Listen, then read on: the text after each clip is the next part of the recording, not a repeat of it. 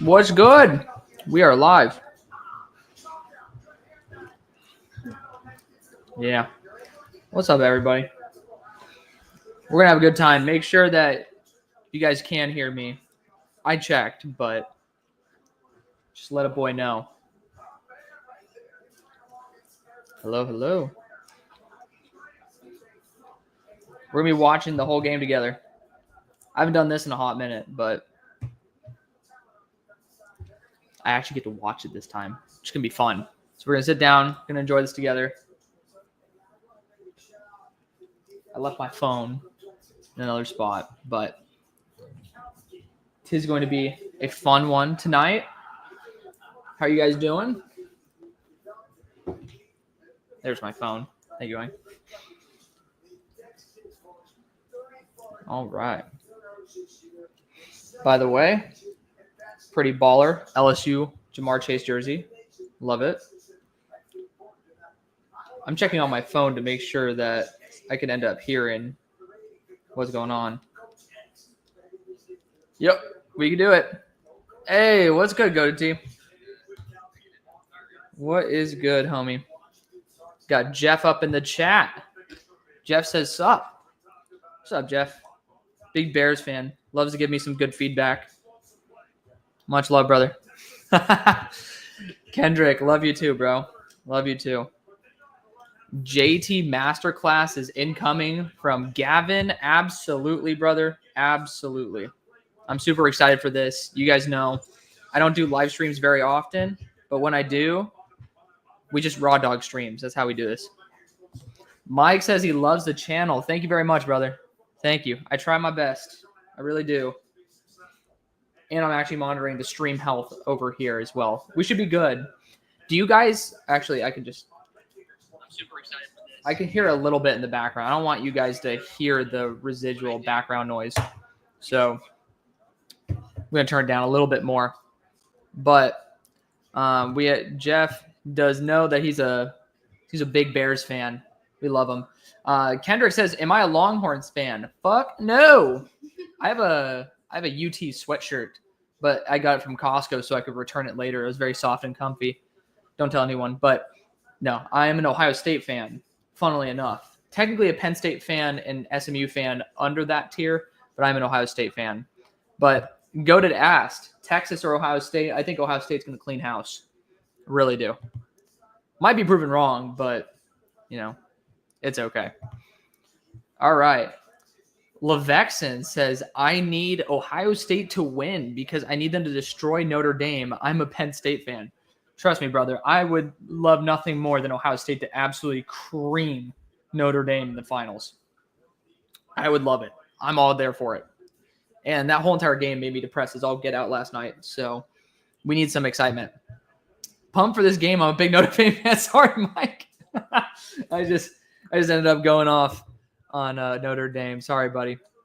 Hey, Notre Dame's sick, though. I actually went back in 2012, I toured the campus, and it was very fun. Very beautiful campus. I don't know if you've been there, but Mike says he doesn't love the channel anymore for hating on Notre Dame. I respect it. I'm a Ducks fan, so I'm sad, says Kendrick. I know, dude. I know. That was such a weird game. You guys definitely took a step back as the season went on, and to be fair, you guys had a really tough schedule. We have Longhorns pulling off that W from Brandon. We'll see, man. We'll see. Quinn Ewers could just have a Quinn Ewers kind of game, or he could actually have a good game. Okay, Mike, you went to Notre Dame. You are absolutely entitled to like Notre Dame. Notre Dame is legit. It's a beautiful campus, though. Beautiful campus. You guys got some fat-ass squirrels, though. I just must admit. That just got to say it. Devin, what's good, brother? Devin Witherspoon, formerly. Fortunately, I know that you got hacked. Sorry, brother. But thoughts on the Massage Watson injury? Dude, I mean, karma's a bitch, but, it does. I just saw Kendrick's comment. But, yeah, karma comes for the best of us. I don't know how you could re-aggravate it. I mean, I know he was on a vacation with his girl, so maybe he was getting a little bit frisky and then, push the Achilles a little too much. It's happened to the best of us, but yeah, no, it's crazy. It's a beautiful campus. But as Broshot used to do, ringy dingy dingy dingy. Thank you, Kendrick. I'm broke, but your YouTube videos help me study. That is a legendary comment, my brother. Thank you for the $2 super chat. You're a goat for that. I'm actually saving that. That's fucking awesome. Thank you. I do appreciate it. All these comments. I mean, you guys end up making this worth it, so I do appreciate it. All my dudes are on the Notre Dame bandwagon. Hey, dude. I mean, it's surprising they got this far. They don't have like a legitimate elite certified elite weapon. Jeremiah Love is a beast, but like receiving wise, they got Faison and they got Collins primarily. Mitchell Evans is kind of an afterthought compared to having a pretty solid last year. It's really like the coaching and the defense has done great. Watson got hurt by a wild foot massage. Real. Mike says a mock draft coming, the best around. Dude, I just dropped the 3-rounder, and then I'm going to try after this to get all the graphics done for edge rushers. It's coming out tomorrow or the next day, but we're going to do a top 20 to 25. Probably on the 20 side, but it's going to be super duper fun. Dominique says, what's up? What's good, brother? What's good? Kendrick ended up talking as well, saying, I don't know if you remember me, but I'm the dude who was trolling your Twitter with the Miller. That's you? You motherfucker. You know what? The super chat makes up for it. You know what? I started getting a little bit salty. You got me. You got me a little bit. You got me a little bit, my friend. I started getting a little bit pissy after a hot second, but that's okay. All love, brother. All love. Miller Moss, I take full responsibility for loving players that might not be great. But I'm honest. You guys know that. Defense wins championships. Notre Dame is elite. Who the hell put like some fuck-ass drilling noises in a commercial? Ain't nobody want to hear that shit. PNC Bank. Piece of shit bank. That's what it is. Kendrick says, I'm sorry, man. All love. It is all love, brother. Hey, sometimes it's funny. I'm still getting used to how to handle like troll comments. Like, just wasn't what happened from where I'm around, but you know, it's still very entertaining. Rams or Vikings score prediction. So I do think, I will say, I chose Vikings when my buddy asked me this earlier, but at the same time, I mean, I am wearing an LSU jersey. Could say that for Justin Jefferson, but I think I might go with the Rams. I trust the coaching in the playoffs a lot more. I think coaching becomes such a big factor in the playoffs because the teams are at that point all fighting for like every game. It's like legitimately super consequential for what your actions are. But I think that there's something special to what McVay can do in the playoffs. So I'm going to say McVay will be able to pull it out. And you do have experienced veterans in the playoffs. Sam Darnold, not so much. So I'd be rocking the Rams there. I would say 28-23. So Devin then asked, am I high on Cade Klubnik? Well, he's going back to school. But the bottom line is I'm high on where he will be next year. I think that he took big steps this year, and definitely he's getting there. And I think it was a very smart decision to go back to school. Alex, thoughts on the Lions winning the Super Bowl against the Bills? I mean, dude, if the health checks out, I mean, I know that Montgomery's out. I don't know what Terrion Arnold's situation is, but I know he got carted off the field, if I'm not mistaken. I'm trying to remember. My brains are like scrambled eggs right now. But as long as you guys are healthy, I do think it's very possible that you guys make the big run. I really do. So then we got Sangy saying, hook 'em. Fuck 'em. That's what I say. Does Dylan Gabriel go in the top 4 rounds? I absolutely think he does. It's a thin quarterback class, and Dylan Gabriel has some really good throws. It would not surprise me if he goes in round 3. I ended up having him do that in my most recent mock and then realized I forgot to put Jackson Dart in there. And I was like, yeah, that's not going to happen. So I got to put my mic in frame. It makes me look more official. There we go. All right. So next we got Mike saying, Texas is built to play against Ohio State, but I think Jeremiah Smith is too good and the momentum is too much. I just want a good game. I absolutely agree. I mean, Texas has a really solid offensive line, really solid defensive playmakers. Ohio State's offensive line definitely is at a disadvantage compared to Texas's D line. So they should be able to at least compete or at very, very minimum have a small advantage in the trenches. They could even blow them out in the trenches, but Yeah, no, it's the Jeremiah Smith factor in there. You got such a good secondary for Ohio State as well. But I will say Matt Golden's going to be a big difference maker in this game if the secondary if the secondary doesn't give enough cushion. I do see Quinn Ewers trying to take a couple very, very deep throws and being able to hit some big ones versus that secondary, because I do think there's a little bit of a lack of top speed outside of Caleb Downs in that secondary. But Kendrick says he likes Klubnik. I really do too. Bruh, what do you mean colorful language? I look look forward to the next mock draft. Thank you. All right, I'm out of here. Bye, Tyler. No, you can stay around, buddy. Dart is a Seahawk. You know what? Jackson Dart could be a Seahawk. I wouldn't mind that. I personally wouldn't. Did I see the news on Kyron Lacey says Doobie? Yeah. Dude, I mean, speaking of, let's go. Yeah. No, I saw that. It's so sad to see guys, especially doing stupid shit like driving crazy and then having a hit and run, and now it's a negligent homicide, allegedly. It sucks. I mean, obviously it sucks because someone died. It also sucks because, well, he didn't stay there. I assume he probably was under the influence if he was and didn't want to get caught driving under the influence and killing somebody. It's such a tough situation, but the easiest way to get out of it is not to be an absolute shithead.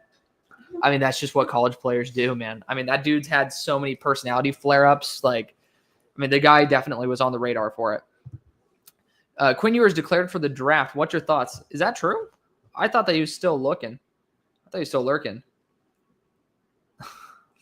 Yes, honey, it's the Cotton Bowl. Did Quinn actually declare before the game? That'd be absolutely crazy. Trade Denver a conditional fourth for Zach Wilson, please. Absolutely not. The fuck? Let's see. Is this confirmed? Quinn Ewers. I mean, if he comes out, then I think he's like a 4th-round pick, but... Oh, shit. Oh, damn. You're right. I'll be dang.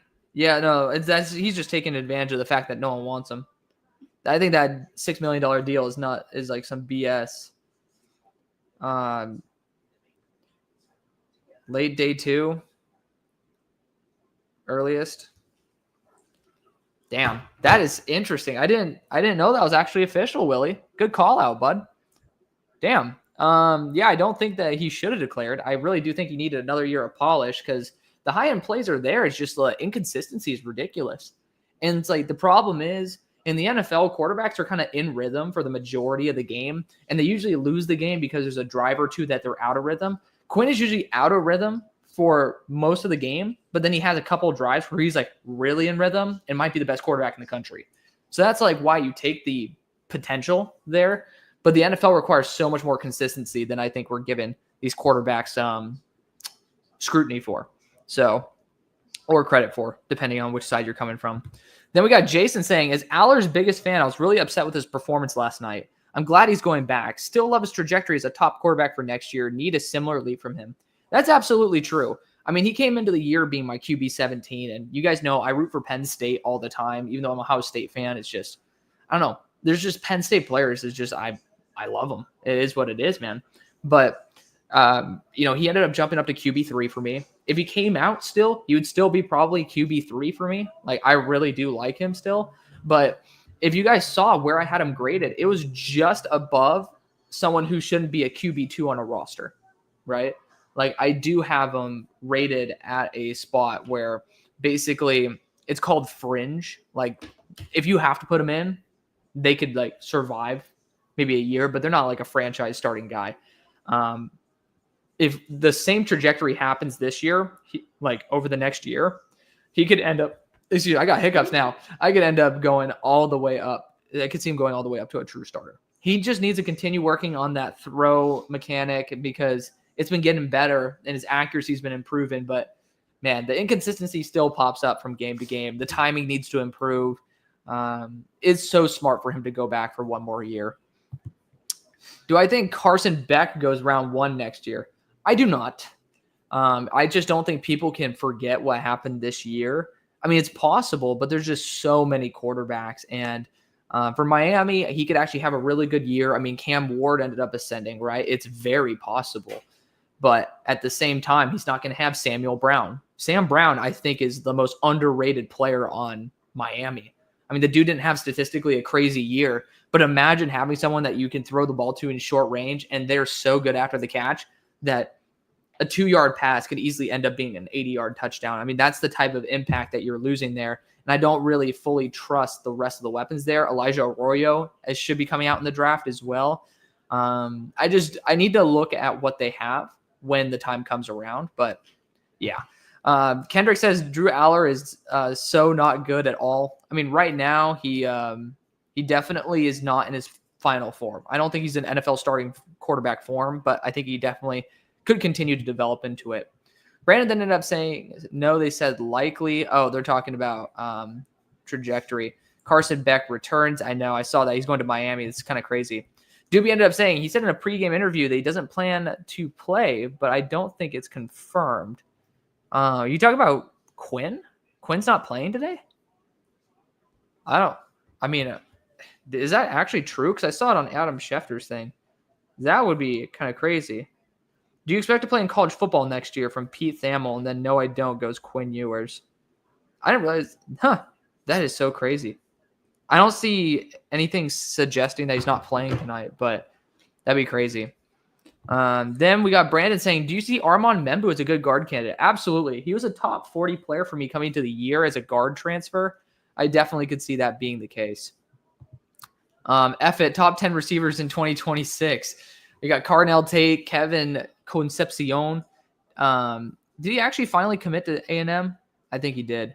Zachariah Branch, Eugene Wilson, Eric Singleton, Denzel Boston, Isaiah Bond, Jonte Cook, Jordan Faison, Nick Harbor. I respect the Faison introduction there, like the inclusion. I love that. I mean, Faison's such a monster. He's only 180 though. That's what scares me. He's kind of like Isaiah Bond, a little bit skinny. But who's my quarterback 1 and 2 for next year? I haven't given him all 22 grades, but if I were to pull it out of my ass, it would probably be Arch Manning, and I could see Garrett Nussmeier. I could see it. I mean, I'm wearing the LSU jersey. I might as well represent it, but yeah, Nussmeier could take a big step too. He's really inconsistent as well, but I mean, there's definitely a chance. Willie then asks, what team do you see Abdul Carter going to? Another good question. I think it's definitely within the top 4. I would say when it all comes down to it, I don't think the Cleveland Browns are going to take a QB. I don't know. I don't think they will. Like, for some reason, they just, it's expensive to pay a top 5 pick.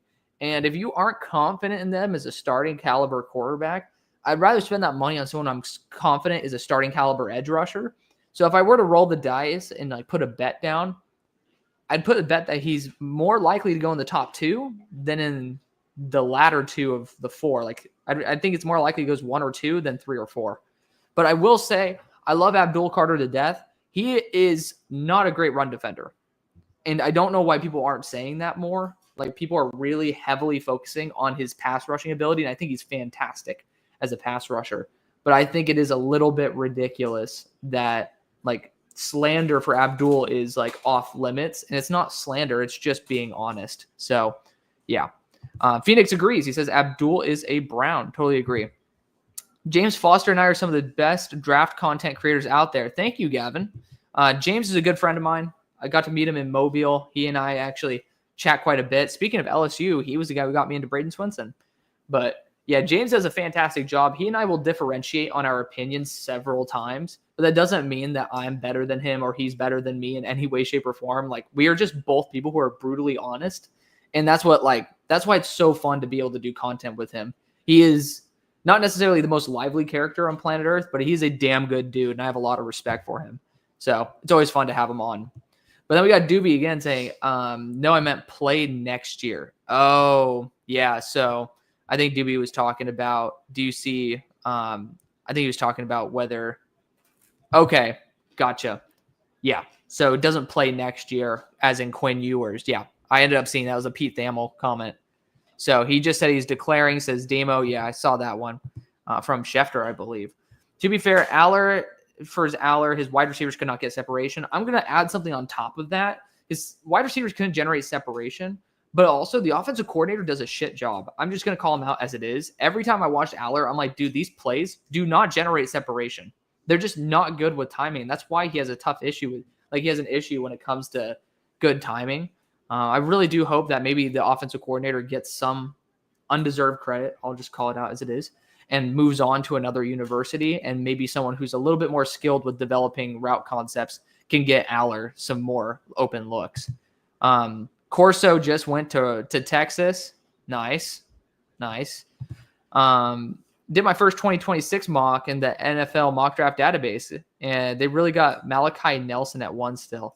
Yeah, dude, I saw that, and I was like, there's no way. I mean, I watched him. The guy throws a pretty ball here and there, but it's like, it's very interesting. Got to go to work, but I'll have an AirPod in listening to the stream. You're a GOAT, bro. Kendrick Lamar fan. You're a GOAT.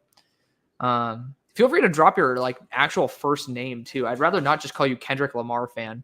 It'd be more entertaining to call you just like Steve or some shit. I'm going to call you Steve if you don't tell me your name. So Kendrick Lamar fan, AKA Steve, until otherwise. Doobie ended up saying, who is someone you think is going to rise up boards after the combine?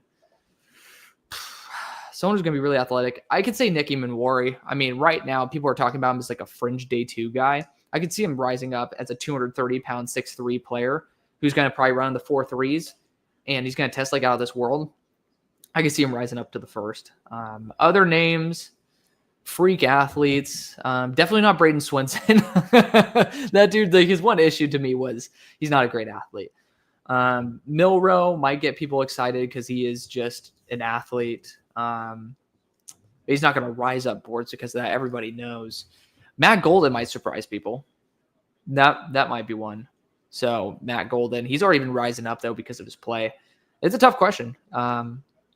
Very tough question. Azariah Thomas, I would say that people are going to start seeing Azariah in the correct light because he's going to actually test out really well at 6'2", 200 pounds. So I'm excited for it.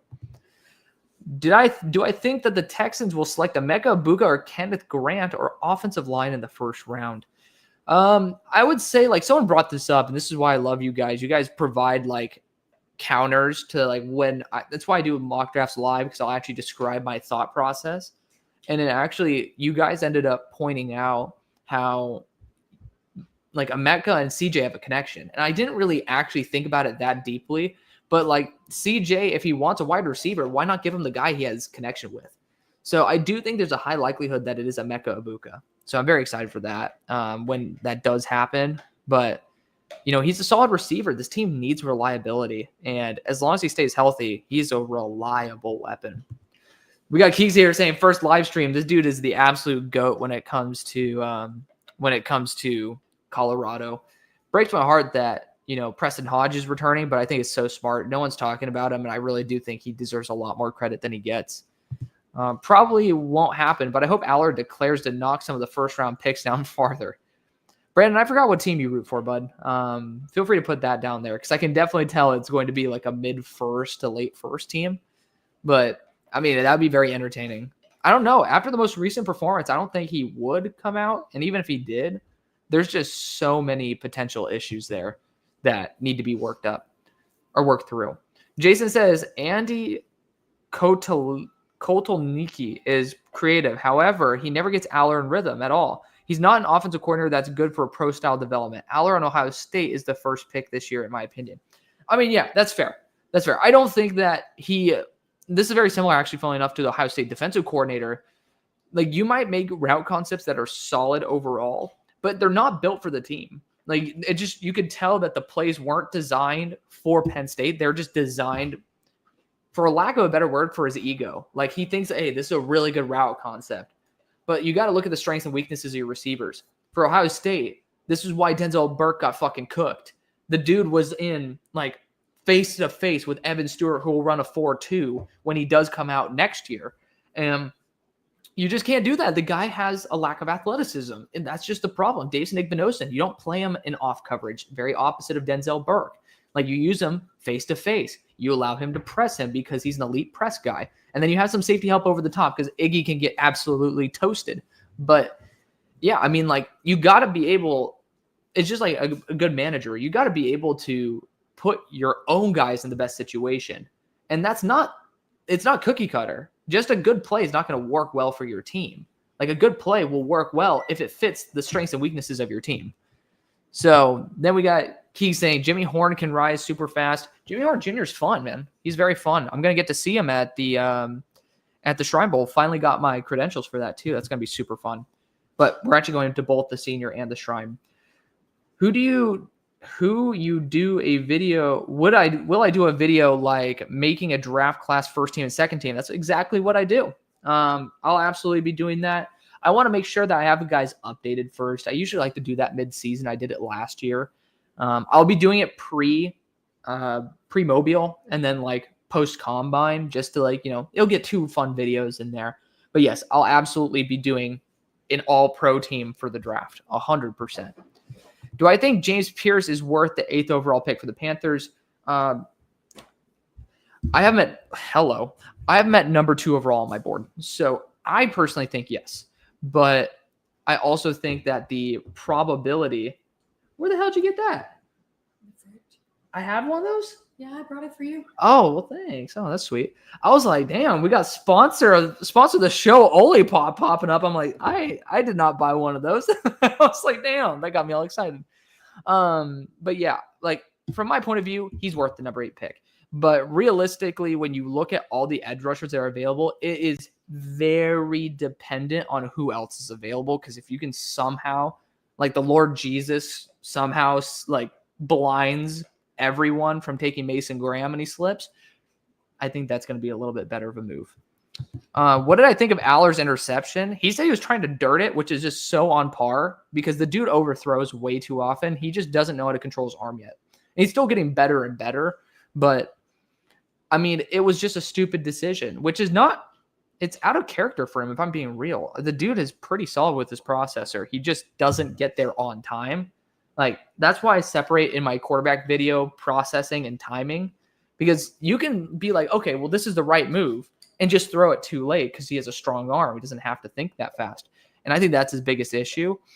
It was a big surprise that he would make a boneheaded mistake under pressure. So William here, who's a team you think will shock people with an unconventional selection in the first? Good question. You got to see who the GMs are going to be, because some of them are just, they do what they want, right? Like, there are some GMs that absolutely do not give a shit. Like, you would look at Bill Belichick, for example. He would just be like, I don't care what everyone thinks. I'm going to draft the guy for me. Or, well, I guess Elliott was there in 2020. By the way, get rid of that Elliott Wolf guy. I'm just going to be so real. He came in 2020. The team's been going downhill since pretty much 2020. Just going to be honest, causation, correlation, not always the same thing. It's pretty obvious that you guys have pretty spotty track record with that. But I'll leave it. But unconventional selection the first. The Seahawks always like to go after somebody that I will like not necessarily put to them. So I will say like they can always throw a curveball. The Saints are going through an organizational change. They could end up doing something like Tyler Warren early.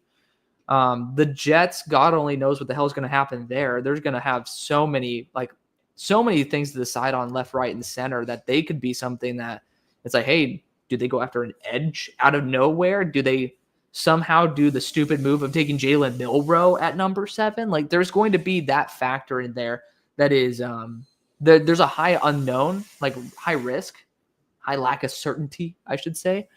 And so that could lead to it. But those would be my top 3 teams, because after that, after like the first 20 picks, it's not unconventional to go and throw a curveball here and there. I mean, it's pretty conventional. Like, teams will just start taking guys that they don't want taken from them in the second at that point if they really believe in somebody and all that.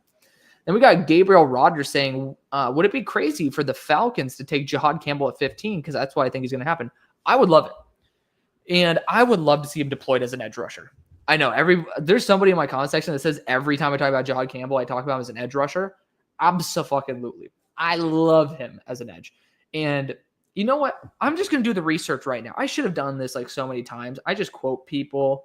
And to be fair, y'all are actually really smart people. Like, I got to give you credit. You guys are really good at pointing out stuff. But let me see. Jihad Campbell, edge, or like high school. We'll go 247. Let's see. Let's see from 247 Sports. Wide receiver and defensive end. So he came out Edge 1. No shit. Class of 2022. National ranking 16th. I'll be dang. Let's review the recruiting profile.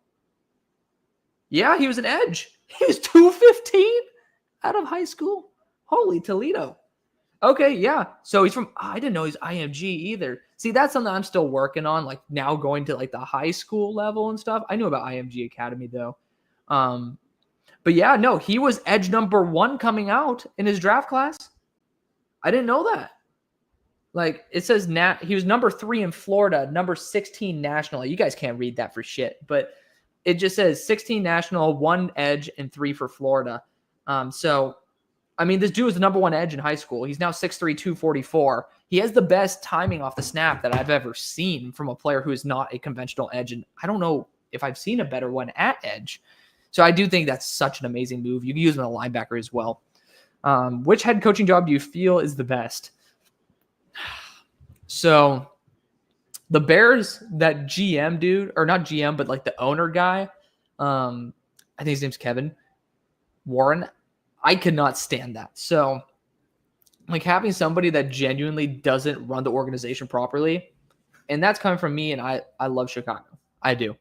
I mean, coaching job, the Patriots, you have a lot of holes, but you also have a lot of opportunities. Like you have your quarterback of the future. You have the 4th overall pick, even though you could have had the 1st. I mean, like comparison is the thief of joy, right? You still have the 4th overall pick.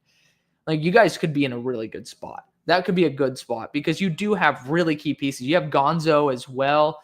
I mean, like you have legitimate superstars. Ohio State just won the coin toss. Nice. So, yeah, I think, let's see, outside of that, the Raiders are a tough one, man. That's a tough job. That's a really tough job.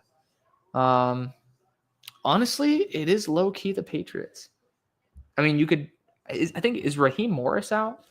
I think that you could talk about the Falcons if he's out. I honestly haven't really checked too much on that.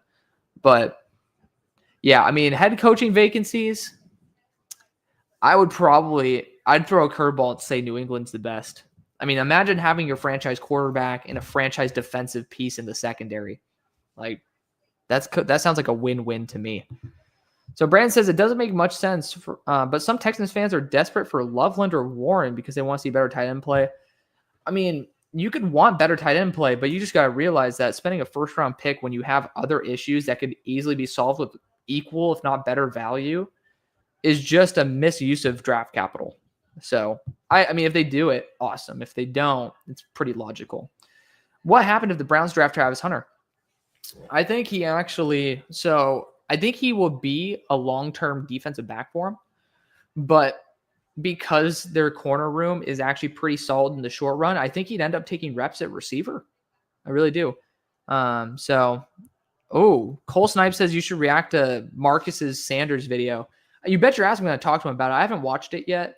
Nor is Cam Ward one. I just haven't been in the mood to watch like football YouTubers, if I'm just going to be completely honest. Outside of the stock exchange, when those guys do a rankings, like that's kind of what I put on in the background sometimes.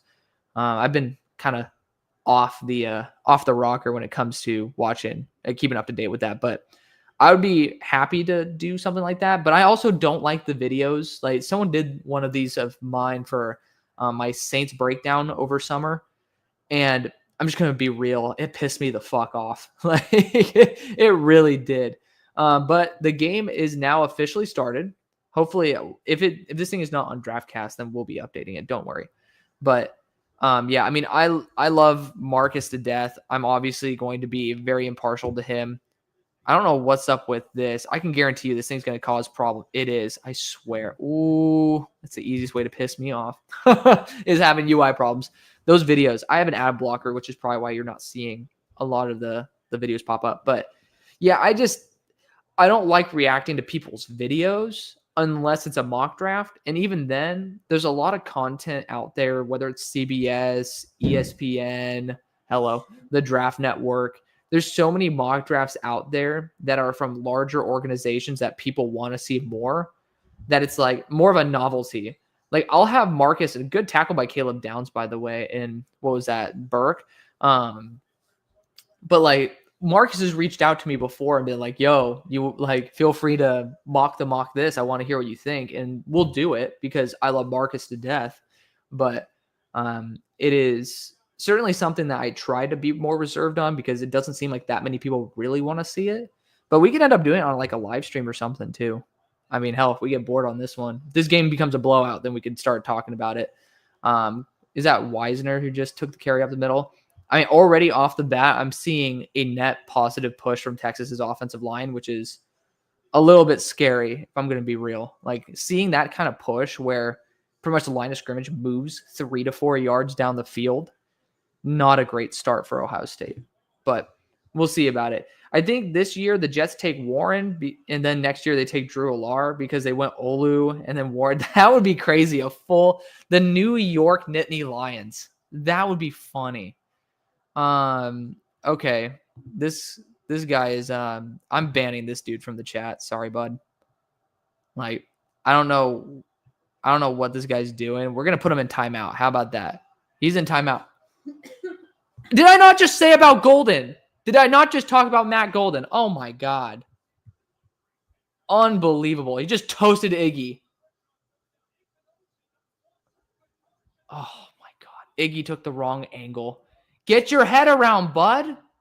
Man, what a catch from Matt Golden.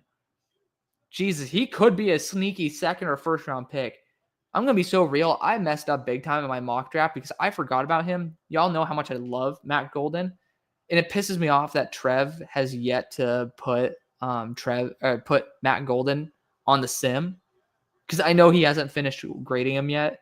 But like, oh, dude, he's someone who you guys know, he was a wide receiver, I think 12 or 14 for me coming into the year from Houston. He's obviously climbed up since then. This dude's phenomenal. But if Quinn balls out in these next 2 games, how much do you see his stock rising? Still probably to like a third. I don't think he's qualified to be a first round pick anymore. You know, he's had those games where it's really scary. Like, it's good to have those good games, but quarterbacks aren't really, swatted at the line of scrimmage. Quarterbacks aren't really gauged on their best games. Like, you really are judged on how you perform when you're struggling, because even with Tom Brady, like, you see that it was very heavily like the final 2-minute drive, they're still down by like 2 points, and then they get into field goal range and kick the field goal for like the win. It's like he might not had a great game, but good swat by Sawyer. Sawyer's really good at swatting balls, by the way. I mean, when I was studying him, oh my God, a big pause there apparently. When I was watching him, this dude ended up having a lot of them. Like, he knows how to swat one down. But I mean, you got to judge quarterbacks on how they play in poor games. And he's played very poorly and he doesn't bounce back.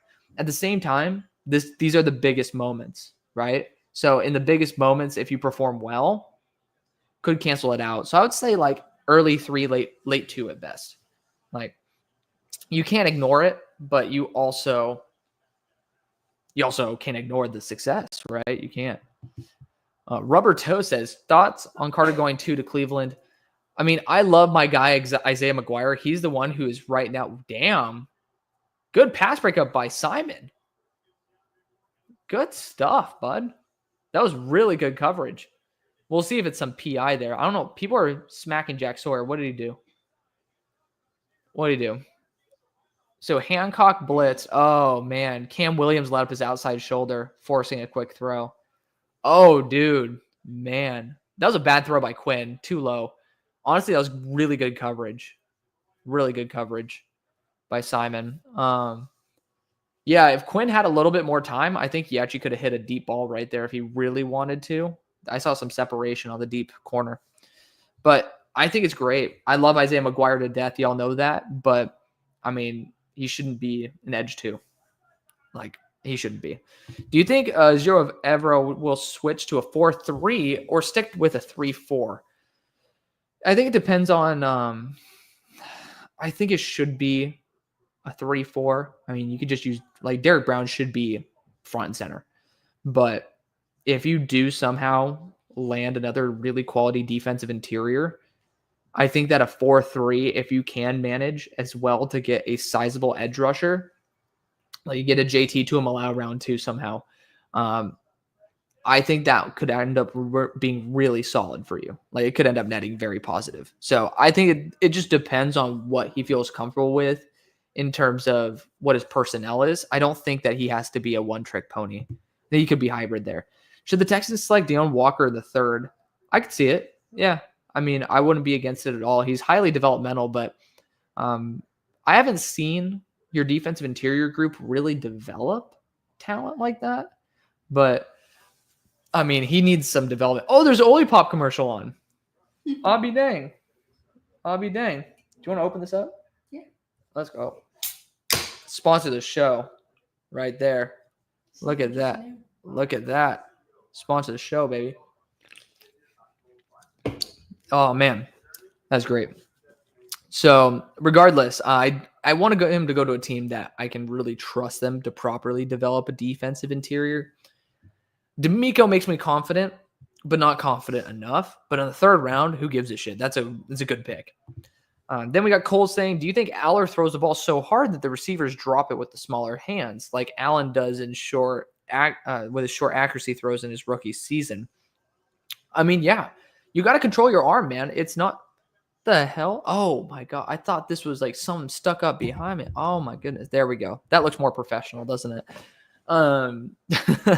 I got scared by a ghost, but I think that taming your arm, it's not all about like big splash plays. Ooh, big arm. And I swear to God, people act like rubberneckers on the freeway. You know, like there's a crash and everyone's like, oh, that's how they are when it comes to a big time throw from a big armed quarterback. They'll ignore everything else. And it's just like, brother, did you not see him just absolute? Oh man, Quinshon with the boom, baby. Stiff arm and a big truck.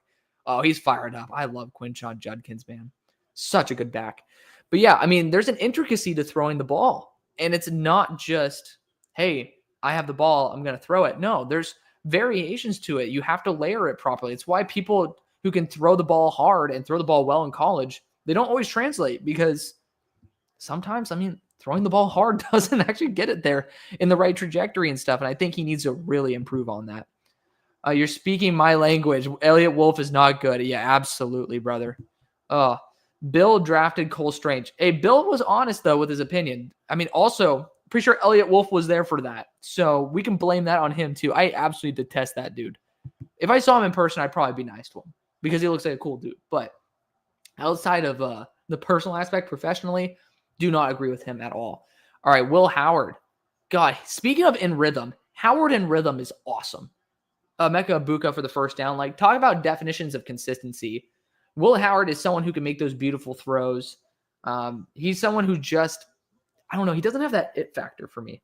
He has those like great NFL throws, like perfectly placed on the outside shoulder on a nice little hitch route. Jahdae Barron, of course, in off coverage, doesn't have the athleticism to be able to get back there. He's a smooth athlete, but the explosiveness can work. He can work on that a little bit. He's a very smart player. But, oh my God, that was nearly picked off. Perfectly layered to Carnell Tate as well. That's also another, well, there we go. If Drew Aller threw that ball, I don't know if you guys are watching, but there was a perfectly layered pass about 15 yards by, oh man, he did not see Trey Moore there. I think that's the case. Oh, it got tipped too. Oh man. Yeah, Drew Aller threw that pass. It might have broken through the people's fingers, but I'm just going to be so real.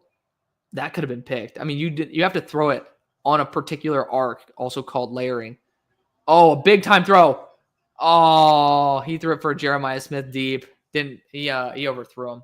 Honestly, it's better to overthrow that deep than anything. This guy's acting all cool and shit. He's about to get freaking annihilated later.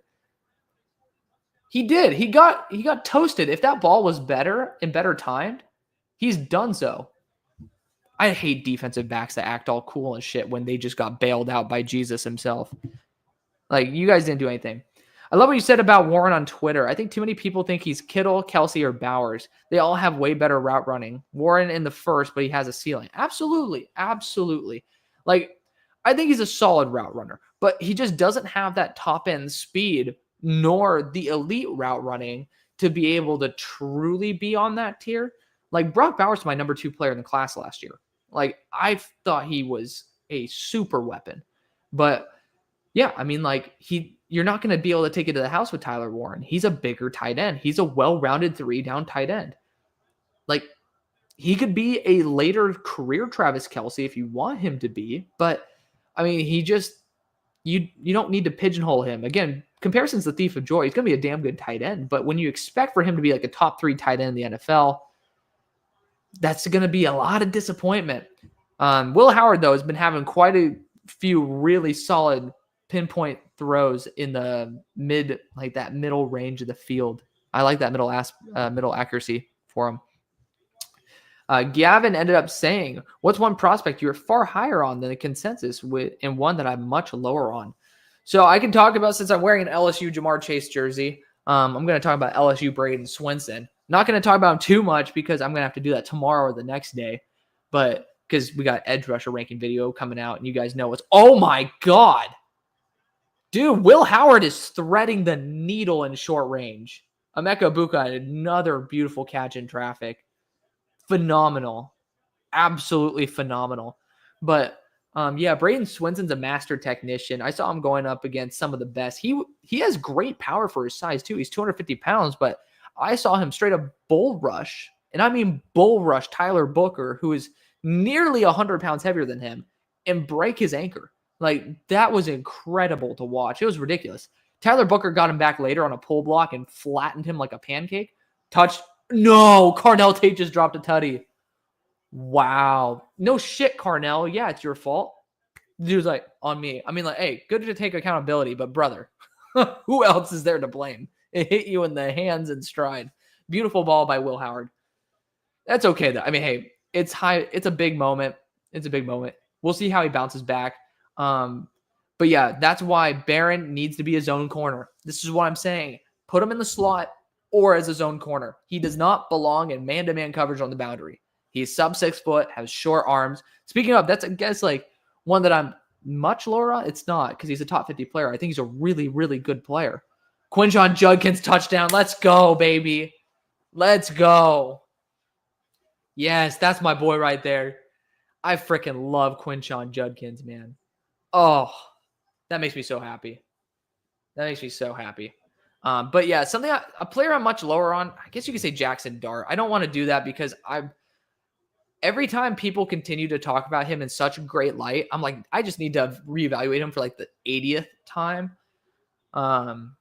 Let's see. Like Kelvin Banks, I'm very high on now.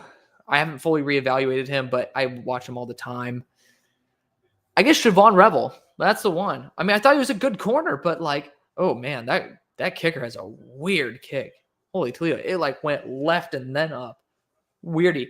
But yeah, I would say Siobhan Revel. I think he's corner. Where's he at on my board? I think he's like corner 19 for me right now, based on all the dudes who are returning and stuff.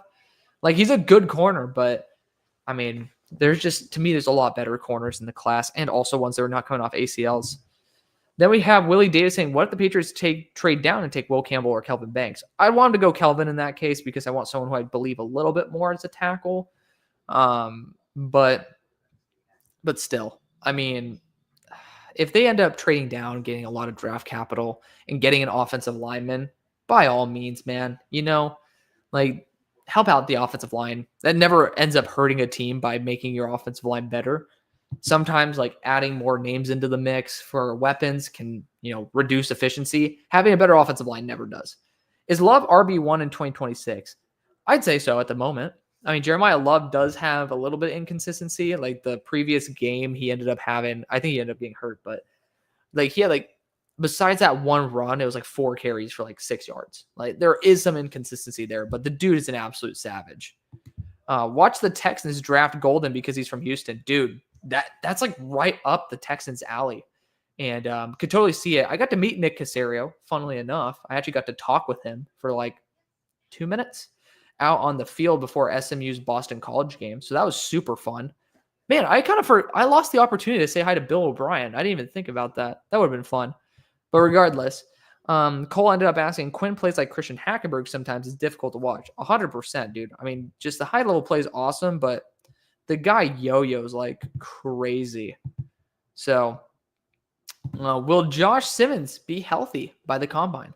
That's a great question, man. I'm going to be real. I'm not a really good doctor on that. Like, I wish I had better intel on health and stuff. And like in Mobile, I'll ask about it, but I assume he should be. He should be. Ban this guy. I ended up banning him, Keeks. So then we got Brandon saying, craziest Texans draft I've seen. Ashton Genty, Eamon Warry, Ratledge, and DeMonte Capehart. I would lose my shit in the best way possible. That'd be awesome. So Brandon is a Texans fan. Arden Key says he loves the jersey. Yes, sir. Dude, so when I ended up hearing that NIL was a thing and like you can get players' jerseys, the two jerseys I wanted was a Micah Parsons Penn State and a Jamar Chase LSU. I finally got one this year. Someone ended up getting it for me as a gift. Hallelujah. And it was just awesome. It was absolutely awesome. So super happy. This is the first time I get to wear it. So I'm very excited for that. Do I think the Commanders should draft Iggy? Yeah. Yeah. I mean, like, I think there's some rumors that he's going back to school, but I mean, he needs a good mentor to be able to, polish up his game. I think he's really taken a step back as the year progressed. Abdul Carter needs to be a Patriot. I'm all down for that, brother. I am all down for that. Then we got Ray saying, do you think this will be the year Green Bay will draft an offensive weapon, or do we add to the secondary?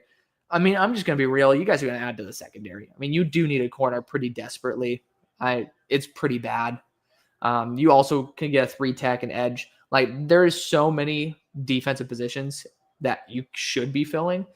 It'd be on brand for you guys to ignore it the one time it makes sense. Like, if that makes sense. But I do think you guys should go secondary in the first.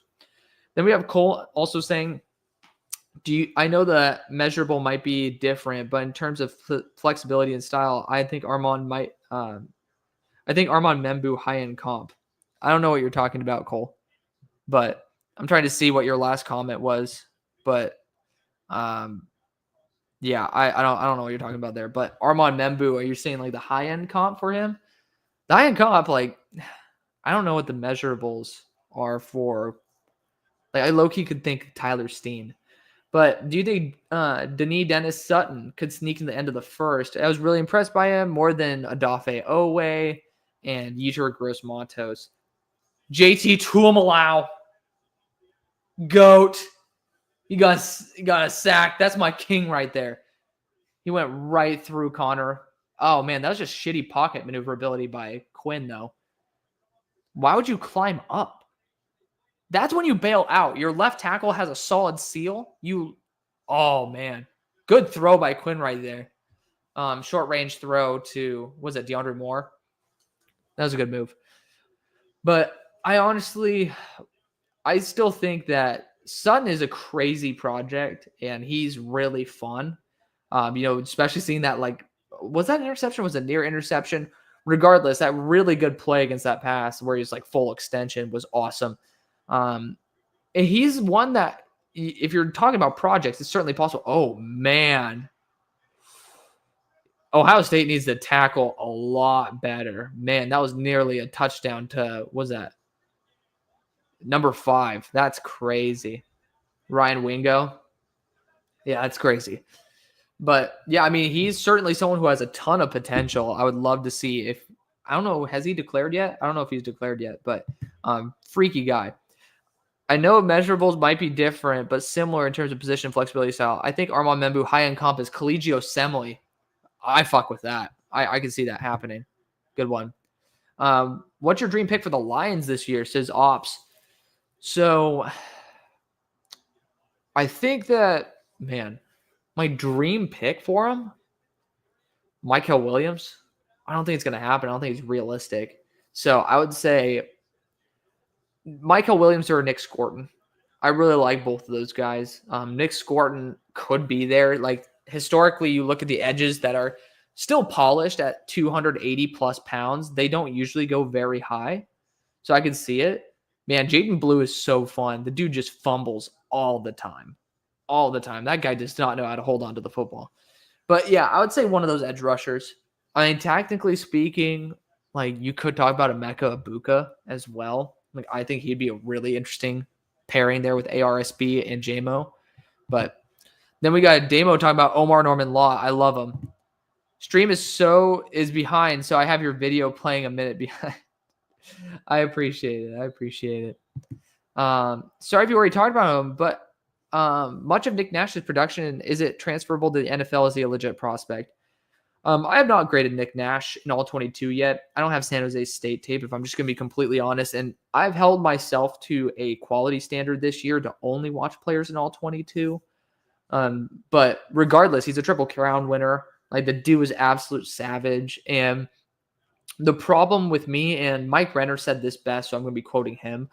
Like, in games that were more translatable, like FBS teams and such, he actually didn't perform very well. He kind of was more of an FCS merchant.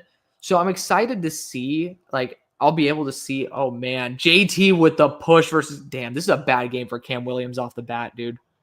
Cam Williams is struggling big time. Oh man. JT with another half sack, dude. Holy Toledo. I love JT to him allow. Oh, look at that push. What a beast.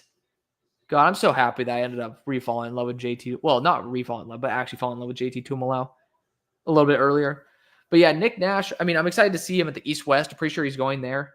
And so we'll be able to see him up close. And that means a lot to me, to be able to see him up close. Praying Zont returns to us. Yes, brother. Yes. Who do I want the Steelers to draft? Trey Amos, Azariah Thomas. Like, a really good corner. I need them to get a good corner. Like, I need them outside of JPJ, man. I need something exciting in my life. We got Will Howard. K1 saying, Will Howard's been looking very good in the playoffs. Dude, he's stepped up in big moments. Talk about a guy who could go potentially end one if the quarterbacks go high and, the Giants don't get to land their guy or something like that. I mean, just a really solid high floor quarterback. He's done a great job, though, in big moments. Who do you think is the most underrated player coming into the draft? Braden Swinson. Speaking of the LSU jersey. But outside of that, because it's pretty obvious, he's number 3 on my board. I would have said Preston Hodge before he returned.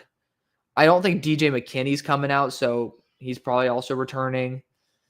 I mean, I think it might be Jake Brenningstool. No one's talking about him as a true day 2 product, but I have him as a round 2 level player. I think he's a really good tight end. So probably him. He's a really good player.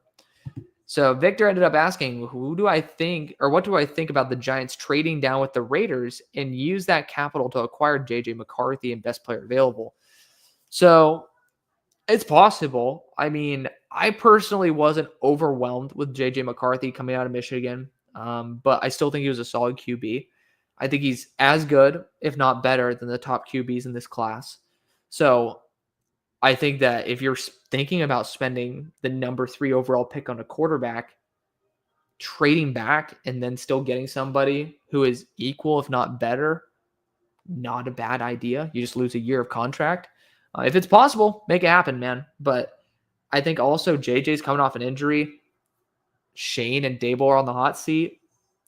Not necessarily going to end up being the best outcome. So yeah, I think that they're going to go for someone who's a little bit more higher floor and not coming off an injury. Monty ended up saying, why do people not have White Milam higher? He's not allowed to sack in college ever, according to PFF, and his grades are off the charts. He's a guard. I mean, it's just like, hello. People just believe that, the arm length and such. Like, I honestly didn't love him coming into the year. He's had a fantastic year, though, and excited to be rewatch him and get up to date. Offensive line's pretty much next for me, so I'm super excited for that. But yeah, I mean, I'm pretty down for that. But next we got rivals. Y'all really need to get the idea of the Vikings trading McCarthy out of your heads. I think that right now with the way Darnold's trending, I think it's more likely that Darnold ends up on the Vikings, or excuse me, on the Giants than JJ. Just because, again, also, as much as teams want to spend a first-round pick, doesn't always make sense. We got Victor saying no. Not to anything, but you ain't an expert. Why would I believe it? Victor, you're the one hanging out in the chat, brother. Ethan says, I want Ohio State to win, but not by too much. I still need the Bengals to draft all the Ohio State guys in the first 2 days. Sawyer, Ransom, and Tyleek. That'd be a nasty trio there. I would love that for Cincy. It ain't happening, bro. I don't know. Maybe Victor was talking about rivals saying it ain't happening. But why do people not have Wyatt Milum? Oh, okay. I think this was a Monty. Guys, I respond to every comment, by the way, so that's why it might take me a minute. Also, now all of a sudden, the little stream button is here. The connection's unstable. We'll be okay. I still see my face. Usually we end up doing better there. Emeka the Lions, don't they need an X?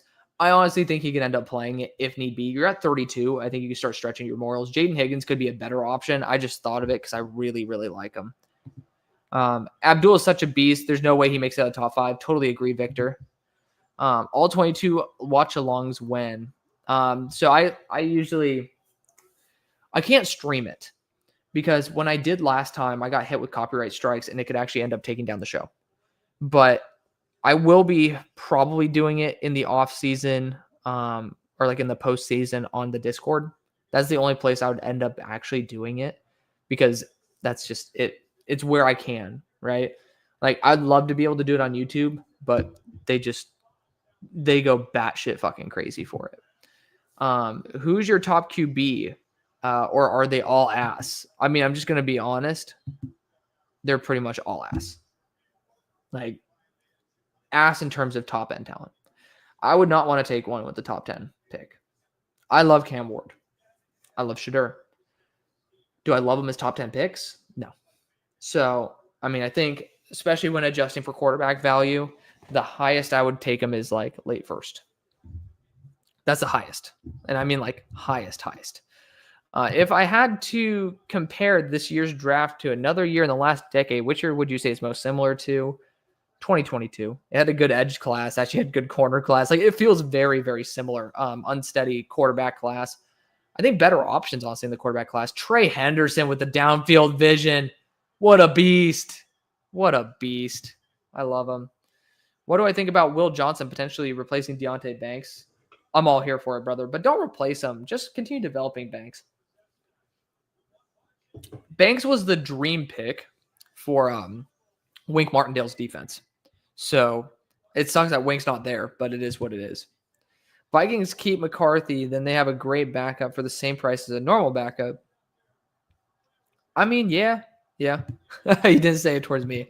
I got you eventually, brother. I was like, bro, don't come on the stream if you're going to hate. We're here to have fun. Another tight window throw over the middle for Will Howard. What on earth? One of these is going to be a pick, dude. This guy is some voodoo doll shit, like holding off the arms of the defenders. This is ridiculous. Cole says, I know everyone likes the comp because of the school, but I think Abdul is comparable to Allen much more than Micah. I could see that. Brother. We're finally caught up. Hallelujah. You picking up the phone if the Titans call you to be a GM? Dude, I would do it in a heartbeat. I don't care. It could ruin my reputation. I get a call right now. It's like, hey, Alex, we're going to pay you $100,000 to be our GM. Even though the GM, you should probably get paid like a lot more than that. I pick up the phone and be like, fuck it, let's go. We go. We ball. I'll prove it to you. You pay me more next year. How about that? I do it for how much my bills earn me. If I end up with the same amount of money the year after as I do now, like my bank accounts are equal, I will do it. As long as I don't net negative. Even if I can net 10,000 less, that's a lot of money. I would still do it. Just to say I was the GM of the Titans and do a Rand Carthage job, but maybe a little better. Where do I think Io Maynard will fall to? It's like a late first to mid-second. I don't think it goes much further than that. Evening, Alex. I hope you're having a great night, my man. Thank you, Nick. Honestly, you guys are making it great. You guys are awesome. Then we got Howard, like Santa talking about Howard going off. Dude, Howard's been doing crazy shit. That dude's been going off. Big fan of him. Even the Titans, yes. I'd be all down to be a GM of the Titans, bro. I would. You just hired Tom Telesco as your assistant and you're good. Straight up, man. I mean, that's some ridiculous shit. I think he could end up going to Tennessee. I think he should go. How many subscribers do you need to do this full time? That's a great question, man. Knowing what Broshmo has, I think is he around 50? I think he's beat 50 now, which is great. Because I think I congratulated him on 50 last year. Well, there's the defensive line for Texas going off. Let me see. Where's the Schmo at? The hell is this guy at? Man, I've subscribed to way too many people. I have to just go at this point. So Schmo's not at 50 yet. He's at 47. So knowing where Schmo's at, 75 to 100,000. And that's also knowing where Marcus is at, what Marcus makes, what Broshmo makes. Like, we're all very transparent with what we do make with each other. It's not for me to tell you guys about, but like understanding, because I was asking Marcus last year in Mobile, like, hey man, like this is my dream to be able to do this full time. Like, does it pay at the same rate when you get bigger? And he says no from YouTube, but yes from the sponsors. So that's the big twist. Like right now, like full transparency, I do really well on YouTube for the size of show I have. Like I am like roughly half of what Broshmo makes, and Broshmo makes a lot. Like Broshmo is a really good revenue generator. Like what we do, we generate revenue. But like in January last year, it was like 70% of Marcus's, and Marcus was 10 times my size at that point. So it's not scalable in that aspect, but when you get into negotiations with sponsors, all of a sudden when you have way more viewage, because I don't know, YouTube likes to fuck you the more that you have viewage, that's where you can end up getting guarantees, right? Like there are certain contracts where for Underdog and I have discussed that as time goes on, if I have really good basically bringing in customers, really good acquisition, then we can start doing guarantees as well on top of it per person, right? And that can get up to like $20,000, $30,000. I'm not even joking, for an entire year. So just keep that in mind. That's like what really is super cool about it. So that's where I'm saying 75 to 100, because then you could start structuring deals like that. And I think that's where the real money and the real comfortability can come in. Victor says, I really don't want the Giants of drafting a quarterback in this class. I'd rather sign Justin to a one-year deal and see what happens. I totally agree, Victor. Totally agree, brother. It's not that I'm trying to be a pessimist. I'm trying to be a realist with you guys. And it just sucks because realism is pessimism at this point when it comes to this class. It's just Sloppenheimer says Chargers should re-sign Zont and move him to free safety and nickel. It would help our safety room a ton. You know what? I'm down for that, brother. I'm down. I'm gonna have to grab my charger in a second because it just said energy saver on. We don't do that shit here. We go like full energy. We are not a green environment here. I have a whole ass lamp right there to be able to give me better lighting. Telesco is not a good GM. He's a good drafter though. He's a good drafter. This past year, he drafted like 3 legitimate, really good starters. On the same topic, what am I doing with 1-1? Trading out if possible, which I don't think you do. I think if your vision is keep Brian Callahan, like Brian Callahan's the future to you, Travis Hunter. You can play him as Tyler Boyd. He can end up being the receiver they always dreamed to be, right? And I think he worked really well there. But if you don't have that confidence, try to trade out. Yeah. Like have a team that wants to go Abdul Carter, try to jump you, or a quarterback. You could go after a quarterback if you want, but I mean, I just think it's dangerous. It is a little bit dangerous. Connor says, who's a realistic edge or defensive lineman for Baltimore in the first if they really do pass on O-line, if Stanley comes back and they rock with Voorhees and Faalele at guards? I wish we move on from Faalele, but John loves him. I know. I've never been a Faalele guy, but that's okay.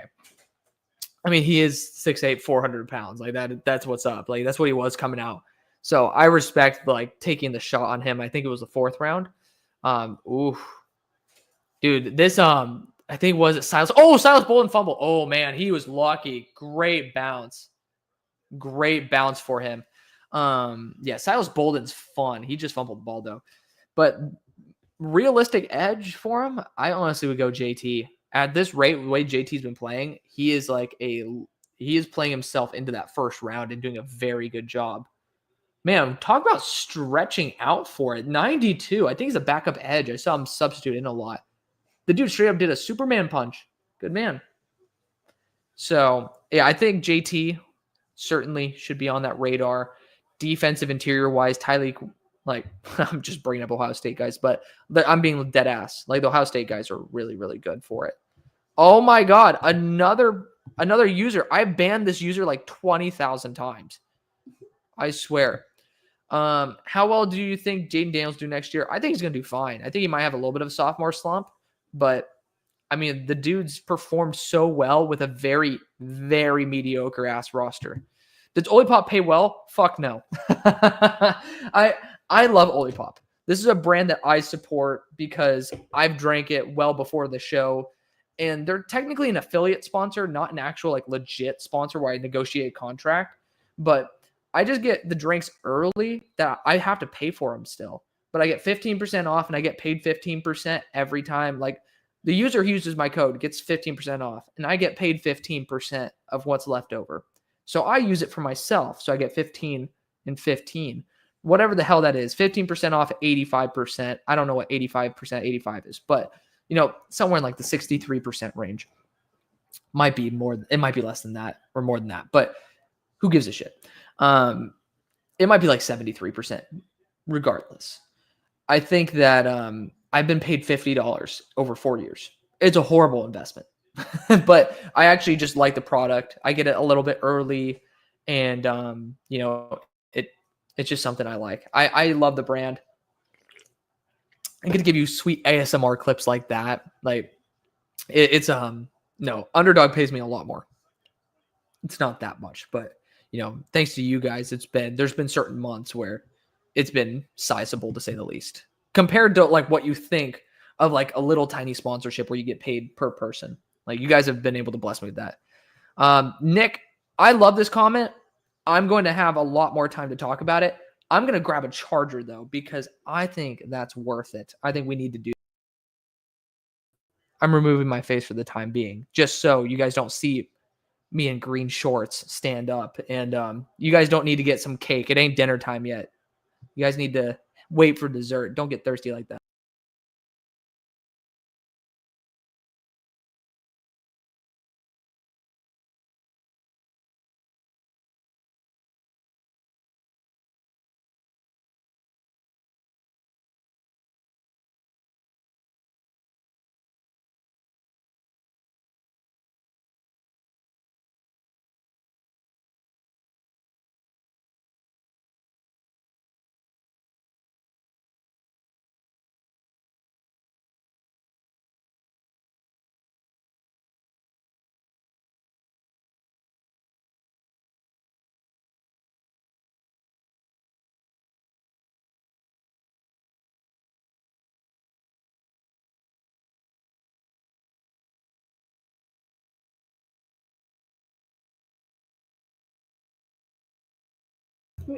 We're back. We are back. Oh my God. I need to get glasses too. My eyes were turning into popcorn. I don't know why I said that, but Nick ended up asking, how did I get started? I found you last year during draft season, so I missed out on the initial videos you made.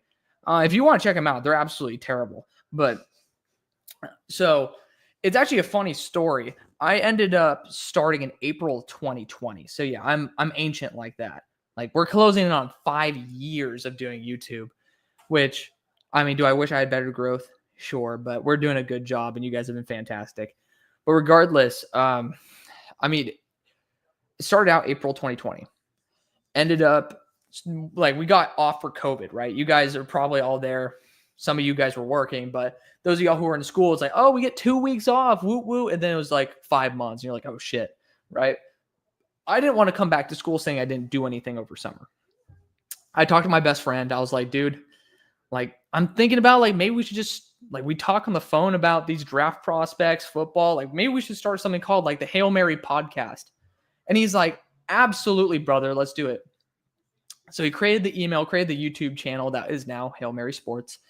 And he was like, let's do our first video. Like, he was just like straight on it. I wasn't even thinking about doing it. And the dude actually ended up misspelling the Hail Mary podcast. I still remember this. I'm like, you got to be kidding me. Like, so I had to end up editing the name because I'm like, brother, you had one job. He actually didn't. He took it upon himself. So all love to him for doing that. But at the same time, like, we just started out. and we did our first pilot episode, and it was so funny. It was so much work for an 8-minute video. And like, we were just like, oh man, we got to make sure this sounds good and all this stuff. Man, dude, I straight up look like I'm from like 2035 with these glasses on, huh? Got all the blue light stuff making it look like that's a heads up display.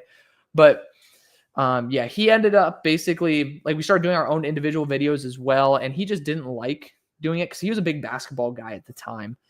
And his vision was like, oh, well, basically I would be doing football. We'd do some combo football. He'd talk about the Eagles. And then he also could do the basketball content because I'm honestly clueless about basketball for the most part. Like, I know like Kobe, like I got to meet Kobe, got to do Kobe camp. Like, that was fun. But like, besides that, I'm not like super attuned to basketball knowledge the way that he was. So I think that like he ended up doing a couple video, or like tried to start doing a couple videos, and he realized that like it just wasn't clicking. He wasn't enjoying like the natural conversation, and he likes talking to somebody. And like, you got to get it in your head when you're doing YouTube. Like right now, I'm not able to hear your guys' voices or anything, but like, I'm imagining like I'm talking to you.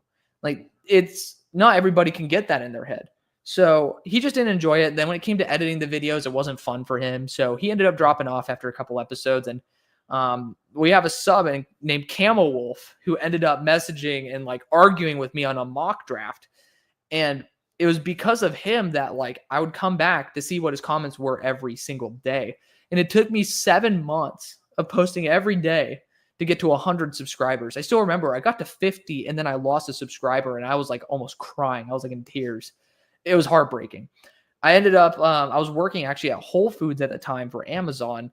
And it was like, I remember one time I was just posting my records predictions, right? And ended up posting my Arizona Cardinals one. And I was just like sitting, eating and grubbing my little snack. And I looked and I'm like, there's 400 views on this. What the hell? Like, I never got more than 200 on a video before. And that video was my first 1,000 video. And that's where I really started taking off. I started talking to quite a few people who I think still are with the show, which is awesome.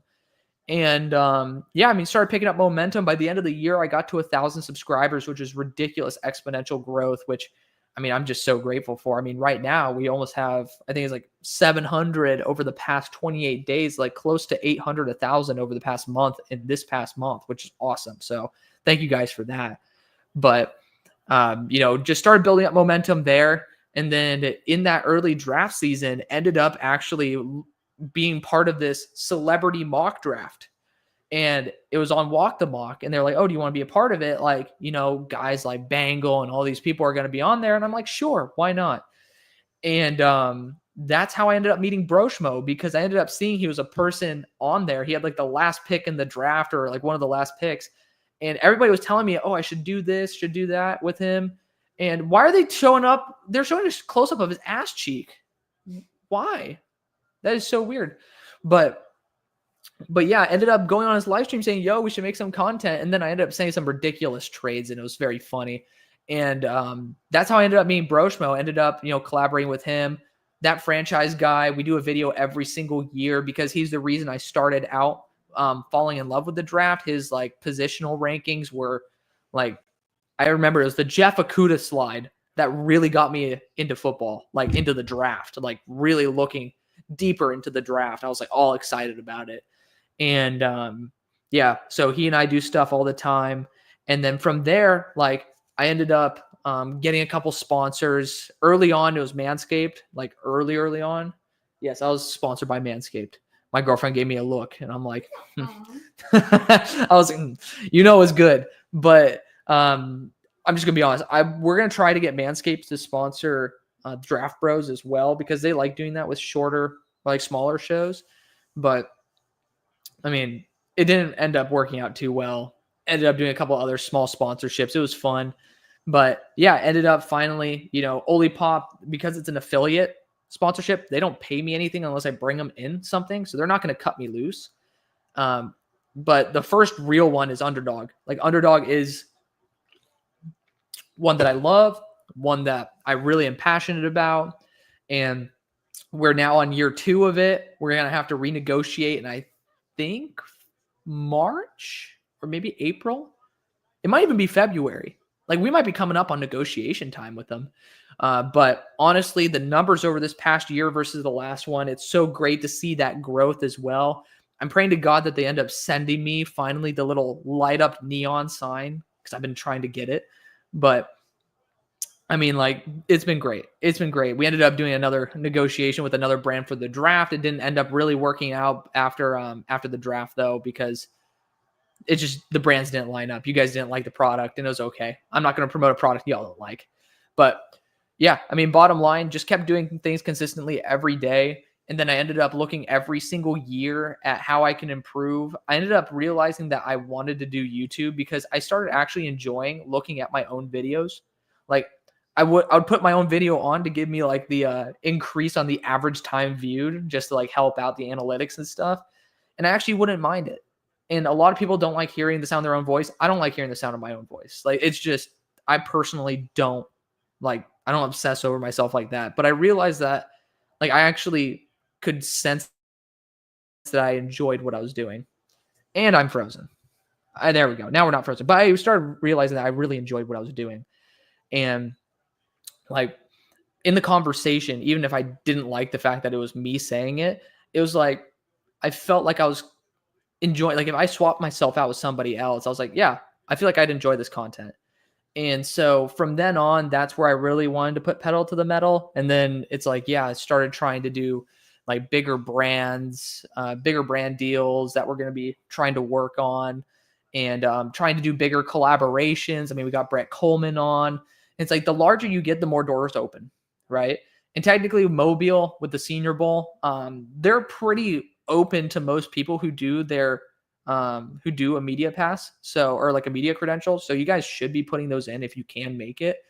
But I mean, just having access to stuff like that is awesome. I mean, I've been able to go to every SMU game this year because of my show and because I'm an SMU alum as well. And so I just fell in love with it. I wanted to expand it. And I'm hoping in the future, yeah. I mean, someone asked earlier, like what my dream subscriber goal is. And it's like, it's 75 to 100K to make this full time. And it's just because those brand deals can start being structured in a way when I'm getting consistent views on even the off season to where I can end up having guarantees. And those guarantees on top of the per person, that's going to be like what can generate an additional 40,000 a year even, which y'all know the cost of living, it's a pain in the ass. And so, yeah, I mean, like, there you go. There you go. You wanted a long story? You probably did. You're probably like, oh, you just wanted to get like a 2-sentence one. But you know what? As you guys see with my mock drafts, I give you a lot more than what normal people do, even if that's a bad thing. Preston then asks, what mock draft website do I use? I love to use PFFs. First off, I just pay for PFF. So I'm like, I feel screwed out of my money if I don't use something I pay for. I do get really irritated that it's only Trevor's board that's on there. Well, to be fair, most of the big heads have now left PFF, so I understand why they don't. But I do wish that there was more of a consensus board. The Draft Network was supposed to come out with one. They're in the works of it right now, and I'm super excited to see if we could end up getting it going for next year. And hopefully I get to end up working on a project with them about it. But outside of that, yeah, PFF. I mean, Mock Draft Database is a good one. I think that I've ran into a lot of bugs with their website. That's what's an issue with me when it comes to trading and all that stuff. It does get a little bit buggy. So I do have that issue with it, but still. What mock draft simulator do I see as being most accurate? I don't even use Simulator, but I mean, if the Draft Network comes back, if that's a very big if, they'd be the best. But I don't think many of them are good. I'm just going to be so honest. I don't think many of them are good. Mock Draft Database might be the best. But even them, they have some certain guys that are so far down the board, and it's like, what the hell? So I don't know, man. I don't know. Nick ended up asking, hey, Hail Mary Sports, which quarterback do I think is the worst or class this year or 2022? I would say this year. It's a hot take. But I had faith in Matt Corral. I think when we look at it in hindsight, we can say this class is better. But going into the draft, we had Malik Willis, who had a lot of potential and a little bit more seasoned. You had Sam Howell, who had the big arm, but did have his inconsistencies as a passer. Then you had Matt Corral, who was like super productive in the SEC, had those 500-yard games, even 500-yard halves versus Vanderbilt, right? And then you had Bailey Zappi, you had Carson Strong before we knew he had all those injury bugs. Obviously, Brock Purdy's at the end, but Brock Purdy was actually above Carson Strong and Desmond Ridder. Kenny Pickett, like there were legit names in there. In this class, I'm not seeing remotely the quantity of names, even if the quality is still, quality was iffy on both. The quantity of names at least were more popular in 2022. It was more of a surprise. And I mean, Gunnar Helm with a big catch in traffic, but he just got popped. Get up, buddy. Come on, you got this. It was dropped too. Shit. I mean, that hurts like a mofo. Like, let's just watch this. Really good job sitting in. Oh, man, Quinn threw him to the hospital. He should have caught that because it was like a big hit, but I don't blame Helm at all. That was a horrible pass by Quinn. Like, sailed way over his head. Like, he ended up going up for it, catching it. Like, I'm happy that Gunner's healthy after that. But, dude, that's a tough catch. I've started to really like Gunnar Helm, though. But, yeah, I'd rock 2022 class over this one. Brad ended up having a jinx moment. Just remember, Quinn left Ohio State to disappoint for Texas. Amen to that, brother. Amen. Arden said, Foster is big on Carter to the Titans. Okay, James is big on Carter to the Titans. Obviously, I don't want that because then I'd be out of my job. Yeah, James is a big Abdul Carter guy, and I love Abdul. And he also acknowledged this. Abdul is not a great run defender. Like, I think when we did our last mock draft, James and I was higher on Abdul than him, but now it might be flipped. It just depends. Like, I do have my concerns with him as a run defender. So I would say I think it's okay. I mean, I wouldn't be mad at it. It's just like I need to see the vision, and I need to trust that he can develop as an edge defender, as a 3-down edge defender. If you're the number 1 pick, I don't care if you get a billion sacks on 3rd downs. If you're not out there on 1st and 2nd, you're not going to be able to truly make that impact the way that a number 1 pick, I think, should. But that's okay. He's still going to be a great pick. But I'm saying, like, to be full clear above where everything needs to be comfortable with you taking an edge over a quarterback per se, I think it needs to be a little bit more balanced. Monty ended up saying, why do people think Ben Johnson will automatically be an amazing head coach? Because he has good play designs. Being a head coach is so many different aspects, 10 times the job at the OC. That's why a lot of OCs and like coordinators fail at head coaching jobs. I mean, think of Nathaniel Hackett. I mean, just as a small example, the dude's not a bad OC at all. I mean, Josh McDaniels, not bad at all as an OC. Like, both have their success, but they both struggle as offensive coordinators. So there is that issue. And like, I wonder if NFL organizations are cognizant of this and maybe they're not giving him the length/depth of deal that he's looking for, because it is expensive to bring him on. Like, I mean, whether it is going to be like literally like an 8-year deal or not, I mean, it's going to be a sizable deal.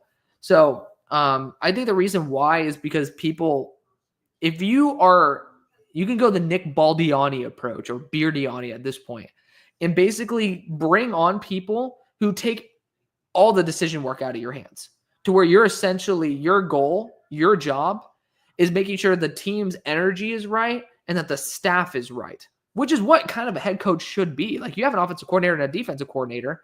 Like, I think that if Ben Johnson can be trusted with hiring the right people, then a lot of the risk is out of his hands. But a lot of coaches go to this head coaching role and try to be that 10 times better coach than they were before.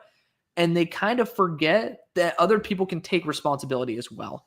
So if you're really not built to be a true head coach, like to where you're actually involved in like every single down, then you can end up still being successful by mitigating it by having good people. And I don't know if I can trust Ben to do that yet, but we are in an offensive league, so I think that's why people get optimistic about it.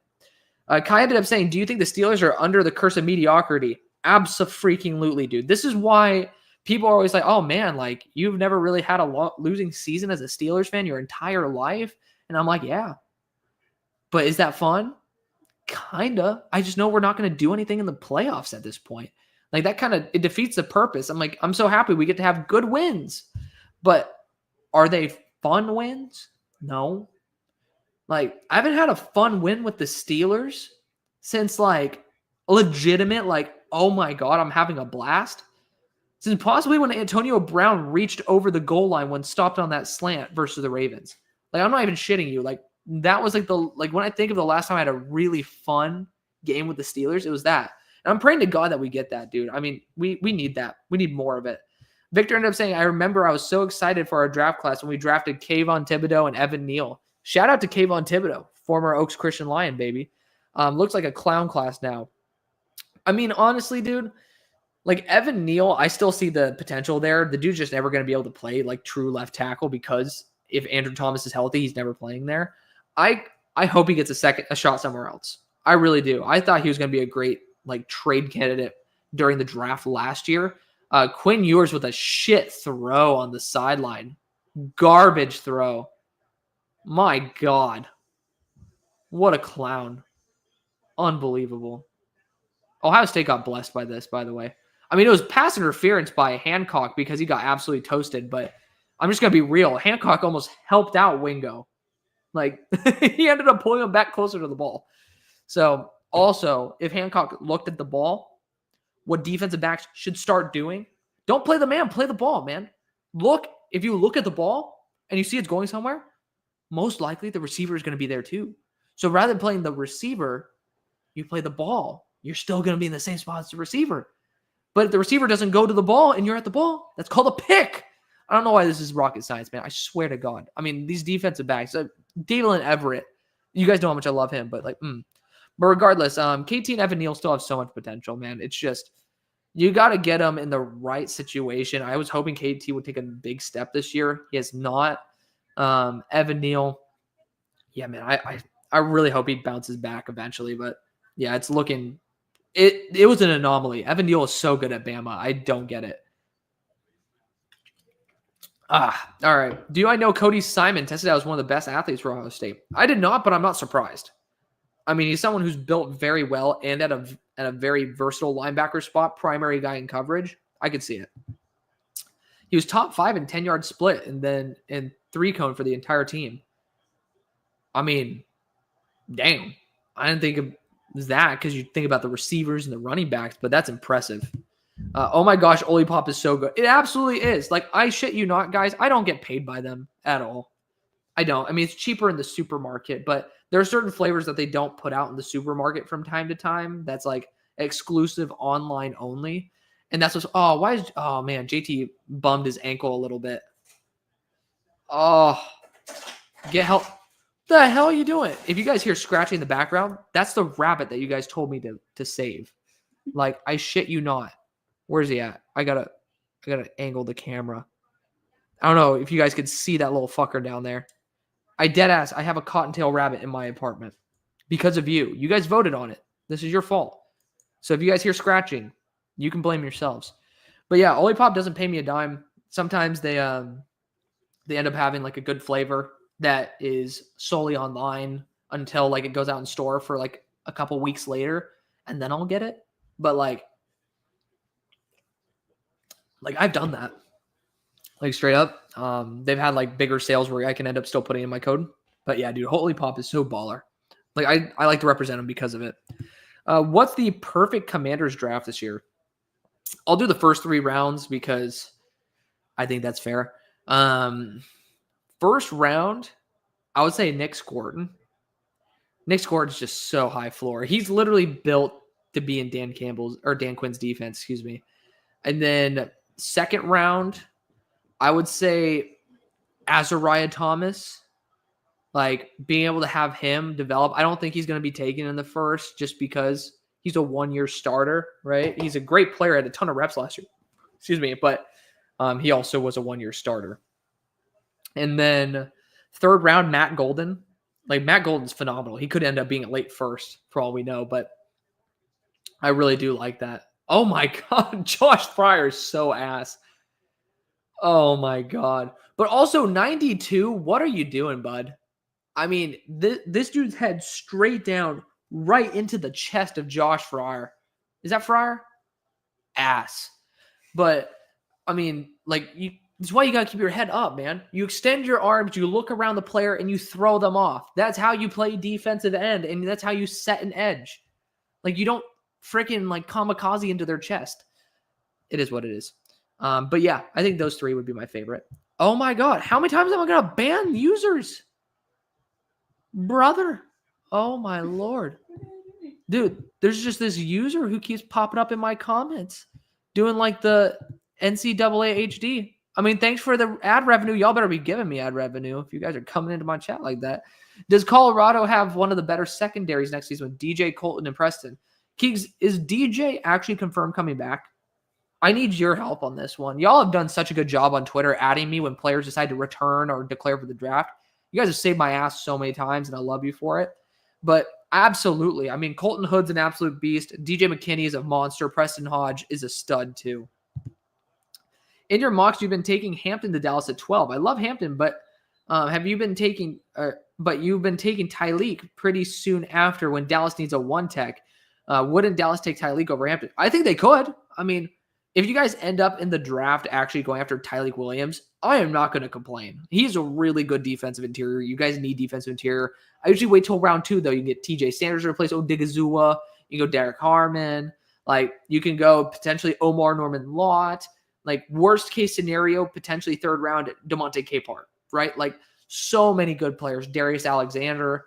That day 2 tier is really solid for the role that I think you want. I just think of Amari Hampton as someone who is transformational for an offense. I love Tyleek Williams. I think he's a really good starter. But do I think he's transformational to a defense? No. So that's where it's like, I'll lean that way, but I would not blame them whatsoever with going that way. Will Howard with a beautiful NFL out route. I mean, did you say incomplete? Carnell, you better have gotten your foot down. Are you shitting me? What the? Carnell. Did he seriously? Oh, that's going to break my heart if that's the case. But, oh, no, it was a catch. Never mind. They could do a fake punt here, by the way. It's 4th and 3, and they're at midfield. I mean, their defense has been so rock solid. Earliest Scatterbo could be drafted, I would say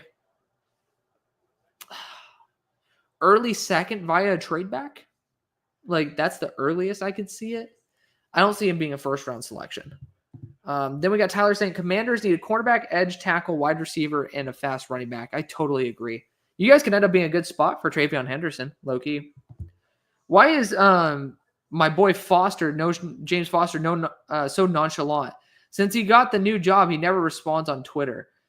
I don't know. James is someone who I reach out to via text, so I don't really know his responsiveness on like X or YouTube or whatever.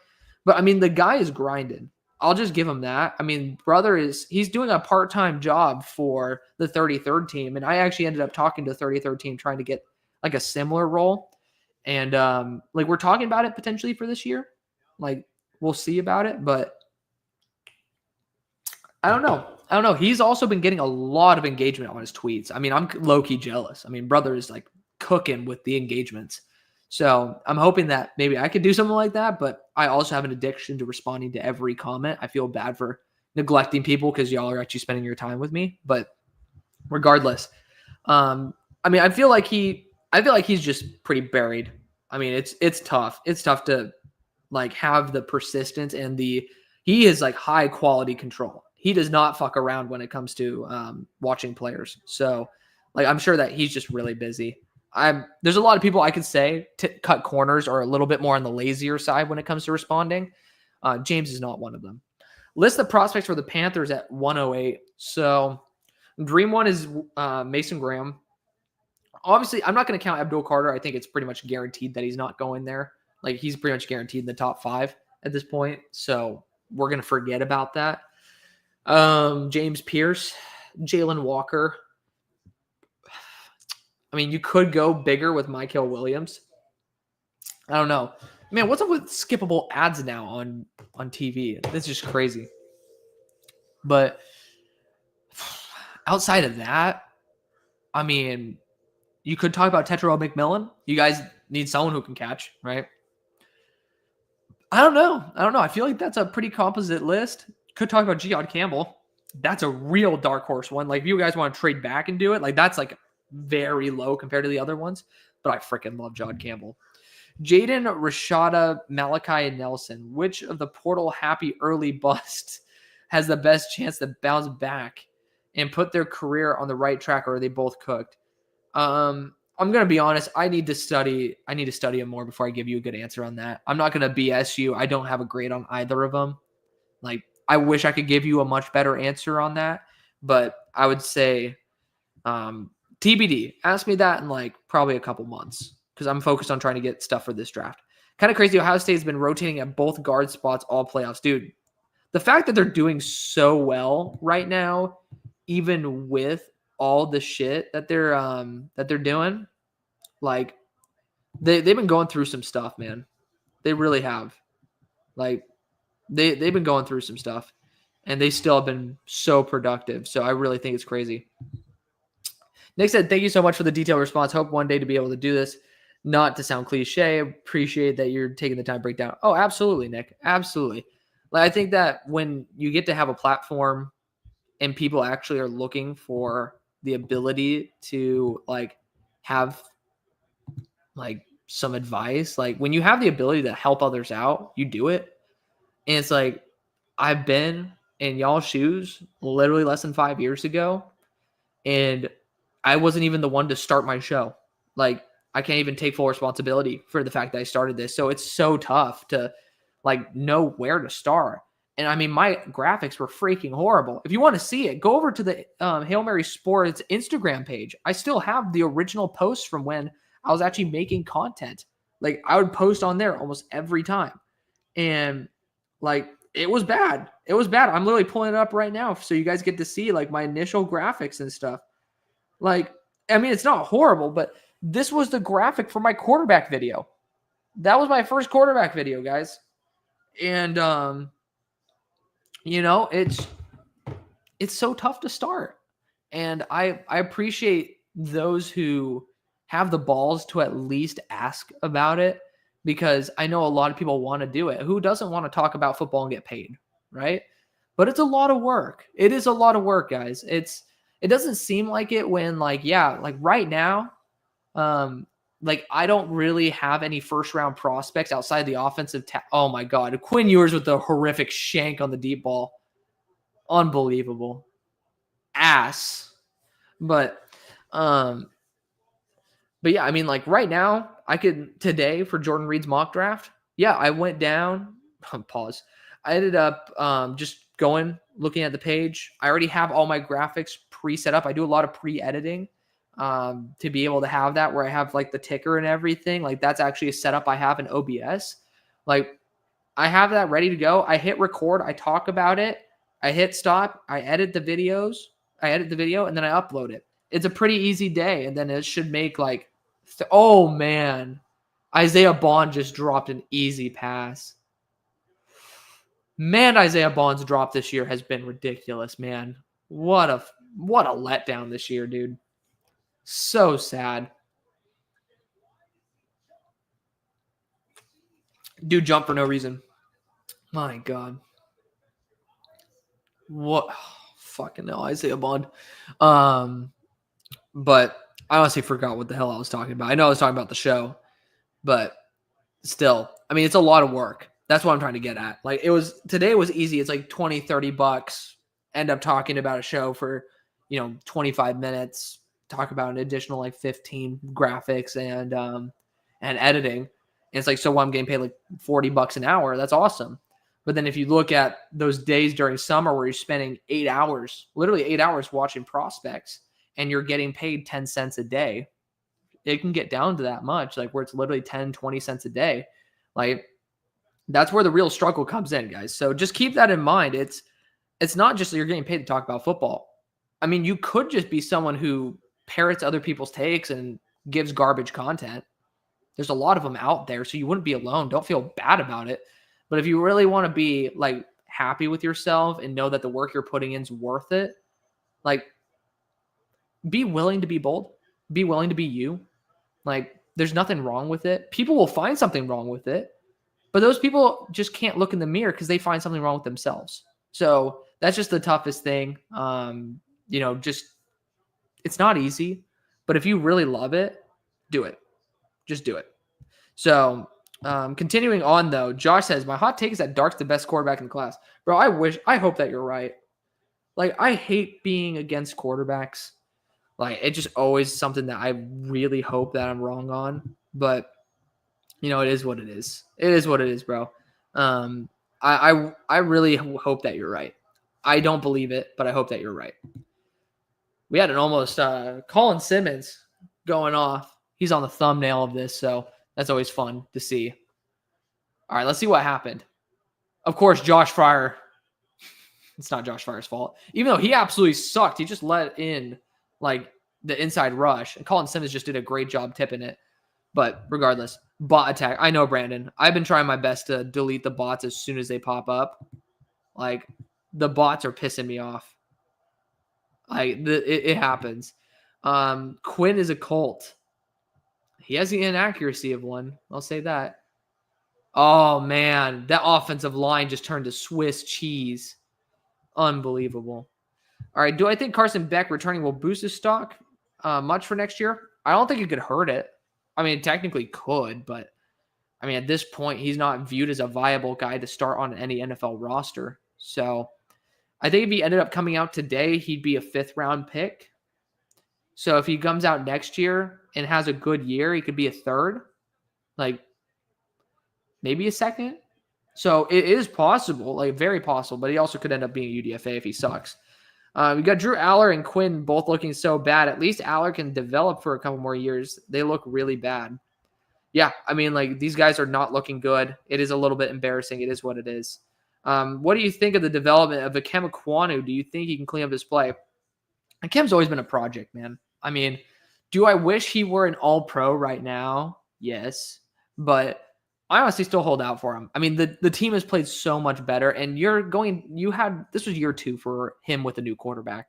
I mean, it doesn't seem like it because we look at just primarily how offensive linemen block, but there is a bond between left tackle and quarterback. There's a bond between every offensive lineman and their quarterback as well.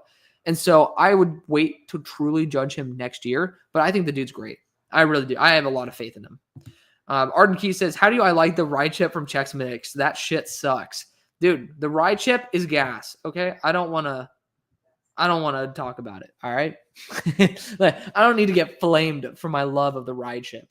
My girlfriend is celiac, so she definitely is agreeing with you that ride chip sucks, but like I'm a sucker for it, man. I don't know. Maybe I just have shit taste buds, but I feel like I'm pretty bougie with it. I got some sophisticated taste buds. Are there any quality centers in this draft? No. If you want to go after one that could play center, then going after Jonas Savania. And Bradley Bozeman is one of the worst centers I've seen play. It sucks. Bradley Bozeman used to be really good, too. I remember that signing for the Chargers, and I was like, hey, that's a good one. But, yeah, I mean, the guy's regressed tremendously. Something's messed up. Is something messed up with Will Howard's hand? Yeah, something looks up. I was looking at the ball coming out. It doesn't look right. Nothing official, but DJ on DJ, but he's been talking like he's coming back. Okay. I mean, it makes sense. No one's talking about the guy. He should come back. I want your opinion of a theory of mine. Go for it, Kai. Go for it, brother. By the way, I respond to every comment, so that's why it might be taking me a little bit to get to your guys' comment. Can you make a video going over the top receivers of this class? Absolutely. I'm planning on doing that. I'm trying my best pre-mobile. Like, that's a big task because that's in 17 days. And you guys know I had a top 57 receiver video, which I'm not going to do that this time. I might do like a top 20, but still. We're going to do a top like 60 or 70 by the draft. I just want to say that and get that out of the way, but still. Kai ended up saying, I believe that, okay, so this is your theory. The Cowboys will perpetually overpay players because their media draw and attention makes them overrated. I think that's fair. I mean, right now, Jerry's not the one running the team. It's Steven. So these moves that they're making are not Jerry's. Like, Jerry will like put in some info on it and be like, I need a quarterback. And like, I don't think Jerry's actually the one in control. So I do think this is going to be a perpetual issue. I hope one day I can end up going in with the Cowboys because they have a boss-ass office. That's like 15 minutes from me. It's if you guys are actually living in the DFW area, like the Star of Frisco, that's what it's called. Oh, crazy, right? You guys know Jerry likes the name shit, but they actually have a really cool shopping mall there. You guys can end up like going, some good food, some good coffee, a little flea shop over there. They don't have any dude stuff, of course, like every time, but if you guys do have a girlfriend, then it's an easy way to, be able to see some cowboy stuff. If she doesn't want you to see some football stuff, you get to see some cool cowboy stuff while also getting her a coffee. It's a good 1-2 punch. But I got a laugh from my girlfriend on that one. That was great. Suggs, what's good, brother? What's good? What are the Oh, here we go. Preston asks, what are the chances that the Commanders land T. Higgins? I think very low. I think it's pretty much Bengals and Patriots at the moment. But I could be wrong. Trent is saying, maybe I'm overreacting, but how can any front office watch this game and justify taking Ewers over Will Howard? Howard just seems like the perfect backup. Absolutely. I love that you said that. He is like literally the ideal bridge backup. Like if you don't want to take a QB this year and you're sitting there in the third round and you're like, I don't want to pay one either. And I just want someone to be on my team for 4 years and just be like a really solid, reliable dude. Will Howard is just that guy. I love that. I love that comment right there. So Tyler says it's high that T. Higgins goes to the Commanders. I would really love to hear why you guys think that. I'm not saying you're wrong, but like I'm not going to say it's wrong at all. I just would love to understand why. But then we got start, bench, cut. Michael, Scorton, Mike Green. Cut Mike Green off the bat. Cam. Oh, man. So Scorton and Williams are like neck and neck on my board. So I love them both. I would say if you're looking at 1 year, start Nick. If you're looking at 2+, start Michael. That makes sense. Next comment. We got Tyler back with it saying, do you think DJ Reed would be a good fit for the Commanders? Yeah, I actually like that a lot. He's used to playing in the climate over there, obviously with New York, so I wouldn't be worried about him in the winters. I mean, some guys like Azariah Thomas, I mean, the dude's been playing in Florida for like the past few years. Brothers sometimes just ain't good in the snow. Like some guys just aren't built for it. I mean, hell, Quinn just lowered the shoulder trying to get the first down. Hey, respect. No fucking way. That is a shitty spot. That is a garbage ass spot. No way. Y'all got to review that. No way. Yeah. Absolutely. That was a garbage ass spot. The dude ended up hitting the ground and then going forward, and they put it where he ended up lunging for. Ridiculous. I'm glad that they ended up like calling that. I might be wrong, but out of the corner of my eye, that was a horrible spot. Good job by Quinn recognizing it and going up, but yeah, no. I don't think so. Let me see. He lowers his shoulder. He gets popped. Knee is down. Dude, what in the actual fuck nugget? Like, who puts the ball 2 yards ahead? Unbelievable. I don't know who that ref is, but take the ball out of that dude's hands. Ridiculous. I'm glad that they called that. But yeah, DJ Reed, he's used to the climate. Some guys just aren't built for the snow and stuff. I sure as hell ain't. I mean, my car has summer tires on it. I ain't going to be driving it out on snow. That doesn't mean my car sucks. It just means it's not built to be on snow. Similar to some guys are not just built to play in the snow. When I type in Hail Mary, the autofill on YouTube is still Hail Mary Podcast. Dude, Shine, you're the GOAT, bro. Shine Sun's been around for a very long time. Shine's been around for a very long time. You're a true OG, man. Real OG. All right, Ethan says Quinn Ewers to the XFL. Let's change that to the CFL, brother. But honestly, XFL would be a good spot for him to go. So how much longer before Sarkisian goes to Arch, if at all, this game? The game's just so close. Like, could you do that? I mean, I would. I don't have faith in him, though. So that's why I'm like, I don't have faith in Quinn. So that's why I'm like, I'd do it. But still. Also disappointed in Bun. Maybe he's in his own head. Dude, I mean, the guy's just had a bad year and he hasn't been fully healthy. I absolutely think that sometimes he really could just be in his own head. My hamster just woke up. Goated. My rabbit is dead ass looking at me. Hold up.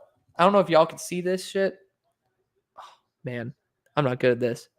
but he's like lurking right over there. I don't know if y'all could see that. It's y'all's fault. It is. Y'all are the ones who had me get him. You literally voted on Twitter for me to keep him. Unbelievable. Honestly, I should let him run around. I should. Nate says, I actually only having 2 quarterbacks. Are you talking about in the draft? Honestly, it does make it a lot easier at the top when I'm not getting absolutely like annihilated for liking one of 3 quarterbacks over the other ones. Herb Street saying jumping to catch is a college issue when every receiver at every level does that. Yeah. Kirk has said some interesting things. I liked his dog. I'll say that. I like his dog. Dude seems like a chill guy to get a beer with. But yeah. They're definitely they went for it. Oh man, they're running with Arch. Damn. Oh, did Arch actually fumble it? Okay, well, if he did, then Tyleek just ended up getting it back.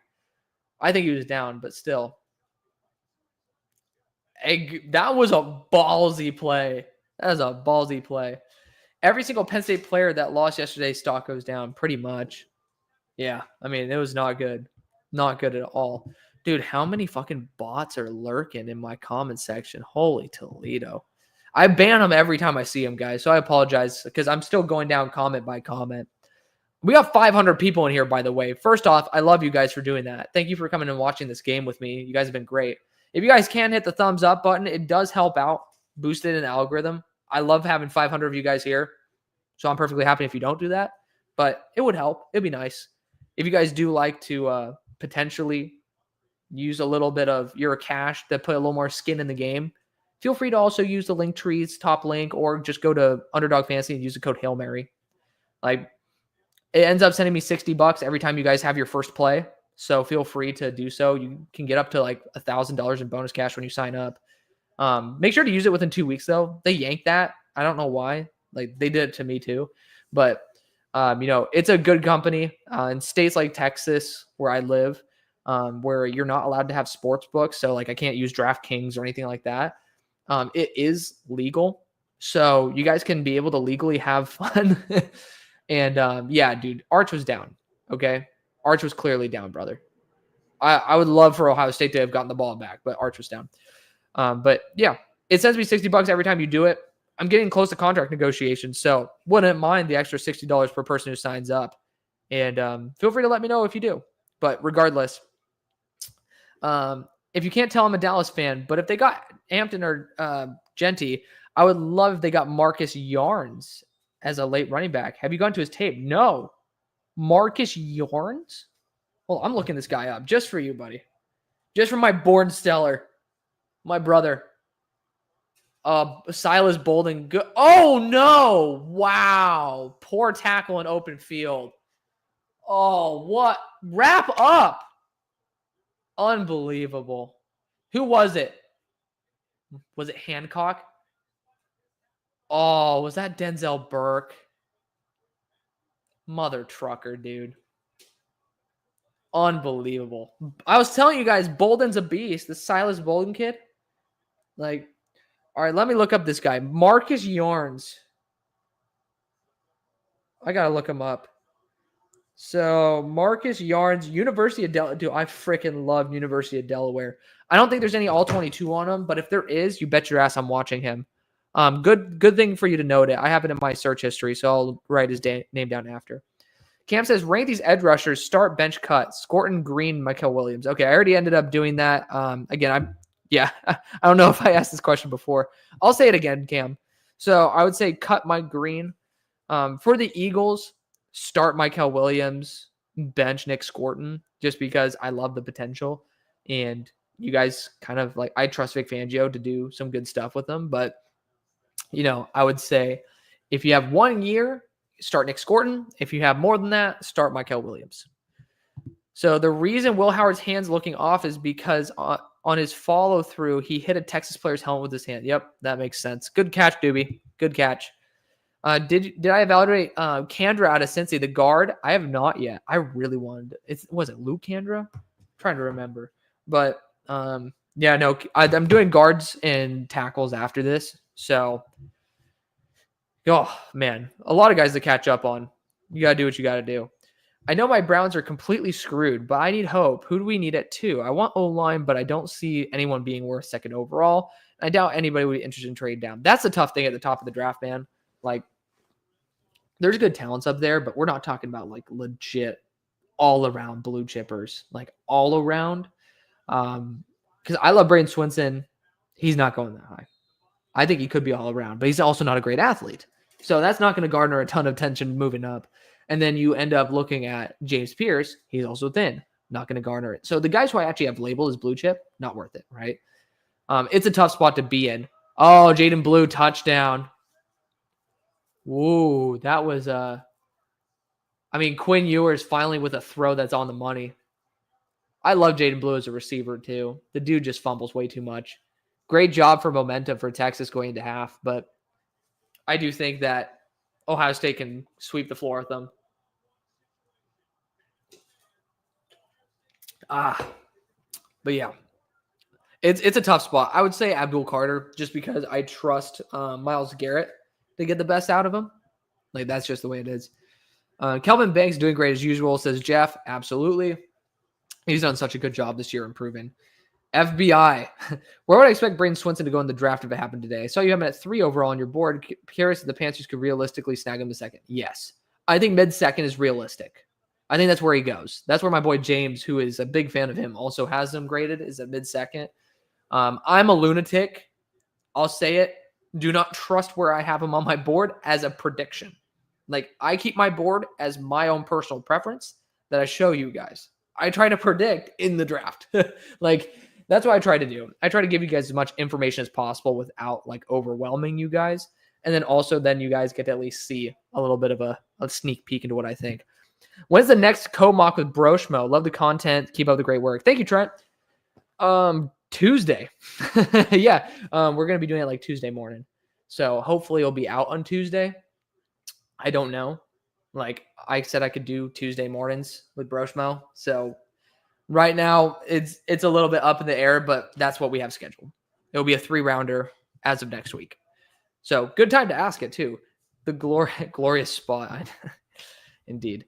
Who do you think trades for Max Crosby? I don't think anybody trades for him. There's no way that the Raiders would let him go. That's just stupid. For the Raiders organization to let someone like that go, like he's the heart and soul of the Raiders team. Is Telesco the best candidate for the Titans as a GM? I'm not very qualified to talk about GMs. I'll just say that right now. I think Rand Carthon should be your GM. But yeah, I mean, Telesco, he ended up doing a good job last year for the Raiders. I honestly thought that like acquisition-wise of talent, he ended up getting like really good return for the value that he ended up spending. So I personally think it's fine. Next, we have Suggs. Is it crazy to have Azariah Thomas as a borderline top 5 player in the class? No, not at all. I mean, I have him like 13 on my board. Like, he's great. I saw him in person, and he was great. You know how many players I think actually look kind of okay on tape and then kind of suck when I watch them in person? Too many. So, I mean, for him to pass the eye test as well in person, yeah. Yeah, the dude, if you have him top 5 on your board, I don't blame you. I really don't. Oh, Trey Henderson. Oh, my God! No fucking way. He just took it to the house? Oh, my God, Trey. Oh, Lord, Trey. Oh, my God. Oh, shit. Wow. I did not expect him to actually house it. This dude looks like he looks like Arch Manning from Wish on the sidelines. What an absolute bum. But that was a great play by Henderson. Oh my God. Holy. Wow. Hell yeah. I've given too much shit to Trey Henderson. I love him. I don't know. We have the money for T. I would really want him here. I respect that. If you got the money, and money does talk. Oh my God, dude. All these fucking bots, bro. Like, get these bots out of here. I swear.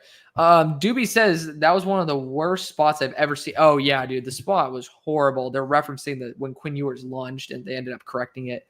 Aaron says, what's up, man? Love the mock draft since last year. I think you're the best at it. Thank you so much, honestly. I mean, I know that I'm still growing and trying to get better at it, man. Like, I do appreciate it. I do genuinely try to get better. It's why I always say for you guys to like comment all the time, because it's like, I think of mock draft, like why I do it all the time is because I do want to get the best mock draft out there, right? And I want to shave it down until I make it either the most realistic or the best. And like trying our best to do both of them at the same time. We can't trust NFL offices to be able to do both.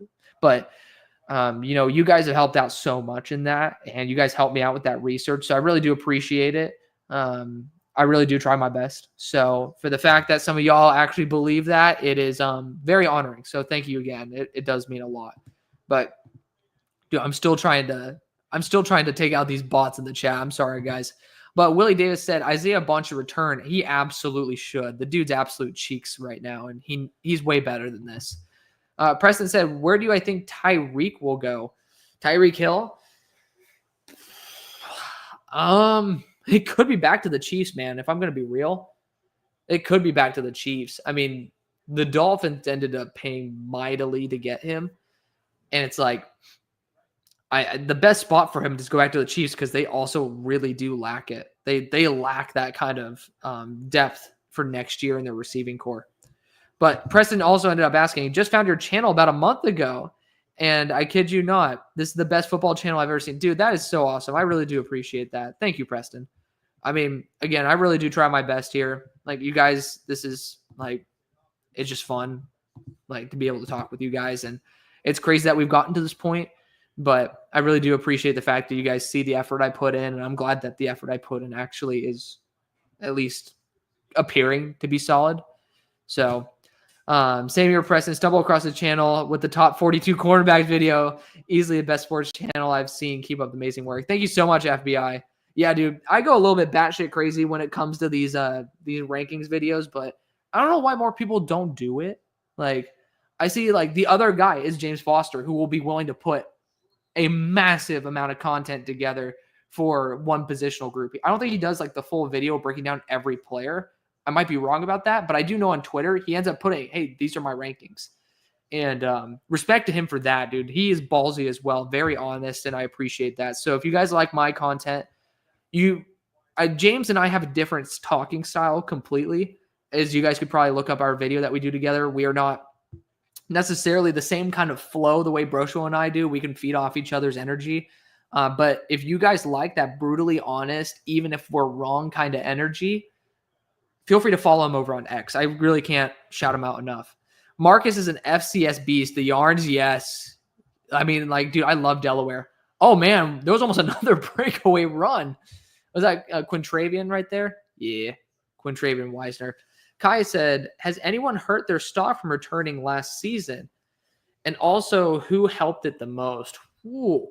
Who helped it the most is Cam Ward, I think. I mean, the dude was pretty much going to be a day 3, like maybe 3rd round pick. And now we're talking about as potentially number 1. Returning who hurt their stock. Technically, Beck was like a fringe round 2 last year, what people were talking about before he ended up returning. And then obviously where he's at now. Shoot, that's a really good question. Let's see. I mean, honestly, that's a good question, dude. Like, I don't know who's hurt it beyond that. I mean, not many guys legitimately hurt their stock. When you have momentum, you usually don't lose out on, like, you don't usually lose out on your stock by getting better. But I'm trying to see guys who might have gotten hurt. And it's like, oh, there's actually a good pass by Quinn Ewers right there. There's a flag on the field. Oh, man. Actually, Quinn, if I'm not mistaken, this is not Quinn's first year he was eligible. So last year, Quinn was that fringe first round kind of talent. And then right now we're talking about like a day 2 at best, day 3 guy. Even like right now with how he's playing, not good. So I can definitely tell the timestamps here. This is back when Jaden Blue ended up getting that nice play. Of course, Iggy ended up holding up in the freaking upper torso area, bud. Don't do that. Henderson is the real deal. Insane vision. Yeah. Yeah. So there we go. We got the Henderson house call.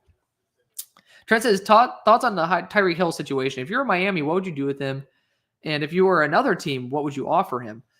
Good question. So if I'm Miami and I'm hearing all this stuff, it's like, how confident am I that our situation, because Tyreek's a temperamental guy. Like, he's had a really checkered past. He fell in the draft because he has a checkered history with, I think it was abuse. So, like, he is someone who you don't want to piss off. He is more temperamental. And I know this is a Steelers fan. You don't want to piss people off like that. So, are you going to be in a good enough situation where you can compete to where the money and the success can outweigh those factors? Are you going to be able to feed him enough? I don't think that the current Dolphins team has that possibility. So when you look at the other options, is he going to be worth a first-round pick anymore? I don't think so. His age, what he said, that he's like, hey, after my contract's done, like I might even want to be a P star, if you guys know what P stands for. Yeah, I'm serious. Yeah, he said that. Yeah. He really said that's what his kind of like his goal was. But like, I don't know, man. You'd really have to fetch the price. If I'm another team and like I'm the Chiefs and I want a 1-year rental, like, would I be willing to send a 3rd-round pick for him? Yeah. Would I be willing to spend a 2nd-round pick for him? Maybe. Like, that's where I feel like if I'm the Chiefs and like I know there's that chemistry and I know it's going to be a super short-term rental, but it's Tyreek freaking Hill.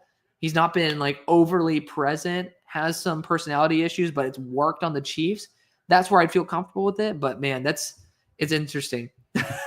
Dan was talking about the dude who I said was like Walmart version of like Walmart clearance version of Arch Manning. Dude, some people just deserve to get fried.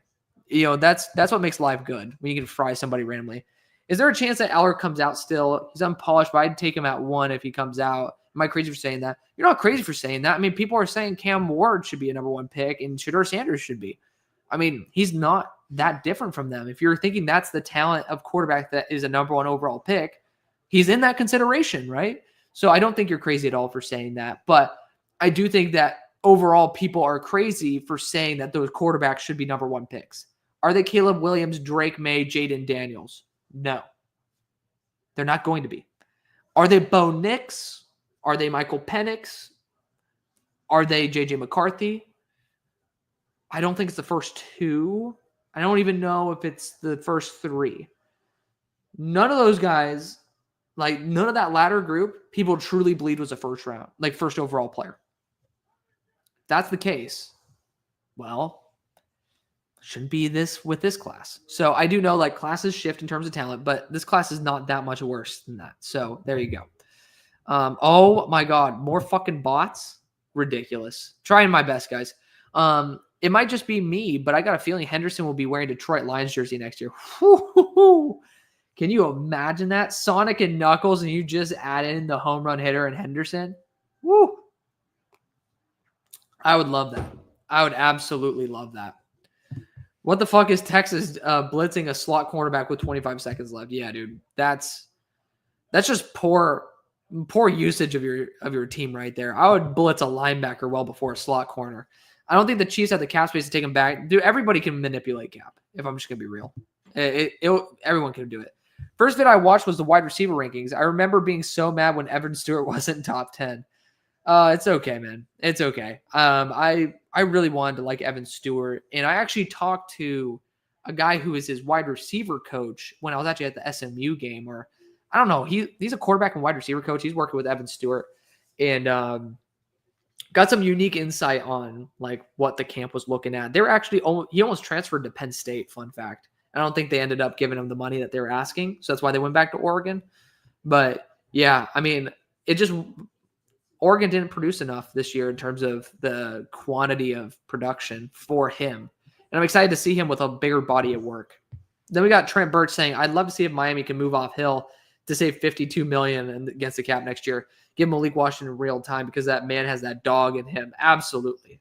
I would love to see it too. I think the team needs to kind of restructure because right now it's going to be very similar to the Steelers. You have a lot of potential, just not necessarily enough to truly get you over the hump. So, all right, Doobie asked, what do you look for when you're grading offensive line? I've been trying to start, but I have no clue what to look for. So, Doobie, the best thing I can tell you is watch NFL, like good NFL tackles. Watch Lane Johnson, Jordan Mailata. If you want to just save some time, you can watch them technically both in the same game. But watch good NFL tackles. Watch their form. Watch how their feet move. Watch how their shoulders stay square to the player or even square to the line of scrimmage on certain pass downs. Watch how they end up adjusting to adversity, seeing like, hey, maybe they got beaten by this particular move. Watch how they end up trying to proactively defend against it in the future. And when you can end up looking at the traits that make an offensive tackle successful in the NFL, start looking for that in players in college.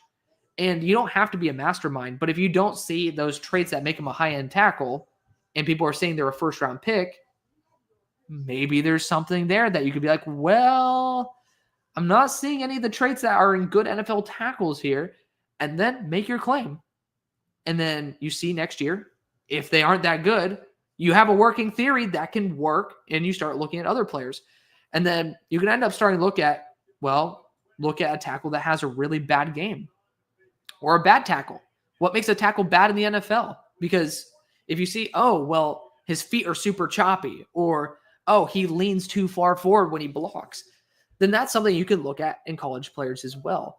I've had the pleasure of being a Steelers fan and watching a lot of really good offensive linemen, but I also have played offensive line. My dad taught me how to play offensive line.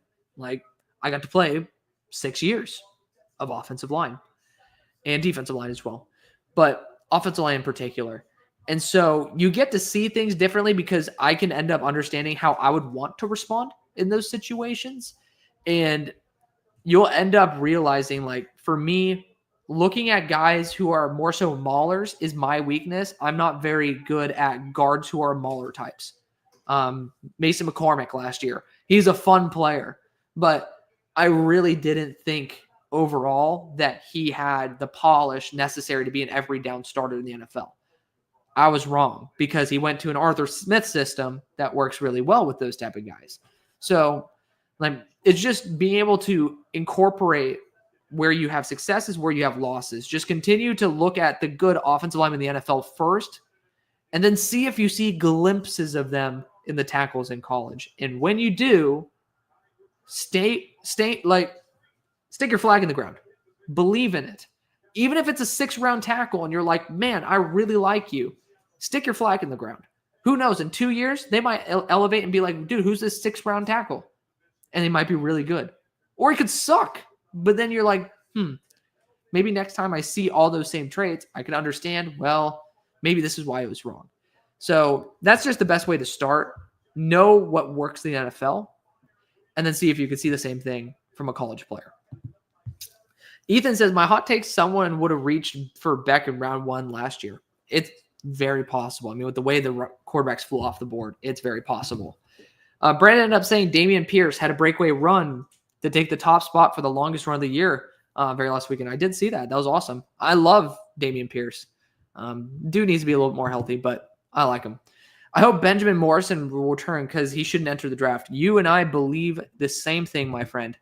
Donovan Edwards, yes. Kendrick, that was a great call out. Donovan Edwards lost a ton of stock. So, yeah.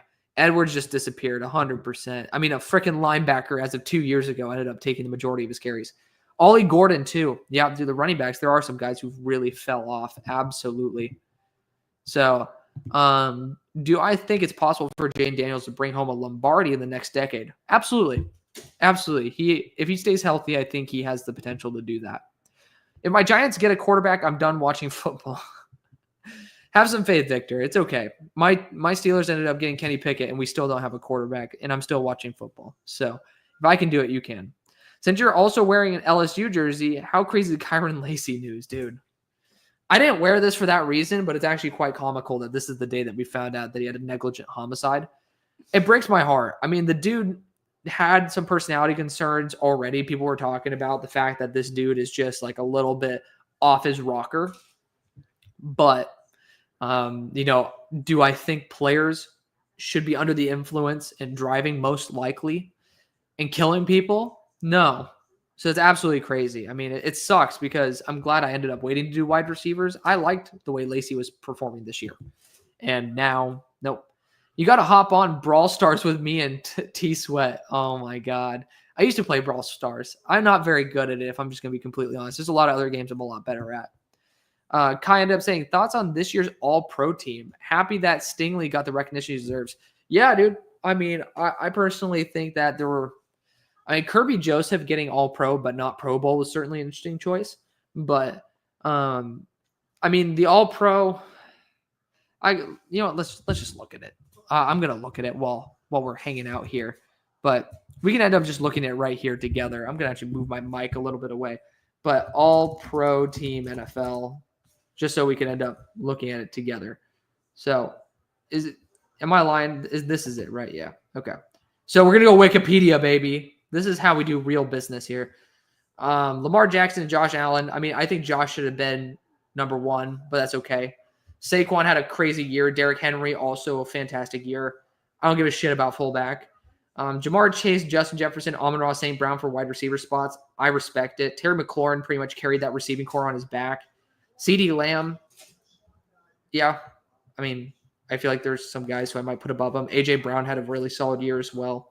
Bowers at tight end, I love that. I mean, fantastic for him to get that recognition. George Kittle's been pretty solid this year too. Wirfs above Mailata. Yeah, that's okay.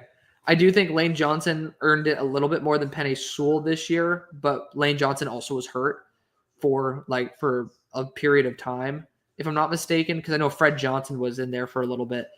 Quinn Miners, I love the respect. Creed Humphrey, Joe Tooney, not going to disagree with them getting that love. Defensive-wise, Myles Garrett and Trey Hendrickson, both of them deserved it. TJ Watt, pressure-wise, is a little bit down. Nick Bonito, not there yet with him. But Andrew Van Ginkel's had a fantastic year. Cam Hayward, Chris Jones, they both deserved it. Zach Allen had a great year too. Jalen Carter, respect. Zach Bond getting first-team All-Pro, love it. Well, getting All-Pro, yeah. And then you got Fred Warner, Roquan. I get it.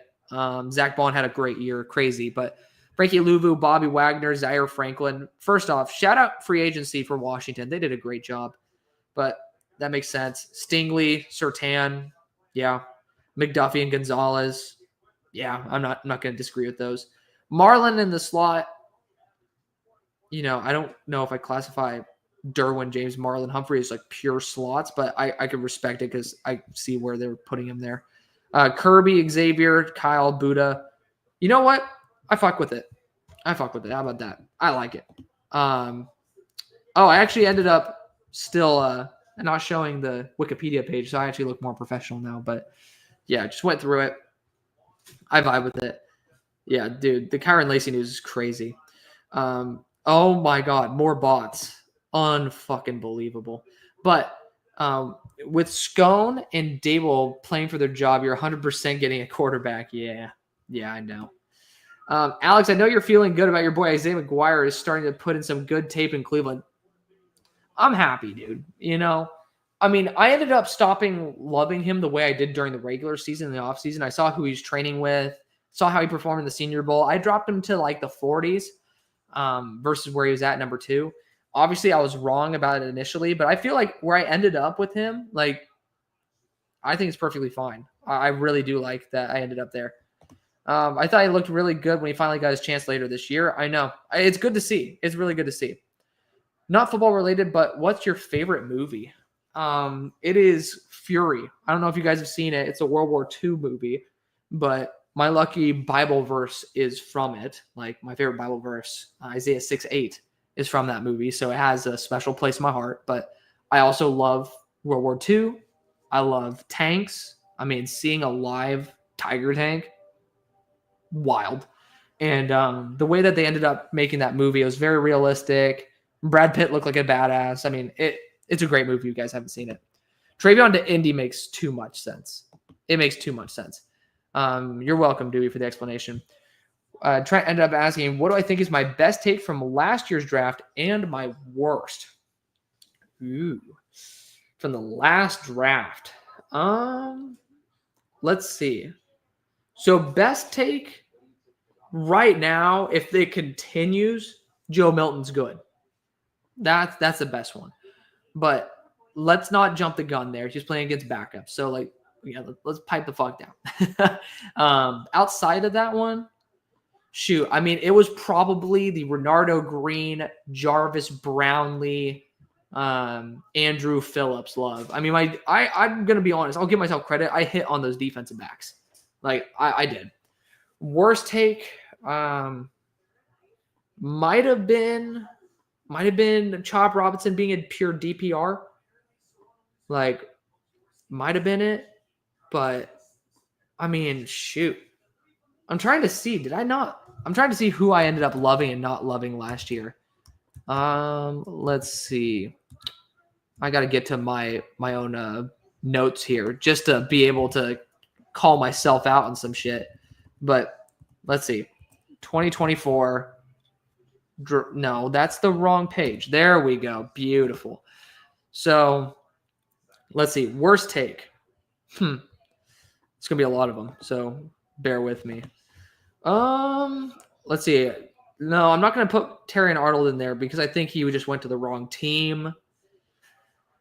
Ennis will get his chance. I've seen him actually do some good stuff.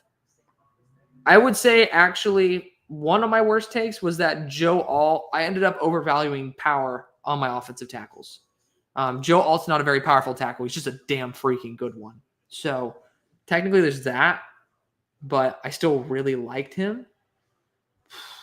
No, I mean, honestly, I'm pretty Johnny Wilson, but Johnny Wilson still has yet to really have the opportunity. I still think he's going to be really solid. There's no way I had Christian Haynes that high. I ended up definitely adjusting it after this because I definitely didn't believe in him like that. Let's see. Who else? Maybe Xavier Thomas. I fall in love with athletic edge rushers, man. Like I had him as a top 50 dude. I liked Xavier Thomas. I'll say that one. Yeah. I like that one. So there you go. That explains it. There you go. That's my worst one. Liking Xavier Thomas. I mean, it's still potentially going to be fine. But do I feel like Tyleik Williams will be elite? I think he'll be a legit starter, and that's someone who will be playing for quite a while. Elite, I don't know if I can get there yet, but very good. Alex, I got to give you your flowers. You totally called Drew Phillips being a stud, and I'm an Eagles fan saying that. Thank you, Tori. Y'all know I was batshit crazy. I remember watching him. I'm like, am I like losing my mind? It felt the same way with Braden Swinson. But it's like, am I really losing my mind? And I just fell in love with him, and I gave him a blue chip grade. So it's just like, oh, I'm glad I was right because, man, I would feel like an absolute idiot if I were wrong. Who do you have as the worst team next season and will have the number one pick and why? We have to see the draft. That's the short answer, but I really think that the Saints could be a quick team for it. I mean, just a lot of the key pieces are getting older, and luckily they're doing a good job at like getting best player available, but you still don't have the quarterback in place. Like, it really depends on how they hit the draft. If they get Tetairoa McMillan, I think they'll definitely not be the worst because more well-rounded offense. You get Kellen Moore potentially in there. You can really spice some things up. Yeah, there's a lot of variation that could lead to it, but I would say if the Rams end up losing Stafford, let's just say they go on like a really good playoff run, and Stafford's like, hey, gonna hit the hay, had a great year, let's end on a high note. The Rams could be a dark horse pick for it because McVay is crazy, but at the same time, I mean, we don't know about the future of that team. But my best was that I love Lassiter, and worst is definitely being wrong on Bo Nix. I was really happy with my quarterback takes last year, if I'm going to be honest. Like, I was very scared to talk about him, but I really did have faith in a lot of the QBs, and I'm really happy about it. So, I mean, it's okay not to love Bo Nix. A lot of people hated Bo Nix. There's nothing wrong with not liking Bo Nix. It's just, I mean, I don't think we thought that he'd be this good. Like, maybe there's that, but still. But yeah, don't feel bad about Bo Nix. But Kamari, dude, I mean, I ended up dropping Kamari because of the athleticism scores. And I felt bad about that, but he's a really good player. I just watched the NFL Stock Exchange top 12 tackles, and Jack Nelson was nowhere to be found. I mean, I knew that because Trevor's board is the PFF mock draft simulator. So we'll have to look at it. I mean, I haven't updated the tackles again, but at the start of the year, I thought he did a great job. I really did. And like, I love those guys to death. Both Trevor's said he's gonna come on the show. We'll see if it actually comes to fruition. But Trevor said he'll come on the show. We'll have a good conversation about it if it does end up being that way. But they've been wrong about guys. I've been wrong about guys. I've been right about guys I've been wrong about. They've been wrong. They've been right about many guys I've been wrong about. We can balance each other out. And so maybe that's a situation where I'm wrong. But, I mean, I'll always just be honest about it. We'll see. Cameron asked what happened to Kyron Lacey. I assume somebody else ended up describing it, but basically ended up killing somebody hit and run. And so that sucks. Franlo says, hello, what do I think about Arch Manning staying / entering the transfer portal situation? I think he should stay. I don't know if there's like a particular situation that's going on. Feel free to enlighten me because I'm still like the transfer portal is like I'm not there yet with my expertise to be able to comment very well about the transfer portal. Like still learning about stuff like that all the time. I know what's going on, but to actually be at the position I'm at to give you guys feedback, like I don't like pulling shit out of my ass. I'm just going to be real. Like, I think you guys deserve better than that. So that's what I'm going to do. But I think you should stay. I mean, if Quinn goes, he says like, hey, I'm going to be like probably not playing football next year in college. Should probably be fine being there. Like Sark's not going to be, you're not going to find many other teams better than UT and not many coaches better than Sark, in my opinion. He had a Henry Tugg situation again. I know, dude. I know. Lane Johnson was robbed of first team. Totally agree, Tori. I understand why these clowns. Oh, he doesn't understand why the clowns throw millions of dollars away by being idiots. Trust me, dude. I mean, think about Eric Gilbert. Supposed to be like Brock Bowers level tight end, right? Coming in like one of the best players in the country, man, elite athlete.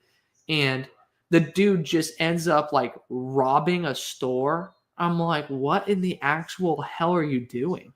It's absolutely nuts. I mean, these poor kids, I mean, I hope to God that they find some sort of like better influence, whether that be faith, whether that be like a support group or something. Like they need to get their heads and asses wired together, because when you just misuse your talents like that, it's like, dude, you're blessed with those talents. Give them to me if you don't want them. Like I'd like that build. I mean, dude, you don't think I'd like be 6'6", 250 in muscle? Like shit. My girlfriend would. Huh? Oh, oops. That wasn't funny. But but like, yeah, I would absolutely love to be able to have those traits and to be able to waste them on shit like robbing, hit and run, like being just stupid. It breaks my heart. It really does. So interesting that they put Derwin for slot corner. Yeah, that's what I'm saying. I'm like, that's just weird. Really weird. Lane was better than Penny in every metric. Yeah, it's just because he I don't think he was there 100%. I don't know. So where do I think Tez Johnson goes in the draft? Round 3. I think round 3 is a good spot. Teams might get scared because of Tank Dell, but I mean, he's a really solid route runner. He's a difference maker at that size, and he's a good blocker. Good wide receiver 2 talent. I mean, I think he could like go into a team that's relatively weak and be a solid wide receiver 2. I wouldn't want him ideally as it. Leonard Williams snubbed from All-Pro. I mean, Leonard's had a good year too. I mean, maybe as the second team. Apparently, Cooper DeJean lost to Marion by like 10 points. Or Marlin by 10 points. That means that Derwin James would then be like less than 10 points. That'd be interesting. Dude, these bots. They be lurking in my comment section, bro. Oh my God. Let's see. Just saw Coward throw Josh Allen on Riley Leonard. Dude, I mean, hey, this guy's not showing up in 71 pages of a lawsuit apart from being a good gentleman. So respect to him on that. But he really does have some garbage ass takes. I mean, so do I, but I at least try to back it up with like legit evidence. Even if the evidence doesn't stack up, I still try to do that. This guy just straight up pulled it out of his ass.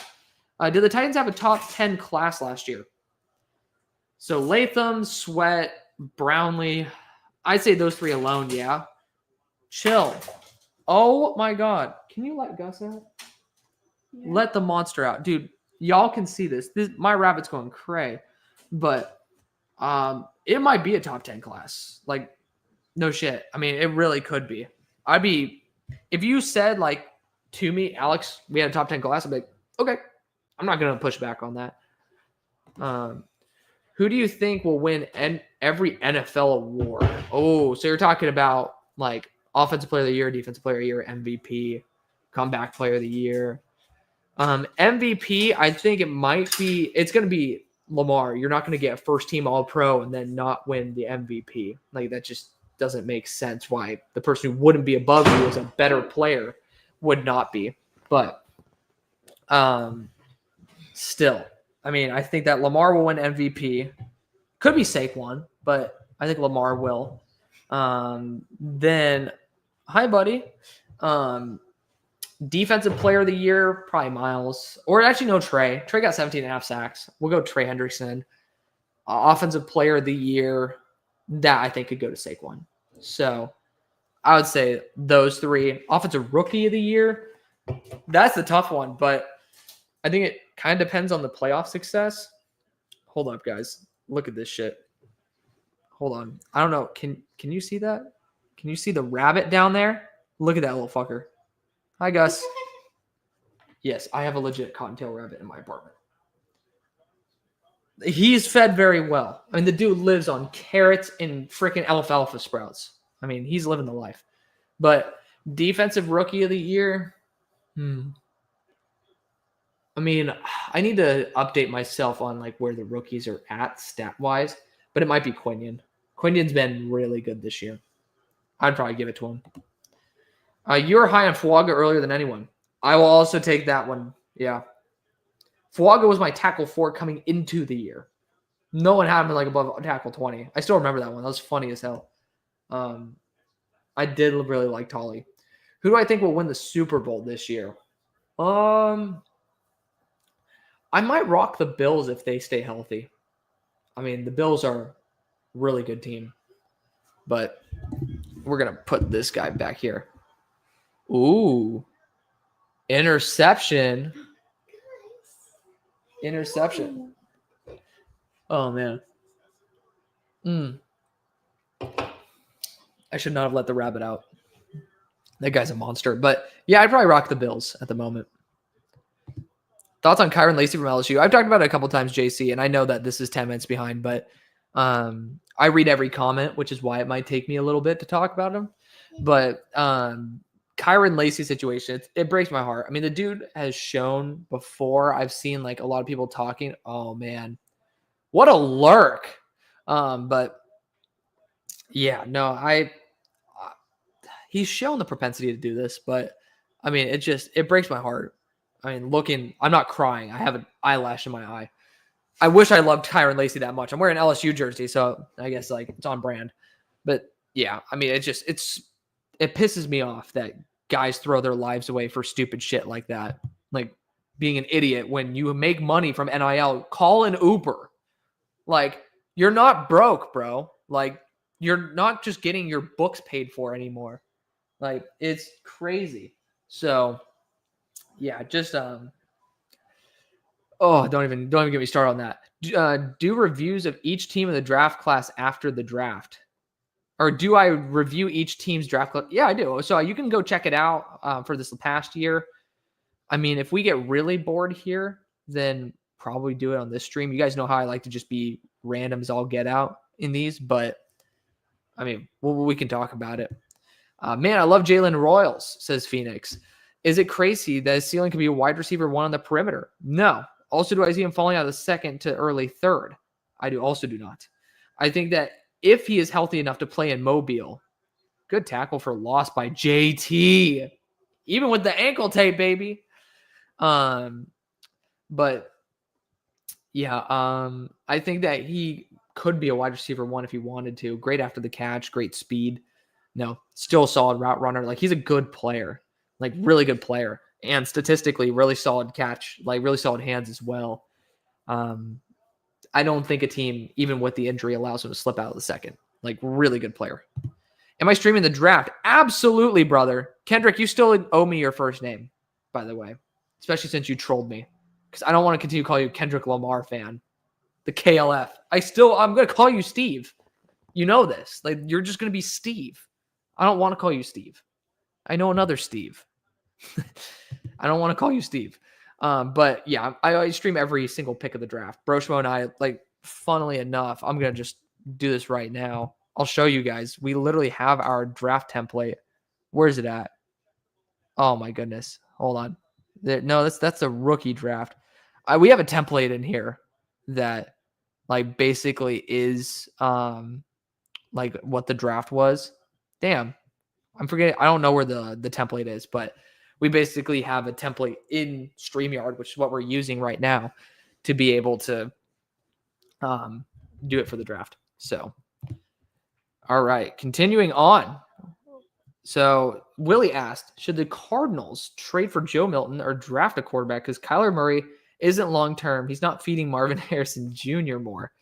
I don't think that I was seeing if the more was an actual button, but I don't think that you're going to find a very net positive solution to getting someone over Kyler Murray. I know that he hasn't been necessarily perfectly reliable 100%. Oh, yeah. Cody ended up getting knocked in the noggin right there by Tyleek. He just got targeted by freaking Tyleek Williams. Yeah, he's out for the day with concussion. His noggin is rocked. But yeah, I don't see a net positive solution there, if I'm just going to be honest. I wish there were, but I wish there was, but I just don't think there is. He did this last year, so I would assume so. Yes, Phoenix. Gavin said he was super high on Renardo Green, Jordan McGee, and Christian Mahogany. Good job, man. Good job. Christian Mahogany, I really like that pick to the Lions. I don't know. Was that my favorite pick? I'm actually going to pull it up right now. I have it on my Canvas sheet. But Mahogany. Let's see. Mahogany. There we go. Draft grades, 2024 grades. There we go. I'm not showing you it because I'm going to be a little bit petty like that also. I'm just checking this out. Oh, my favorite pick was Terry and Arnold, but I think my second favorite pick was the Christian Mahogany spot. I love that pick. So good job, man. Good job. What's my opinion on Xavier Watts? I'm going to wait a little bit to do like a re-eval on Watts, but he stepped up so big this year. And his ball skills are incredible. The dude has a ton of interceptions, so got to give him credit for that. I thought that he wasn't very good versus the run last year. I thought his angles were very mediocre, but he improved noticeably this year. You can see it even with his PFF stats. Arch Manning to the Saints. I would love to see Arch be like the better version of Archie. That would be hilarious, but I don't know. I had it in one of my most recent 2026 mock drafts. I think that would be a smart move if he's available and the Saints are there. Banks is an okay prospect, but not top 10 worthy to me. He lunges too much. He's not a great athlete. Never has his feet about him. I mean, I've had issues with him lunging and leaning too far forward as well. Again, I haven't reevaluated him. I thought he's done a pretty solid job versus the edge rushers I've studied.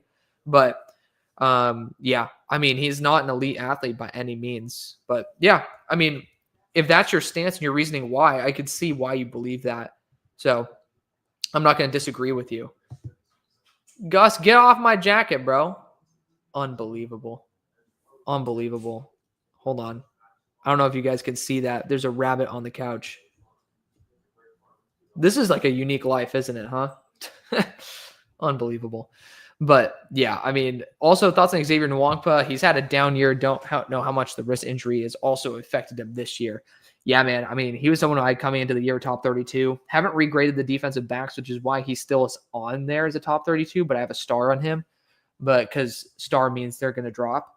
But it's just like, yeah, I mean, he got misused as well. I mean, you don't put this guy in man-to-man coverage. He sucks at man-to-man coverage. He was used way too much in that. So I still have a lot of faith in him, though.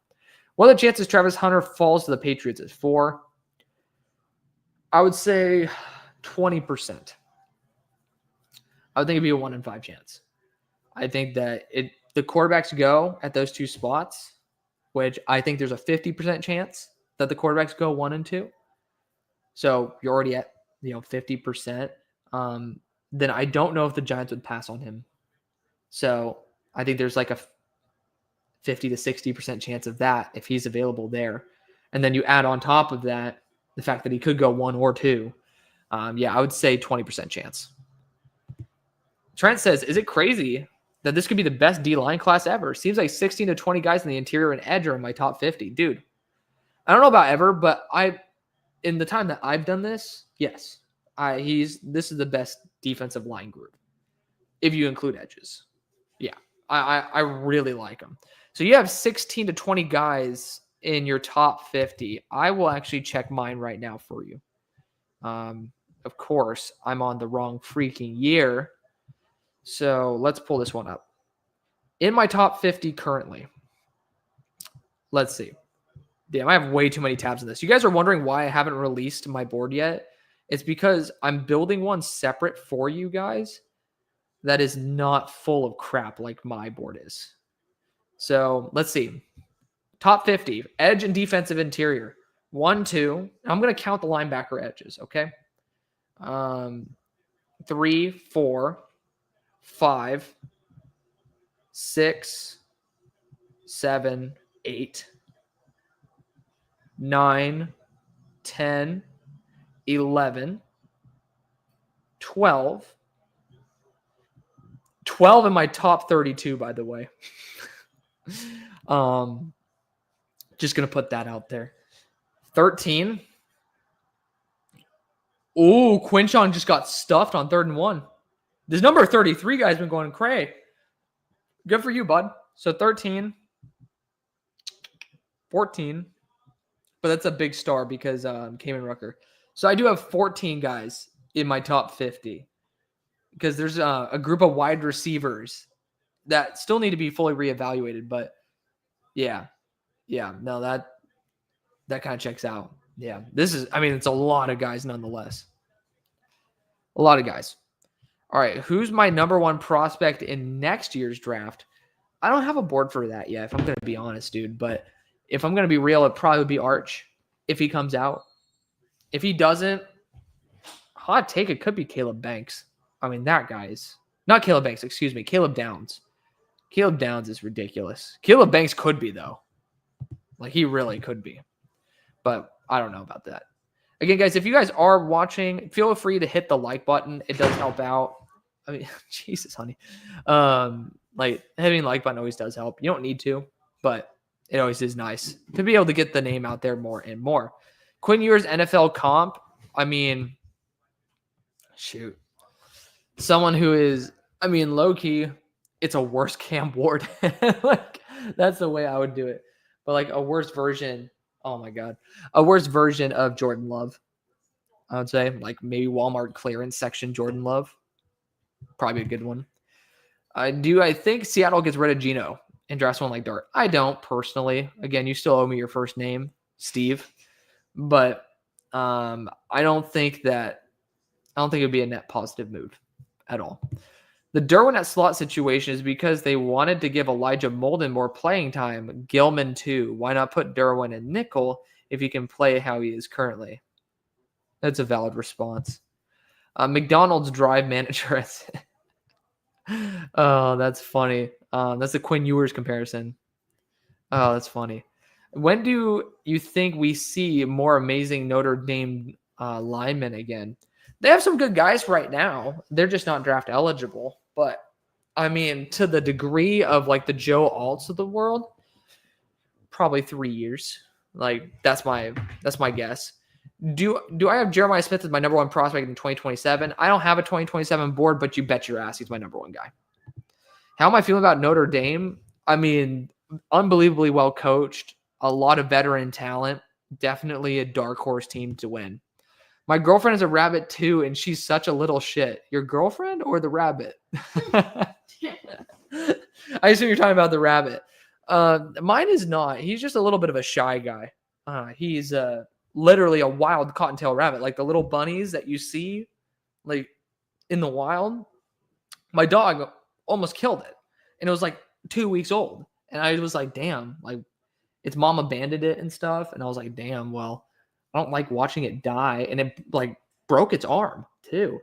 Like literally was like walking like this. It was like, I'm like, oh, damn. So I ended up putting it to a vote on Twitter. Y'all ended up saying like, yo, keep him. And I'm like, okay. Dead ass. I have pictures of myself with a microfiber towel holding the rabbit like this, putting kitten's milk replacement, because you can do that. Like, it's a replacement for like rabbit milk. Like, literally syringing it into a bunny that's this big's mouth. Ridiculous. This is y'all's fault, by the way. So, even as a Bengals fan, I got to admit, Pat Surtain 100% deserves Defensive Player of the Year. I respect it.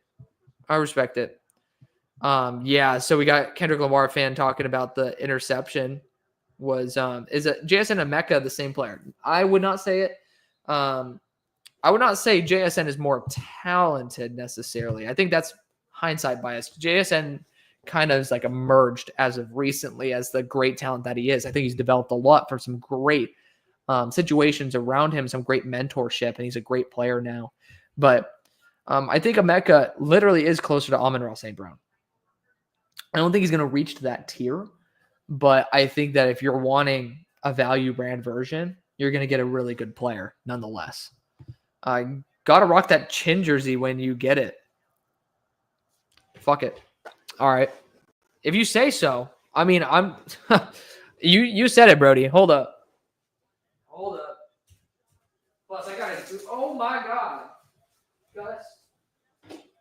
You're going to get yourself killed, buddy.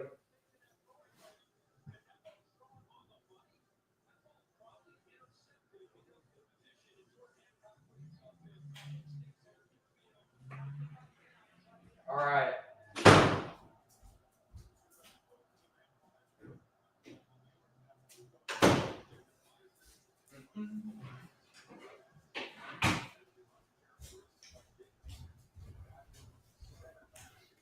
All right. Gus, get out of my seat. Bullshit. Oh. Literally still has the tag on it, Brody. I shit you not. Where's the tag at? There we go. Thank you, NFLshop.com, for not charging me $10 in shipping. I deadass almost bought like $200 worth of jerseys. Ended up not doing it because they charged $10 in shipping. Charge me $210 next time with free shipping. Don't give me this bullshit. Good run by Travian Wisner, by the way. Oh, shit. There we go. This is such a badass jersey, too. Freaking love Jamar Chase. And I'm a Steelers fan, but we got to rock this. Damn, someone just ate shit above me.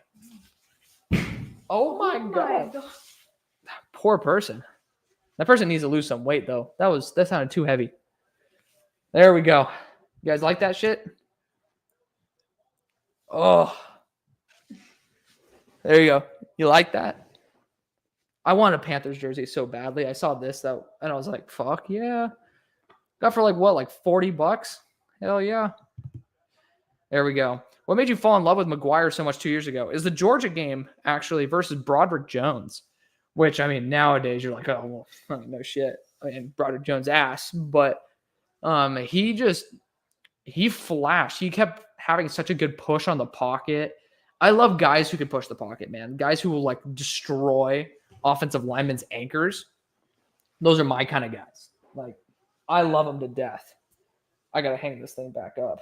But I will just do that here in the meantime.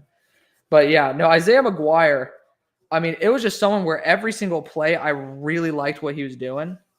And it was that consistency plus the physicality. And I thought he was honestly pretty solid at diagnosing what was going on. Like, IQ sometimes is what, like, my grading factor. We're going to put that right there. There we go.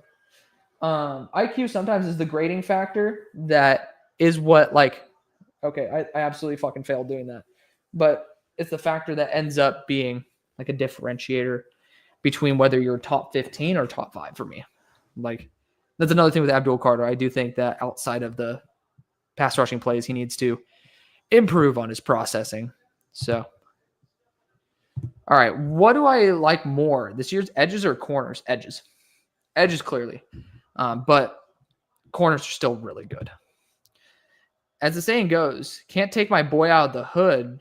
Or you can take the boy out of the hood, but you can't take the hood out of the boy. Unfortunately, I mean, I wish that weren't true. I mean, we are a product of our environment and our friends and all that stuff. And I just hope that he gets a like those guys who do struggle with it ends up like finding either faith or actually good friends and ends up getting their life back on track. All right, next we have Gavin again. As a Patriots fan, I want JT so badly. We're probably going to get Carter at 4, which is huge. Yeah, I mean, either way, you're winning it in that situation. Will I do some positional group ranking reviews for the 2024 class? Absolutely. That's a great. It's a great comment. What I'm actually thinking about doing is like feel free to give comments back on this. I would love some feedback on it. But after the draft, I might redo positional rankings based on the players on the actual team. Like I think that's actually a really cool idea because I think then I could say, is it a fit for me? Like is it an absolutely yes? Is it like a maybe? Is it a no? And then that would end up showing like, hey, these are my players shifted based on whether I think they're actually going to perform well in their team or not. Because I think that'd be cool. But feel free to let me know if you guys would actually like that or not. Man, you're such a go for answering all these chats. Bro, I try my best. I mean, if you guys spend all this time like spending it with me, the least I can do is read your shit, right? You're actually spending time trying to ask a question. I hate people who just end up ignoring it. I just do. Who's my number 1 player in the class? Will Johnson, baby. I would love to have a Will Johnson jersey, but I don't like Michigan enough. If I'm just going to be real. like I love Ohio State, man. I mean, there's not many jerseys I'd want. Actually, probably my next jersey from a college player might be Jeremiah Smith. If he continues this rate, might be a Jeremiah Smith jersey because it's baller as hell. I have $200 bet on the Lions winning the Super Bowl, and all these injuries have me scared. Trust me, dude. I mean, it is scary. I mean, health is such a big factor in the playoffs. It's why the freaking the Buccaneers had such a solid run because they literally had a fully healthy team, especially on the offensive line. Which, to be fair, I think the Lions are doing pretty good health-wise on the offensive line. Feel free to correct me if I'm wrong, but I know Mahogany's been taking reps. Mahogany's good, so I don't feel like there's an actual differential with the health. Thoughts on Xavier Leggett throughout his rookie year? Has anything changed to his draft profile, and do you think he still would be a wide receiver 1 in the league? I'm going to be honest. Leggett was my number 64 player in the class. So I came into it thinking he's a solid wide receiver 2. I still think that's what he is. He's a good player. I think that the drops are a little bit scary, but drops are not something that's a super translatable stat. Like this is something Trevor Sikkema was talking about with Connor Rogers in their wide receiver ranking video. Like drops are something that do not translate year over year. And it's the first year in the NFL. If it continues year 2, I have an issue with it. But I think that he's done a very solid job. He's not a bust. I mean, him, Jalen Coker, both to me belong in this receiving core. It gives me a lot of faith. Would love Arts to the Saints? Yes. Spotify Wrapped? No. I mean, actually, we could do that.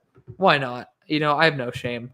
If I can put Isaiah McGuire as my number 2 player on my board at one point, I could do this. I think that's fair. My Spotify Wrapped was actually kind of mediocre this year, but I also wasn't really in a spot where I was listening to a bunch of new music. It was more so like on Spotify, I ended up listening to just like the Smart Shuffle. So it didn't really have a lot of what I would say is indicative of my actual listening tendencies. But let's see. Oh, blue! Oh, shit. 2 for blue? What? He's going to fumble later, too. He's going to mess it all up. I already know it. I'm trying to find my Spotify Wrapped for y'all, because I took screenshots of it. It was quite depressing, if I must admit. But, I mean, like, where the hell? What time did it come out? Yo, do you know when Spotify Wrapped come out? Like December. December? December, November. Trying to see. Oh, man. I have a Ford GT that I saw on the road, guys. Banger. Like, I was like, oh, my God. So beautiful. Okay, no. It was definitely November then. Oh, my God. When the hell? When did all this shit come out? This is so depressing. It wasn't in October. I'm taking way too long to find this Spotify Wrapped.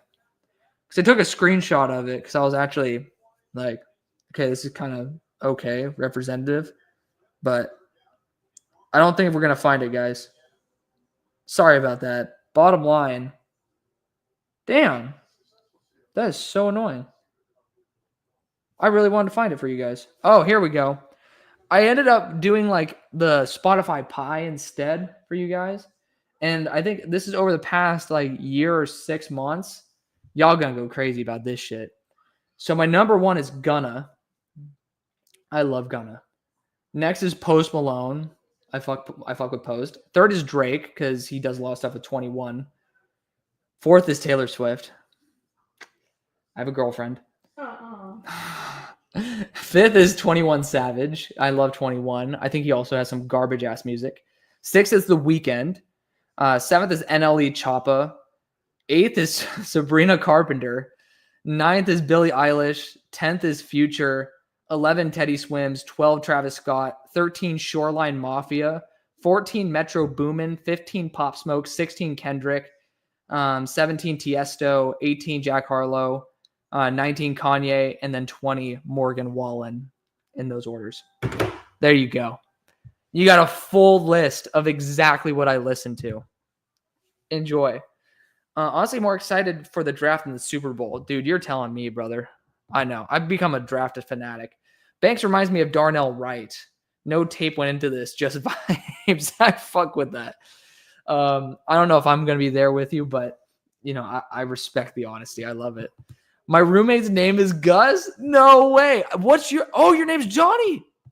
Thank you, Johnny. Hallelujah. Gus? Dude, where is Gus? Little ass. Oh my God. Gus is running around here somewhere. We'll have to have the Gus's meet. Thank you, Johnny. It's about damn time, brother. Was doing a mock draft on Mock Draft Database, and the bot took Curtis Rourke 3rd overall. Oh my God. I'm sorry, dude. I mean, you could end up using the PFF one because I think if you don't like edit the order and stuff, I think that you can end up still enjoying it for the most part. Which wide receiver do you think best fits the Titans? Well, I think I'd want someone more on the T. Higgins role, which then I'd go after Jaden Higgins. I think that's a really good one. You could talk about Trey Harris, but yeah, I like Jaden Higgins in that role. Got to go to bed 4 a.m. in Keegs, you're in Sweden? Why are you in Sweden? Are you just on a trip? Damn. I'm going to have to just ask you in your next comment of LoJonte Wester. Oh, man. Oh, shoot. Well, have a good one, bro. Thank you for staying up till 4 a.m. in Sweden. That's awesome.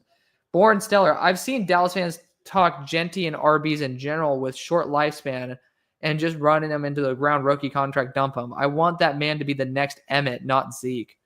Dude, I mean, straight up, if you want an Emmett and not a Zeke, go Amari and Hampton. Because I'll just be clear, Ashton has a lot of that tread taken off the tire. And if you really want someone who could be 15-year back, I'd prefer to go after someone who's going to be a little bit less of a bell cow back and more of someone who's going to be a 20-touch guy than Ashton, who should be a 30. Like, that's just my take on it. But, I mean, both of them are amazing, right?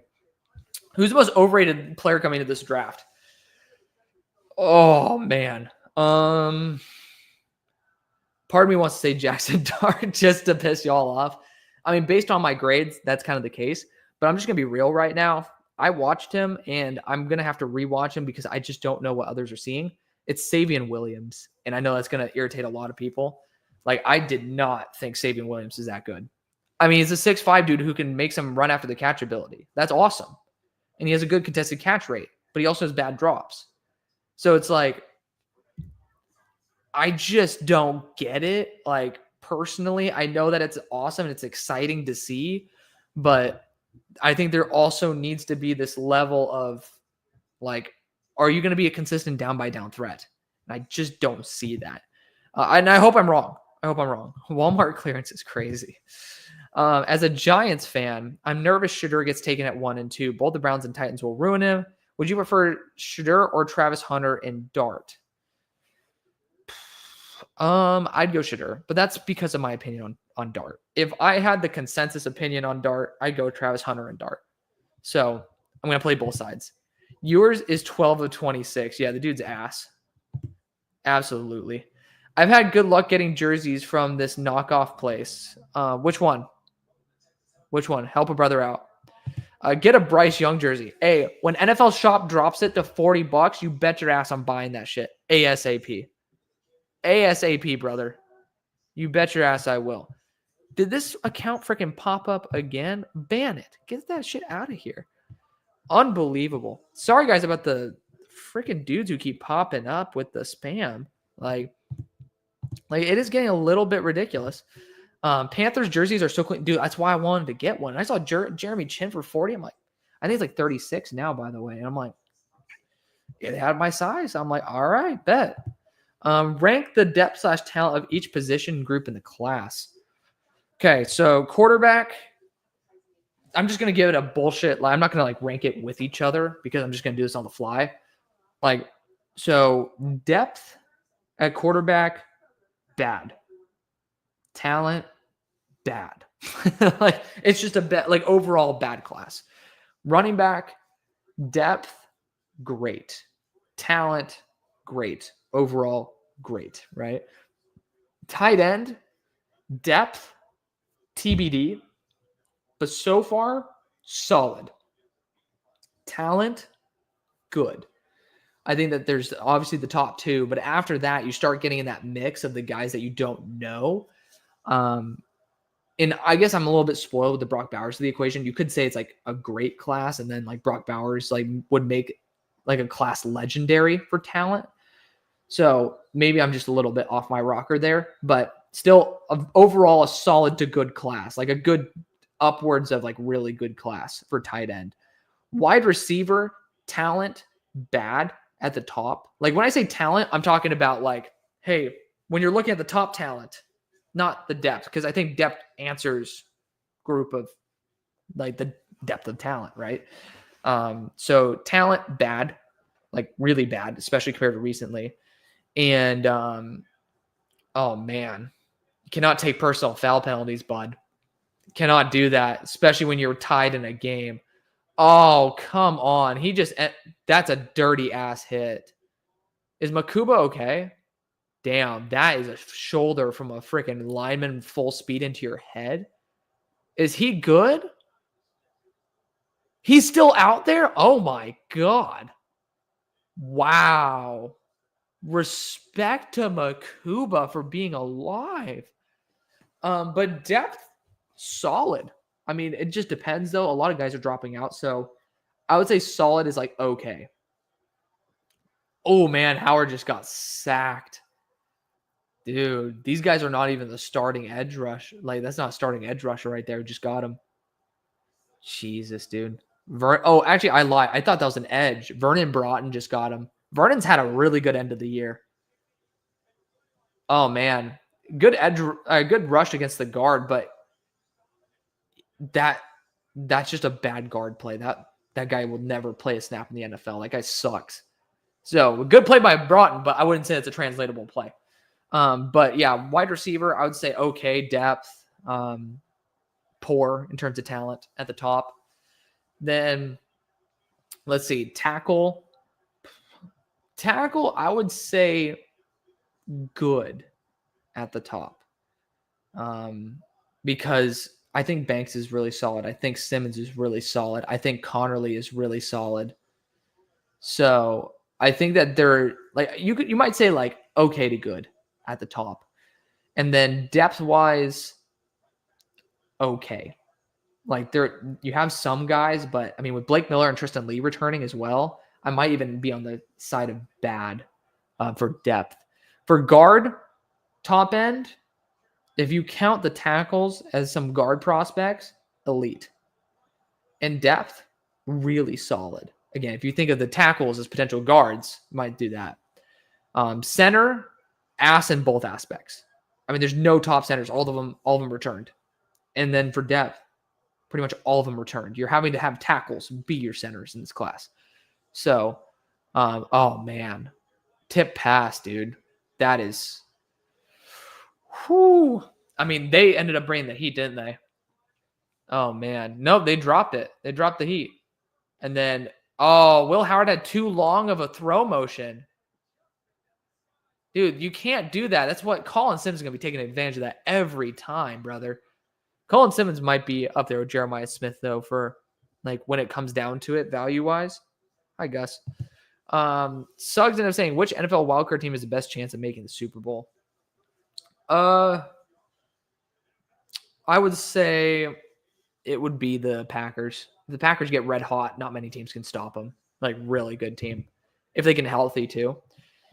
We had a bunnies, but my dog thought they were toys, so we got rid of them. Yeah, well, funnily enough, my dog was the one who tried to eat the one that's literally sniffing my foot right now. Hi, bud. And yeah, I mean, it is what it is. He's like a little shit running around here.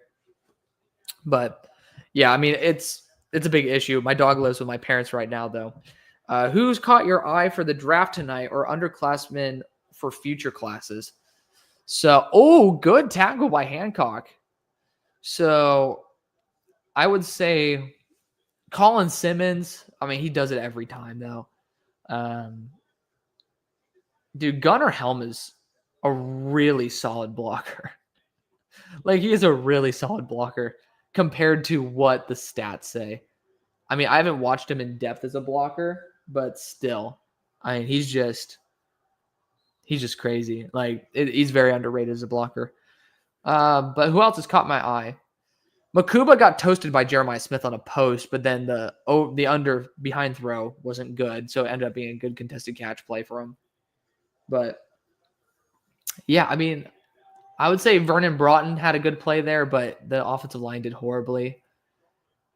I really would just give credit more so to Colin Simmons than anything. He's done a fantastic job. Leggett skinned a rat on Instagram today. Are you serious? That guy is so weird. I love him, but he is just so weird. Very interesting human being. Our Steelers need fixing. Quarterback, wide receiver, cornerback needs to be addressed. Those are all extremely valuable positions too, and I agree. I hope Arthur Smith gets a head coaching opportunity because he ain't it real. All right, we're back at the blue touchdown.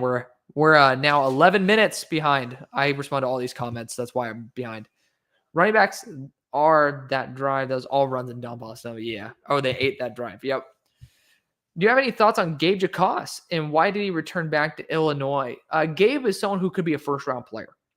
That's why he returned. He's someone like Illinois is a school where you go for 4 years. He's a really good edge rusher. He caught our eye from the Discord when we were watching Johnny Newton as a true freshman. He's 6'5", 275. Like, he's a really good edge rusher. So I could see him being like, hey, I'm probably going to be a 3rd, 4th round pick, maybe even later. And he should be a 1st or a 2nd, like a really high pick. University of Oregon student, I'm still pissed about the playoff bracket. Johnny, I didn't know you went to Oregon. I actually ended up like almost applying to the what is it called? The honors college there. And my buddy almost just went there for law school. But yeah, I mean, Oregon's a fun school, man. I just didn't think it, like, I wasn't a huge fan of Eugene. Like, that's just my thing. But maybe I'm just salty, but why does the highest seed get the worst road? I mean, I honestly think that it should just be reshuffled every round. But I mean, I get why when you're selling tickets and stuff. But yeah, I wasn't a fan of it either. His hands may be bad, but he's fun, and that's all that matters. I assume you're talking about. Are you talking about Xavier Leggett, Zach? You said Patriots. Yeah, I want to see. I love your music taste. Thank you, Preston. It's well-rounded, brother. That's all I could say. Gunna is awesome. Watch party. Yes. I don't know what that's for, but can the Seahawks win a Super Bowl in the next decade? Yeah. I mean, dude, a decade's time frame for any team. Hi, buddy. A decade time frame for any team is realistic. I mean, you really have to be shitty as an organization to not be able to win a Super Bowl in 10 years. Like, just saying. Like, to not have the opportunity, like, teams go through full cycles in 5 years, roughly. It's like 5 to 10 years. So if you can go through a full cycle, even like a full rebuild, you can be out in 10 years easy and competing for a Super Bowl. So if you can't do it, is what it is. Arden says Kyle Monunga is RB2. I hope so. I'm still waiting on Rutgers offensive tape. He was not like outside of my top 20 when I made my video. It's just like I'm waiting on him, and I'm excited to see it. As a Titans fan, I really want Cam Ward. I mean, hey, if you have someone outside of Brian Callahan as your coach, I really like it. I just don't trust him with him. And it's for Cam Ward's sake, for your sake, for the Titans' sake, that I want him to be in the best spot. You need a processed Blue Panther jersey so much cleaner. Are you talking about like the alternate jersey? Because they have that of Jeremy Chin too, and it does look fire. It was a dirty play. Oh, yeah, absolutely. The lineman going to Makuba's head. Scary Terry had a year. He did. He did. Fact still needs more volume. Tampa is my dark horse pick to win it all. I mean, if they pick up steam, dude, they pick up steam, man. It's certainly possible. Okay, defensive side. I forgot about it. So good job, Kai, for reminding me about it. So defensive interior, top of the class. Good. Because there's first-round guys, but there's not really like I love Mason Graham, but we're talking about like I thought Byron Murphy was like really special. I think Mason Graham's very, very good. So I would say talent-wise, good to very good. I would say very good. Depth, I would say good because it does fall off after like the second round to third round territory. You're not going to get those steals like Makai Wingo went in like the 6th round, right? I don't think you're going to find that in this one, but we'll see. We'll see. Oh, I'm still tripping. We got edge rushers too. Edge, elite on both. Well, yes, elite on both. Guys who are really populated at the top, really good guys deep, including very good players that aren't even respected as high-end players. Even if you saw it from the consensus point of view, you would still think it's elite. So it might be up there with the best edge class I've ever studied. But we don't have like a marquee super edge. I'll say that. That keeps it from being legendary is there's not a marquee super edge in this class. Oh, keep forgetting. Linebacker, top of the class, mid to poor. Oh my God. The rabbit is running crazy. He just ran to the door, dumbass. Oh, Gus, do not run to the door, bud.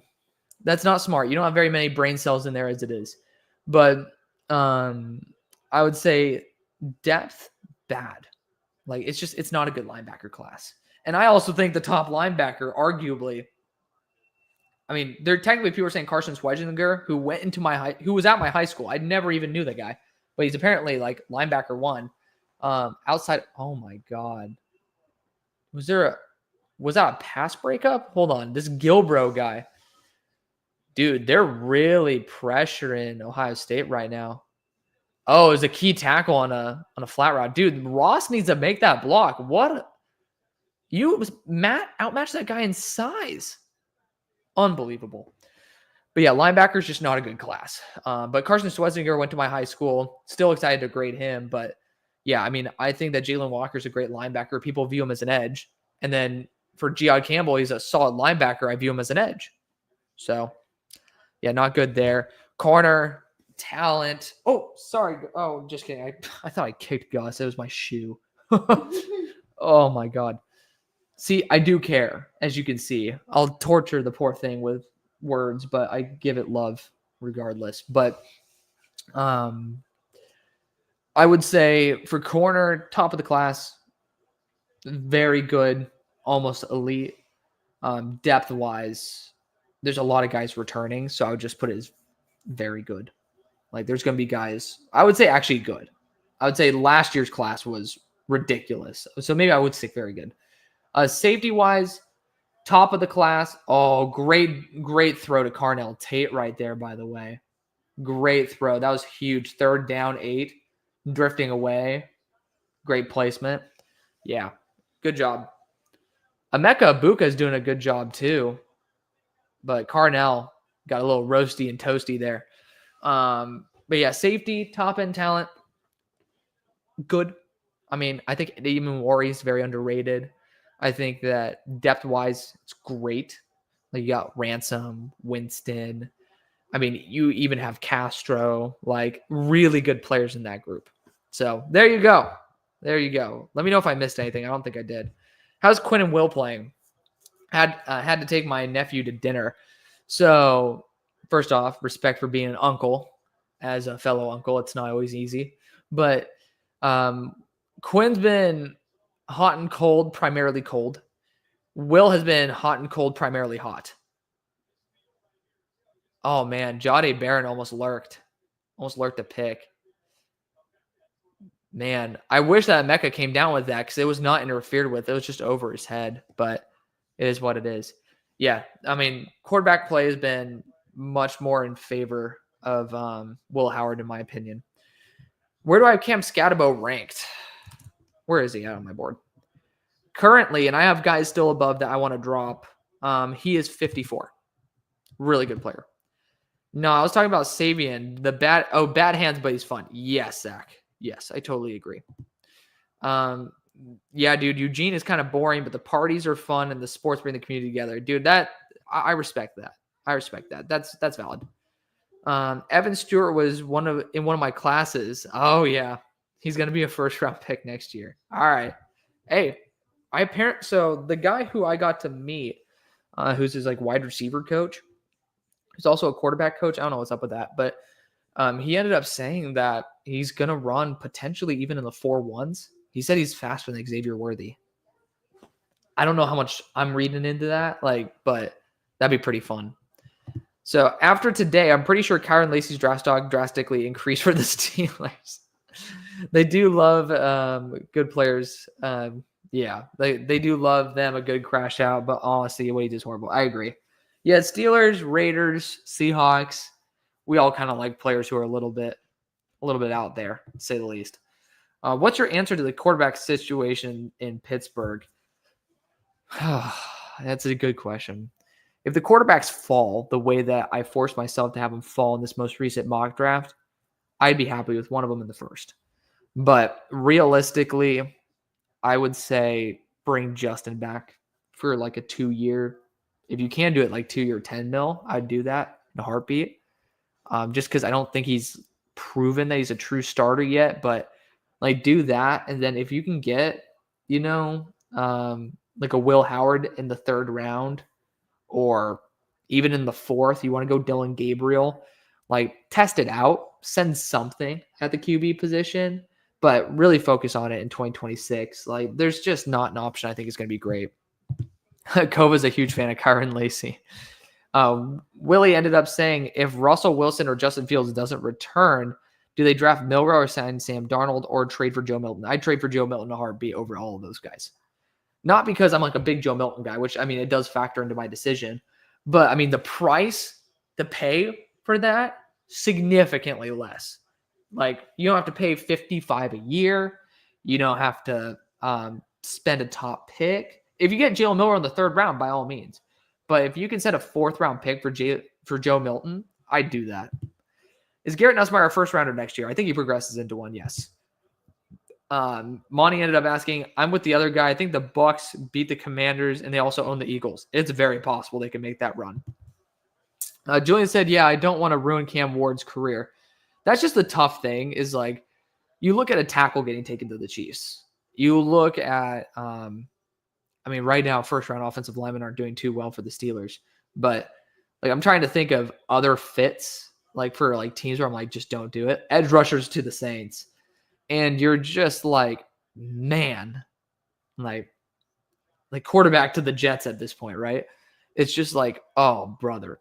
Like sometimes you just gotta admit that you're not the guy for that guy.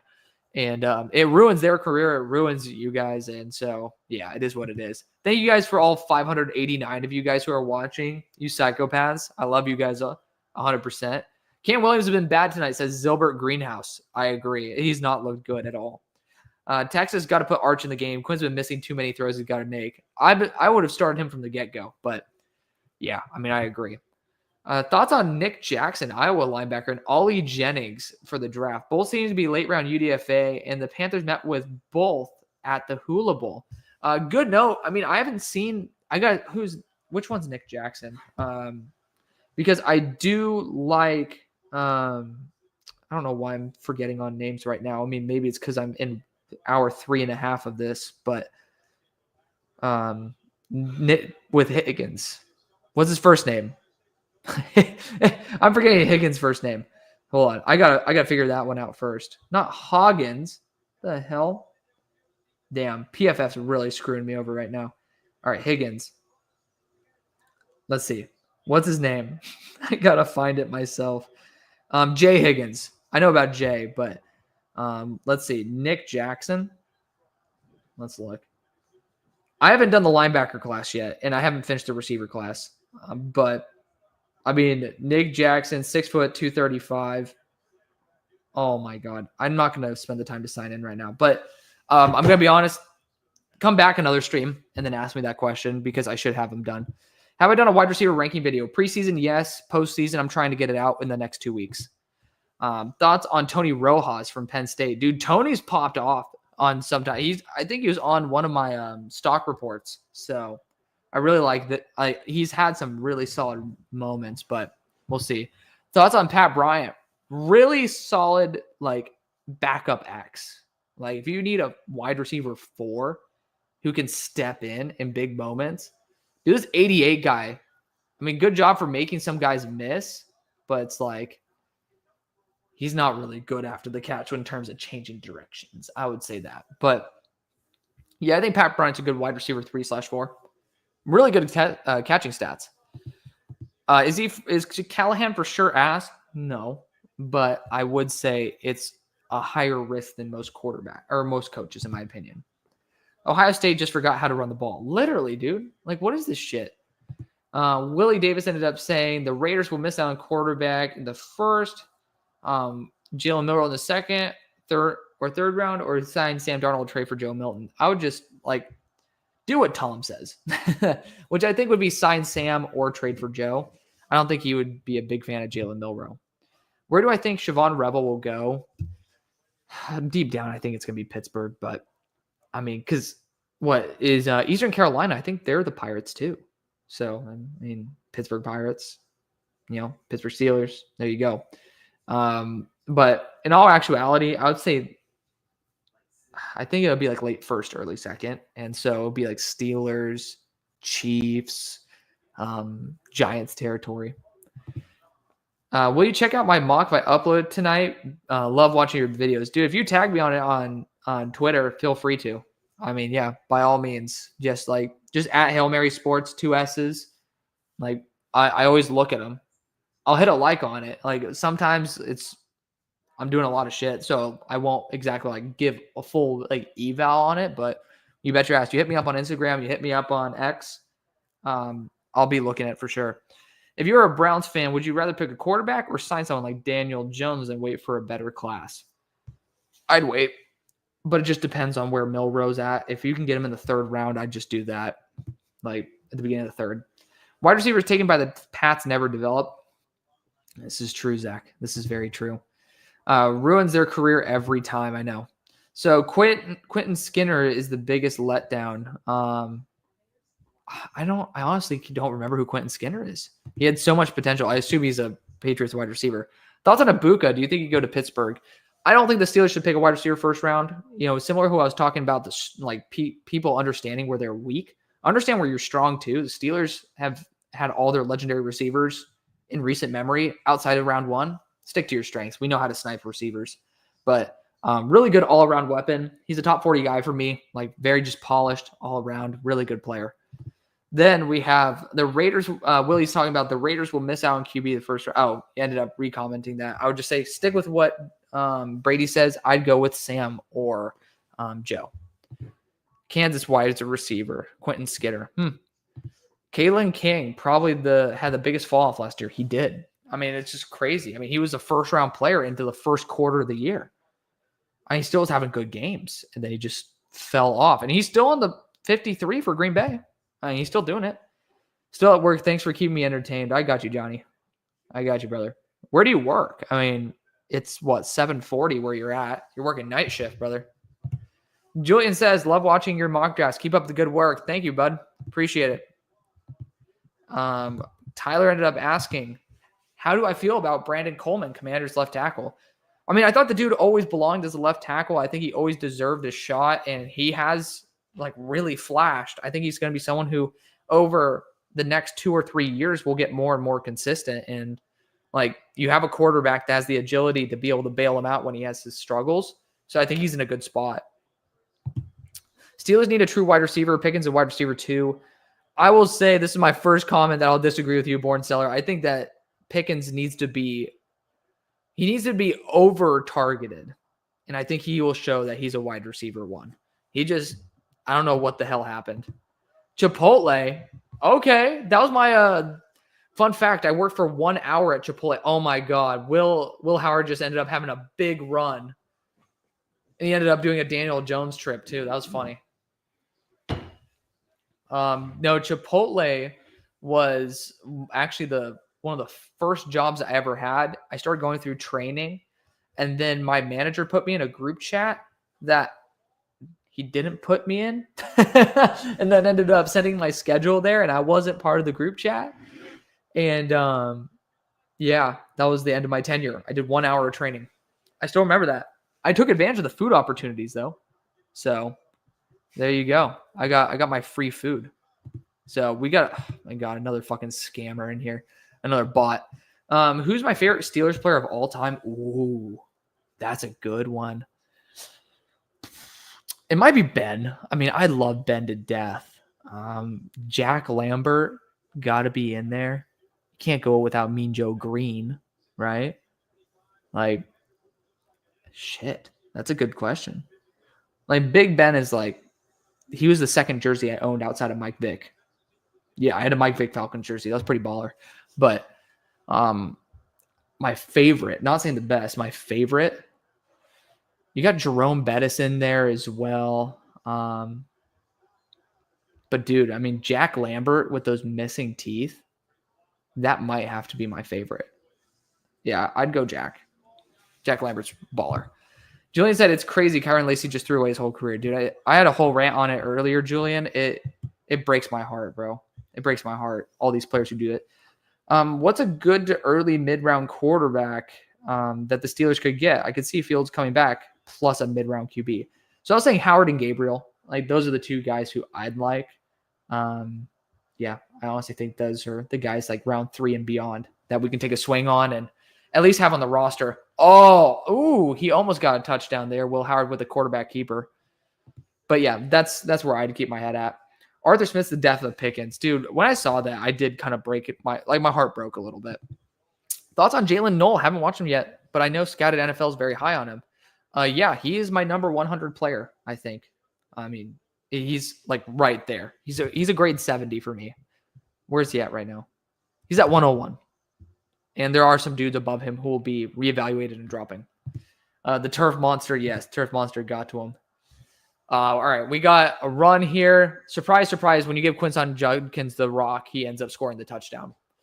I'm a Pats fan, and I think we should trade the pick 4, but no later than pick 9 because we have so many holes. But the more picks, the more chances we get to hit on the class. Yeah, I mean, especially with how deep certain positions are. I get it. You can take a tackle at pick 9. I get it. So, yeah, I mean, if you can make it happen, make it happen. I first worked at Raising Cane's. Put the fries in the bag. Dude, respect. My girlfriend loves Raising Cane's. If you ever work there again, let us know. We'll go over there. I don't know. Devin, I don't even know where you're from. I know you're a Seahawks fan. I don't know if you're if you're an actual Seattle native. But if we're ever in Seattle, we'll go to Raising Cane's and ask for the Devin Witherspoon special. Johnny says, there's a watch party right now, which I'm missing out on. I'd love hating on Ohio State right now. Dude, yeah. I mean, I love Ohio State, but it is what it is. I respect it, dude. I mean, I like Oregon as well, though. Just saying, CD got 1,000 yards with Cooper Rush. Pickens should be able to do it with Russ. I agree. I mean, that's fair. That's fair. I mean, CD Lamb's different than he's a better wide receiver one than Pickens. What's the target to reception differential between Pickens and CD, though? That's a great question. Actually, I kind of want to look that up. So, NFL, let's see. By player. CD. Okay, CD Lamb. Let's see. So he has a 69.2% nice reception rating, which is 146 and 101 for targets to receptions. George Pickens ended up having 59%, so 10% lower, 105 for 59. And Pickens has 9 drops on the year. CD has 11 drops on the year. CD has a 9.8% drop. Pickens 13.2. Granted, the Cincinnati game certainly ended up skewing that a bit. So, it's not like it was a good year for Pickens, though. I disagree with Patriots fans. I think hitting on a blue chip player is better than taking mediocre players. Well, that's true. But what if it's actually a lot of good players? Like, if you can have like 3 good players or 1 blue chip, like that's where you have to start playing money ball. Like, are you in a position where it helps you out if you have like 3 good players that can become really good, or just 1 blue chip, if you get what I'm saying?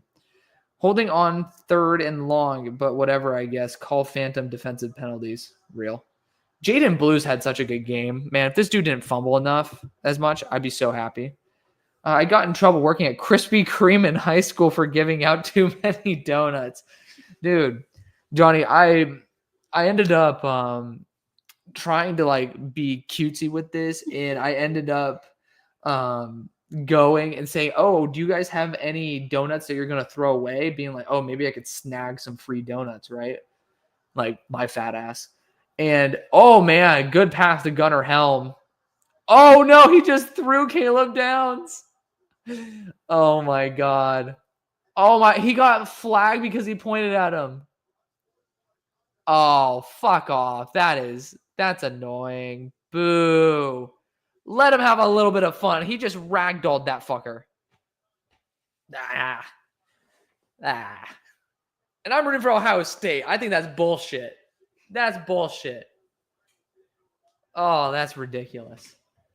The dude toyed him around. I mean, that's Caleb Downs, one of the best players in the whole entire country. Like, let him cook. But yeah, bottom line, they're like, "Oh, so you want to donate these?" And I was like, "Oh, yeah." They gave me a bag that was 20 pounds heavy. And I ended up dropping it off at a homeless shelter. So I didn't get a single donut for free. Damo said all 5. Oh, man. Matt Golden with the big play. Quinn Ewers is finally doing something today. Well, actually, Quinn Ewers didn't do shit. Matt Golden just ended up being an absolute baller. My God, he's so good. Matt Golden could be a first-round pick. I mean, who am I kidding? I know it's my biggest fuck-up of last draft. But yeah, all the touchdowns have been to running backs today. Terry needs more targets. It makes me sick watching players like CD gets 30 more targets even though he misses 3 games. Dude, preach. I love Terry McLaurin. You're right, but this draft class gives me low hopes. I get that, Rubber Toe, but there's a lot of really... Yes, his name's Rubber Toe. I assume your name is Roberto, but yeah, there's a lot of really good depth positions that you guys could take advantage of. Can you rank top 10 or 5 greatest Steelers players of all time? Oh, I could, and I should. So is this going to be a Wisner touchdown? No. Okay. So I'm just going to say the names, then we could order them. We'll do 5 because let's not get crazy here. You got Bradshaw and Ben. I'd say Woodson's in the mix. We might go 10. So yeah, the quarterbacks. Then yeah, we got Stallworth. I forgot who else I said. I'll probably find him. Mijo. Lambert. Hines Ward got to be in that mix. Like, that dude's awesome. Troy Polamalu. Did I say Lynn Swan? I think Lynn Swan got to be in there. Oh my God. Why would you tackle him? Oh, ridiculous. Alan Faneca? Like, trying to remember. I think I already said Woodson. So I have him covered. Mel Blount. Got to give that to him. I mean, Jerome Bettis got to be in there too. But, I mean, I love a lot of players on the Steelers, man. Went to Michigan and graduated. Currently living in Detroit. Respect, dude. Detroit's done so much better. My mom was there last year. And I actually quite like downtown. It's funny how you mentioned Daniel Jones' trip on that Howard run. First thing I see when opening official fan Discord is a GIF on Daniel Jones' play. Oh my God. The rabbit is trying to break into my bedroom. You have no rights there. I'm just telling you right now. That is a lawless land, buddy. Yeah, he's looking right at me too. He knows what's good. Johnny says, people always tried the free donuts thing. The thing is, they don't throw them away unless they're 3 days old. Damn, I gave all those homeless people 3-day-old donuts. I guess it's better than not having any of them. His name is getting nasty. Oh, this game's getting nasty. Yeah, dude. It's getting fun. Roberto. Yes, the Roberto. I love it. Quinn Ewers is a check down merchant this game with the running backs. True. No way you didn't mention TJ Watt in your top 10 Steelers. Like, you're talking about like legendary Steelers of all time. I mean, TJ's getting there, but man, you got to climb through the ranks, man. I mean, I could have talked about Kevin Green in that mix and then TJ Watt. I mean, I love TJ to death. I have my only Steelers jersey right now is a TJ, but I mean, hell. I mean, he's there. I just have so many players I love. Like Rocky Blyer could be in the mix too. All right. Duncan throws theirs away at the end of the night. Good note, Zach. Got to lurk at closing shift. Be able to get some free donuts. Do you think Matt Golden and Bond are both top 10 in the class? I think Bond has fallen off tremendously. I think he needs to go back. I don't think he's going to be coming out. I think Golden's earned that right, yes. Henderson or Judkins? Dude, both. They literally complement each other to a T. You can't, don't give Henderson more than 15 touches in a game, and he's going to be an absolute savage. Give Quinchon less than 15, he's going to be average. You give Quinchon over 15, he's going to be a savage. You use them both, they're going to be fucking legendary. So, I mean, they complement each other. All right, Marvin Harrison. Oh, oh, man, James Harrison's a beast. James Harrison's a beast. Yeah, I mean, he's in there, man. I mean, with that legendary pick 6, I can't blame you if you want to put him. Iggy, stop holding. Oh, my God. Do not wave your finger like you did a good job. You fucking suck. And I love you. You fucking sucked on that play, dude. Don't even try that. Unbelievable. He's like this when he's holding onto the dude's arm and it's an uncatchable ball.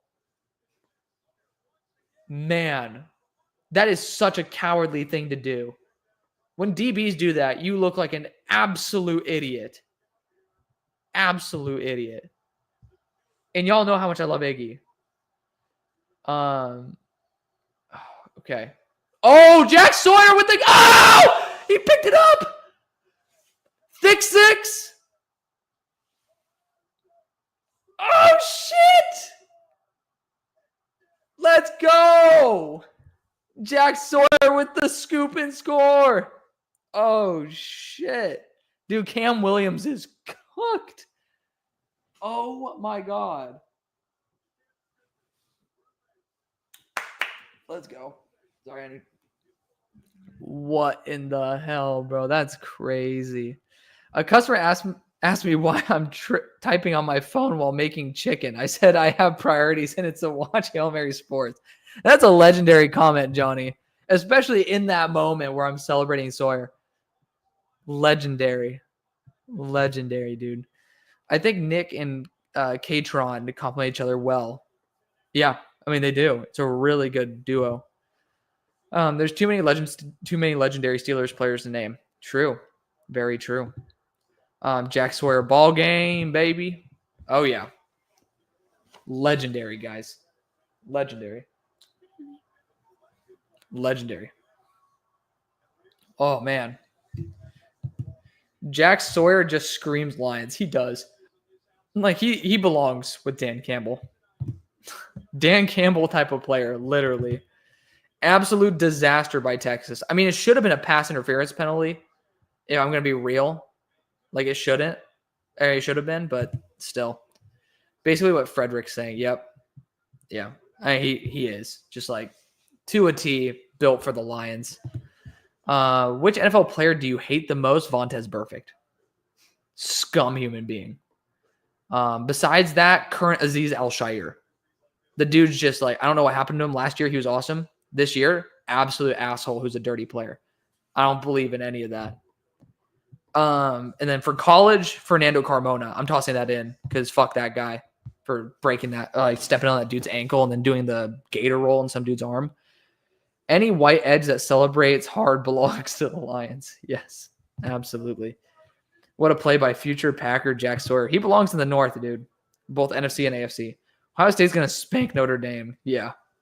Thoughts on back to Miami? It's a good spot. I mean, they just ended up transforming, Cam Ward from a third-round pick to, being potentially first overall. So I think it's a good spot for him to go. But I do think they lost some firepower with Arroyo as well as why am I forgetting Sam's last name? It's not Sam Williams. Why am I tripping balls today, guys? Oh my goodness. I am so, and I just closed out. Unfucking believable. Unbelievable. Oh my God. Samuel Brown. There we go. It's not Sam Williams. But yeah, I think there's definitely going to be a lack of receiving talent comparatively. Thank you, Devin. He got me on the Samuel Brown one. Texas had the ball at the 1, and yeah, that is crazy. So Beck only went to Miami to clap cheeks. Damn, Johnny. No need to be real like that, bro. But yeah, his girlfriend goes there. So, I mean, he's probably just there to make sure that she is not getting the clappage from other people. Williams is terrible. He's got to go back to school. Yeah, Cam Williams, yeah, he's had a bad day. Well, you just kind of stream for the Chargers Texans tomorrow. I'm going to be honest, dude. I have a hard enough time as it is with these streams, and I wish I did it for that. I am also a relatively athletic human being, and sitting for this period of time does semi-drive me crazy. I love you, but no. I'll probably watch a little bit of the game, but I also want to use that time to make the edge rusher ranking slides. So it's going to be a little bit busy tomorrow. But, I mean, I think definitely the next round of playoffs, 100%. 100%. I hate when defensive backs hold and then say, dude, I swear to God, it pisses me off, Julian. It does. As much as Kyron Lacey does. Has Kyron Lacey taken over the title of YN leader from George Pickens? I'm not going to comment on that, brother. Maybe. Beck didn't want that Matthew Stafford girlfriend treatment. Preach. Dude, Devin and Johnny have been on fire today with these comments. Beck has the most punchable face ever. Damn, dude. I appreciate y'all. Y'all are great. Oh, my God. I mean, I don't know if it's the most punchable face ever, but I feel like if you look at him, that dude's so ugly, you can literally turn to salt. I mean, this dude belongs in Sodom and Gomorrah. It is that disgusting. But let's be more positive. I already insulted a random dude in the crowd at this game. Already just crushed poor Carson Beck, but that's okay. As a TAMU fan, I have a devilish grin watching Texas fall apart. Absolutely. Are you in Dallas or are you in College Station? Because you're a Dallas Cowboy fan and Texas A&M. I assume you're a Texas resident. Yes, he has. Oh, the most punchable face later ever. Kyron Lacey's a Raider. Agreed. Respectable. Just wondering because I'm loving this stream at medium glaze. Oh, hey, bro. I appreciate you, man. I try to enjoy this, but I've literally been nonstop talking for 3 hours and 50 minutes. I don't know how to shut up. So my voice also probably should use a rest tomorrow. Who's the most underrated and overrated NFL player of all time? Shit. Man. I mean, I feel like underrated might be Dick Butkus. Yes, that's his name. Born Stellar lives in College Station. Respect, bro. I have a couple of friends that are TAMU grads. But yeah, dude, Butkus was the reason why linebackers are linebackers, man. No one loves them like that. I do think that my girlfriend's loving the Dick Butkus name. But Yeah, dude. I mean, I really think that he's super underrated. Overrated. Where the glaze is unreal.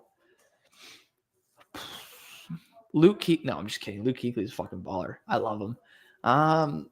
Damn. I mean, I honestly might toss Merlin Olsen into most underrated player of all time. No one talks about that guy. Really, really good player in the Fearsome Foursome. But Jack Youngblood, too. God, I freaking love that team. Oh, Jack Youngblood is one of my favorite players. My dad has a jersey of it, too.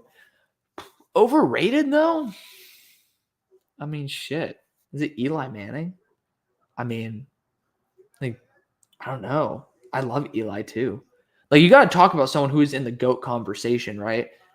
Like, not in the GOAT conversation, but like in the legit top of the top creme de la creme conversation who doesn't belong there. Maybe it's Mike Evans because he's just so consistent. And like, I mean, it is like people are saying he might be like among the best of all time. And I think he's amazing. But I mean, again, we're just talking about players who are damn good, but maybe get overglazed like that because nobody who sucks is getting that type of conversation. So maybe that's it. I feel free to put down your own conversation with that. Cam Williams has been terrible. Yeah, he's been fucking ass. Like legit cheeks. You think DK wants out of Seattle? I think he hates being in JSN's shadow. DK is the most overrated, and I'm a Seattle fan. Dude, DK needs a new start, in my opinion. I mean, I think he should go to a team like the Steelers and just, get the YOLO balls that George Pickens was getting and kind of have a chance at doing some. I don't know. Devin ended up saying Carson Beck out here making defenses look like they're playing 7-on-7, except he's the one playing without a line. The dude drops back and like he's got all the time in the world. I mean, yeah, his completion percentage is dropping faster than Florida State's playoffs hopes throughout the year. Dude, I still remember being at that game for SMU. It was just like unreal. Like watching the final pick six too. It was like one of the best moments I've ever experienced in sports. Matt Forte was super underrated. Good call out, Rocky Mixes. Sasha says, can't name Eli overrated. He won 2 Super Bowls. He's done his job. But that's what I'm saying. Like, he did his job. But also, the guy wasn't necessarily to the point where he was consistent in the regular season. Like, except for the fact that he would have mediocre years. But, yes. I mean, as like the most overrated, it's tough to say like who it is. Like we're talking about the best of the best here. So it's a very high bar. The most overrated player in this class is Tetra McMillan. Johnny, honestly, I don't disagree, buddy. I have him rated far higher than his actual overall grade suggests. Hello. Because I think that role specific grade matters for him. I think in the role that he'll be good. But he's the only guy who I've ever done that for because I want to show where I think he'll be. Is it just me or does Carson Beck throwing a football look like he holds back like on every throw, like he's afraid to throw at full force? That's a great. Oh my God! Interception, Caleb Downs. Ball game. Bye, Quinn. Dude, Quinn tried to play hero ball. Absolute loser. I mean, honestly, Joe, I just think that he's not very confident, so it might be the case. Julian said, if the Chiefs and Ravens face in the playoffs, the Chiefs are not winning. There's a good chance the Chiefs are very weak comparatively to what they actually look like record-wise. Most overrated player in the class, T-Mac. We already talked about that. Carson Beck's face looks sculpted by someone who ran out of clay halfway through. Man's out here looking like he got hit by a play-action fake in the middle of a photo shoot. That's a good one, Devin. That's a good one. Which NFL team do I hate the most? This year to draft for would be the Cardinals because I can't make my Cardinals fans happy. But in reality, no, I like the Washington Commanders. I did not love the Washington Redskins for a while. But I wasn't a big Kirk Cousins guy. That's why. Shoot. I don't really hate teams because I draft for them now. Like the ones that are my biggest pain in the ass right now would be the Cardinals. But that's a really good one. Like, do I hate the most? Might be the Saints. Like, But I actually like the Saints too. Let's see. I mean, man, it might like the most might be the Saints. That's also because I don't have a very good opinion of New Orleans. I've been there a couple times. It's fun for a night, and then you just lose your mind. But I mean, shoot. Like, is there any team that I actually don't like? I don't think there's a team I don't like anymore. And I'm a Steelers fan, so I have plenty of teams I should not like. I mean, maybe the Packers? I don't know. Like they beat my Steelers in the Super Bowl. I also quasi root for the Bears. So might be that. Yeah. Probably that. Yeah. I would say the Packers or the Saints. But I like the Packers. Like, they're a good team, man. They're a good team. I'm just not a huge fan of the unis, even though I respect them and like revere them. All right. Rank my unrealistic Texans mock draft. Eamon Worry or Starks in the first. We'll go Eamon Worry for sake of realism. Ratledge or Booker. We'll say Ratledge for realism. Golden for the Houston connection. I'd grade it an A. I mean, if you can address interior offensive line, weapon, and defensive back with that value, I love it. No, keep going, Devin. Carson Beck is poopy butt. I love it. Yours is so bad. Yeah, dude, yours sucks. Cam just needs to move to guard and call it a day. Doesn't matter if you have tackle traits if you can't move like a tackle. I mean, dude, his feet are so heavy.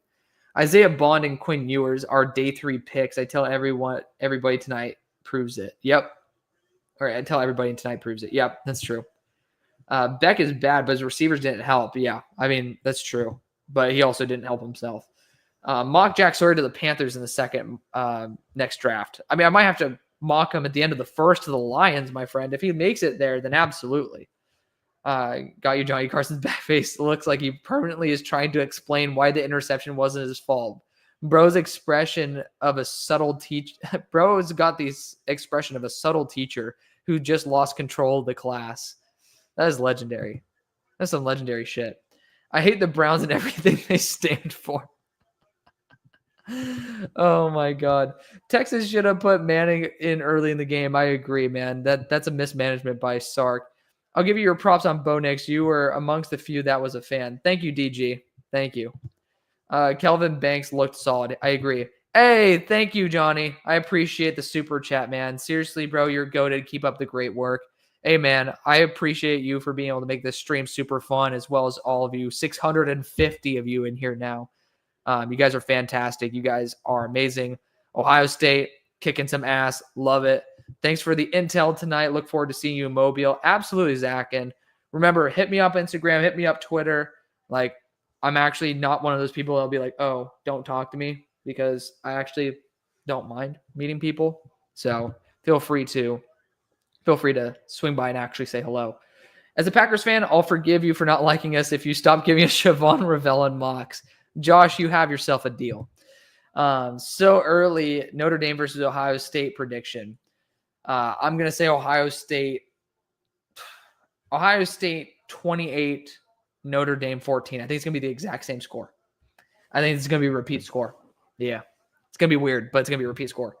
Carson Beck's face looks like he just realized the defense wasn't running prevent. They're just faster than him. Bro's rocking that deer in headlights look full time. Yes. Willie said, you're the GOAT. Love your mocks, your mock draft. Keep it up. Thank you very much. I appreciate you, man. Good job, Zach. We'll see you in Mobile. Sco Ducks. Ursery's a Seahawk. I would love that. All right, Julian, have a good one. Guys, I think I'm going to tap out as well. We're almost at that 4-hour mark.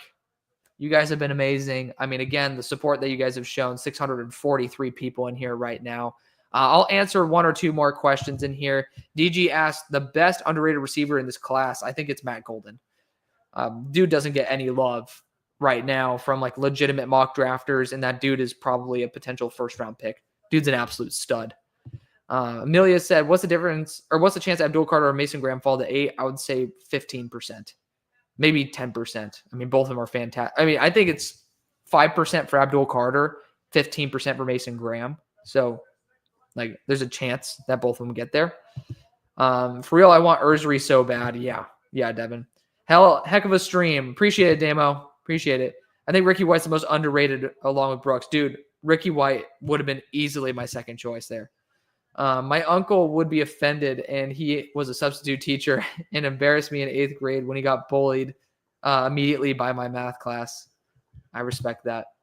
Devin said, Eli Iomaners is wide receiver 1. Dude, stick on it, bro. I mean, this is not a good wide receiver class. You can absolutely feel free to love someone to that degree. I think that's perfectly understandable. So, you know what? Even if I don't agree, I still respect it. You're 100% honest with your takes, and, we don't need to agree. We never will. Like, if I ended up asking a clone of myself what they thought, we'd probably disagree. So, you know what? As long as you're honest with yourself, that's awesome. And I really love Iowa Manor. But, guys, Johnny asked where I am at. I am in Dallas, 15 minutes away from the Dallas Cowboys headquarters. So if you guys know anybody who works for the Cowboys, push them my way, brother. I will be gladly employed by the Dallas Cowboys. Just saying. Thoughts on Matt Golden? I think he's a very underrated wide receiver. Ken and I just ended up saying this, actually. I ended up calling him the most underrated wide receiver in the class. Why is the ass cheek shot there? You guys see that? They paused it again there. Cam Williams might only be savable by Stoutland if he declares. 100%. I think he definitely lost himself a full round. He's not going to declare. But, guys, I love you. Thank you so much for watching. We finally breached the 4-hour mark. You guys have been amazing. We'll be doing this again probably for the Natty. I know we will be for the Natty. I'm super excited for it. Notre Dame, Ohio State, 28-14. Going to be that game as well. Thank you so much for watching. I love you. See you on the far side.